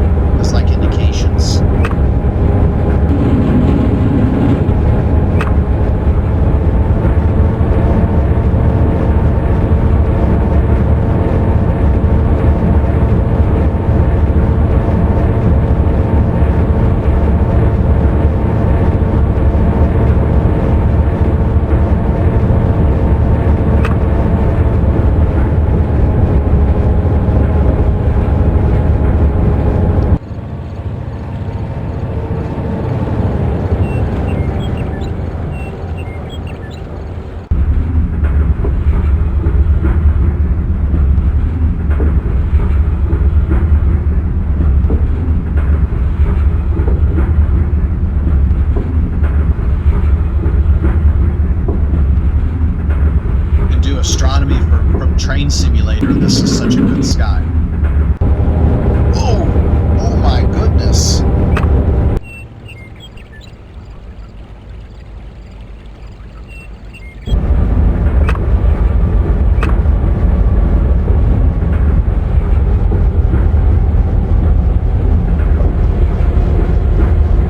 I must have missed a signal somewhere.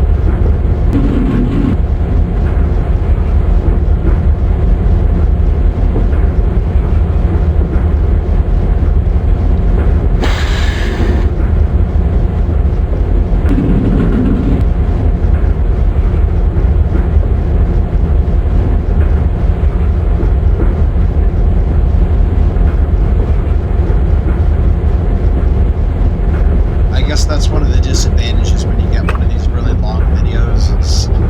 I try to do it in one go for maximum effect, and it's just, you know, it gets to the point where after 7 hours of going through an area that you're unfamiliar with, it's just overbearing, even for someone like me with a super long attention span. But other than that,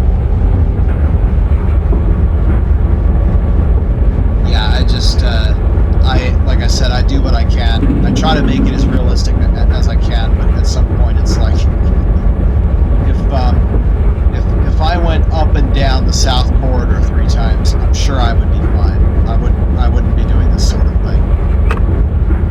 That's the problem, is it's like, oh, it's the curve before Pitcairn. I'm like, oh, what milepost is Pitcairn again? And that's one of the ones that I know a lot better. You know, there's other ones where it's like, yeah, curves between Turtle Creek and Bessemer. Okay, approach, medium.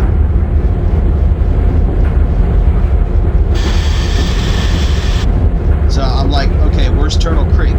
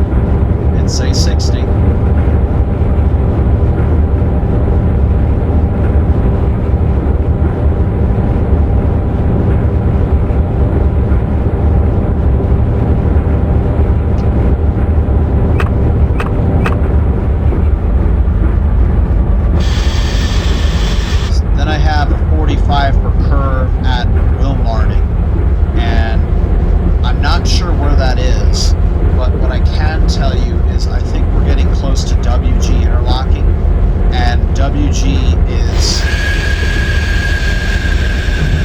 actually after this curve coming up.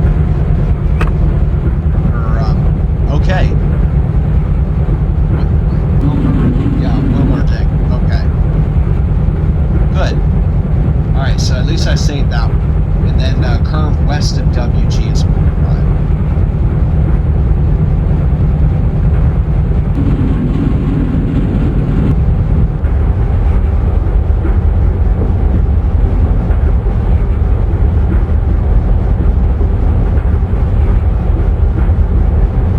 So it's the next curve after our current location.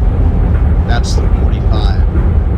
And then there's another curve west of WG, which is probably where we're going to be moving over to the number 3, it looks like.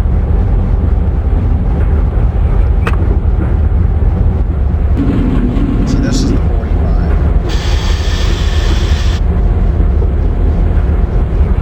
Yep, WG, and then another 45.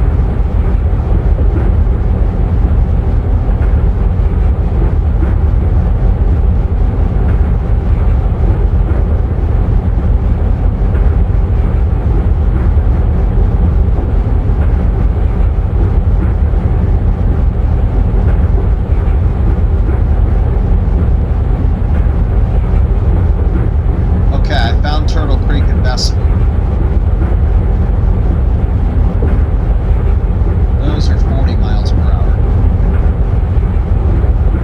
Alright, out of the interlocking, coming up to a 45 curve.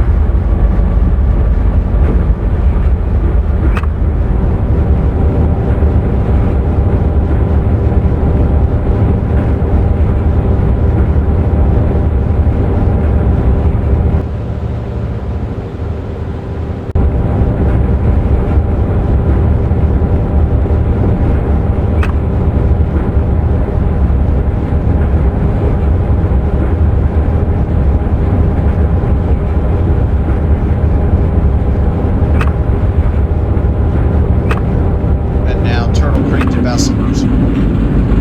least on the curves.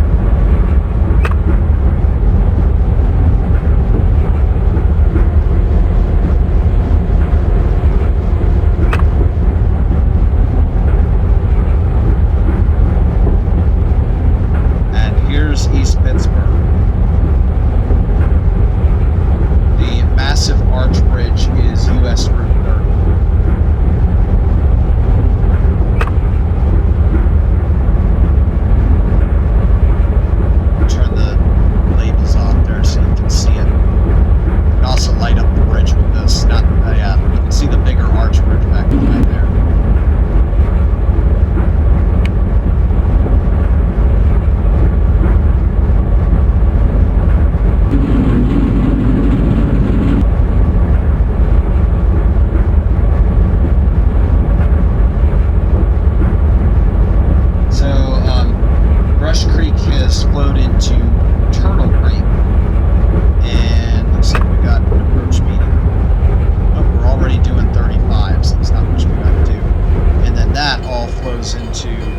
This great river, the Monongahela.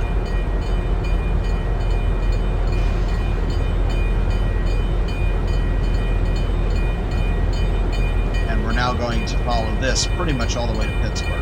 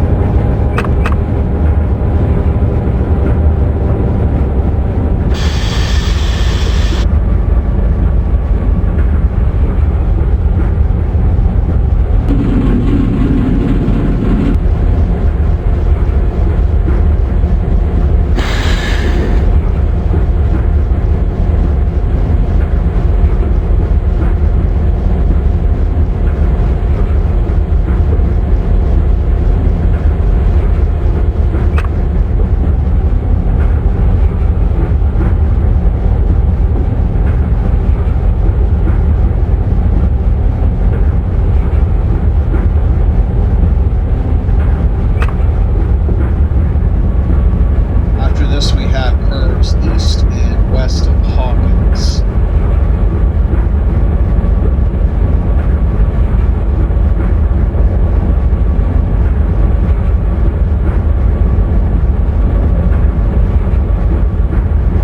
Hawkins is at 344.1, and that's a 60.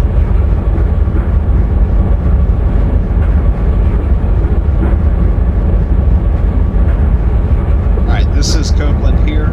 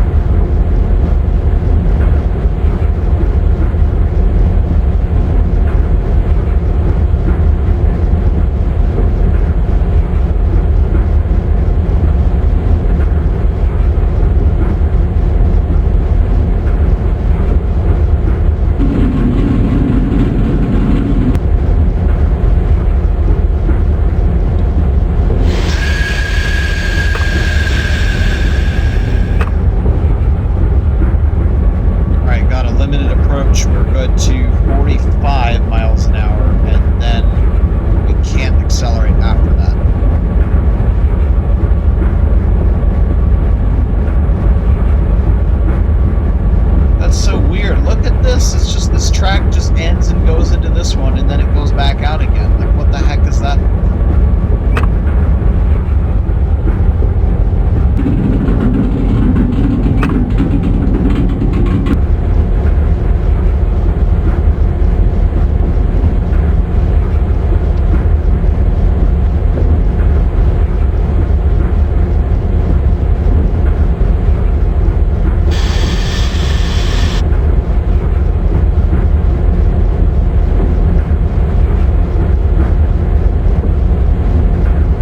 Milepost 350.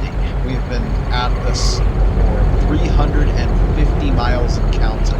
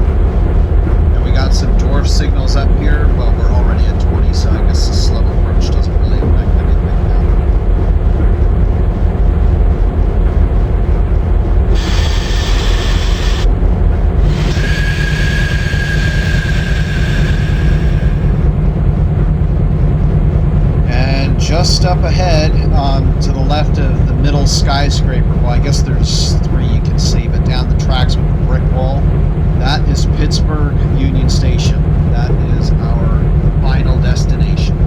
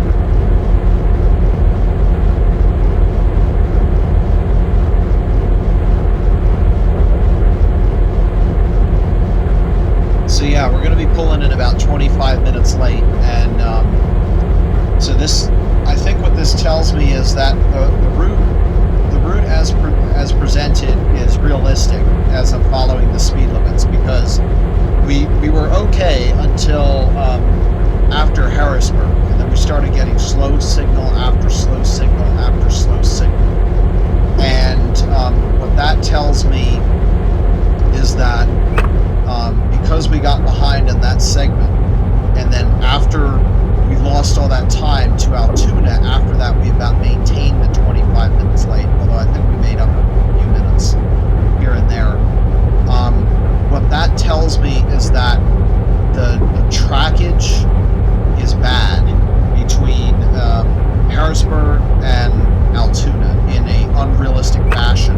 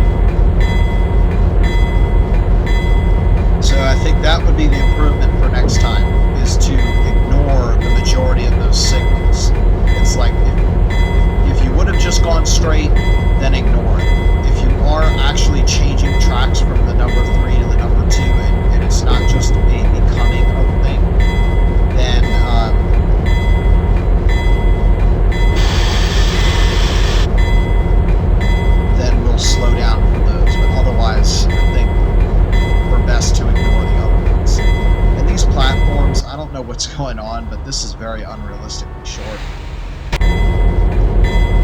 This is where the train terminates, so we're not over there. Those are the tracks all moving right for Chicago. These are the locals. So this is the end of our train service right here.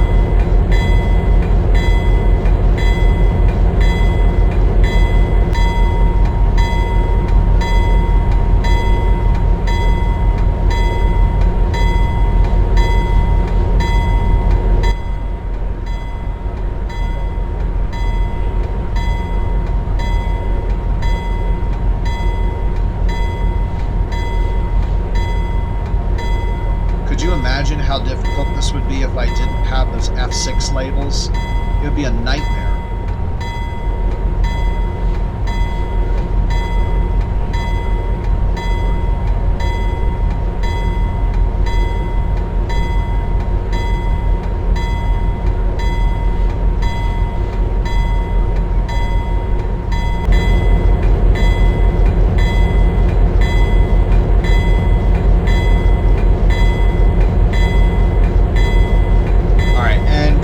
Right to a stop.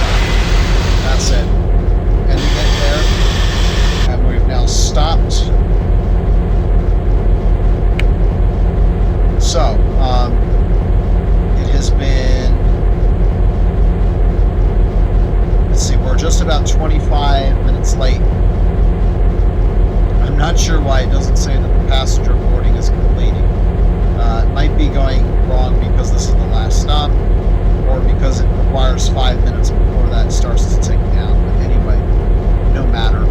This is our final destination, so there's no issue with exiting. So lights off, brakes to continuous service, reverser to neutral.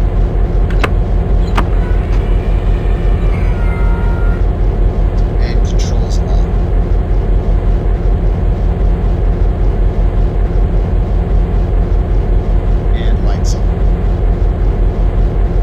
So folks, that is it. That is the entirety of Pennsylvania Railroad Train 33, the Juniata, from Philadelphia to Pittsburgh. And this train is done for the night. Like I said, this was a year's work, and I know there's some room for improvement. My goal is to constantly improve this, and we'll come back and do this better next year. Thank you all so much for joining me, and if you're still here after 7.5 long hours, thank you so much for watching. And this is definitely one of my longest videos ever. It's probably a top 10. So thank you all for joining me, and I will see everybody next time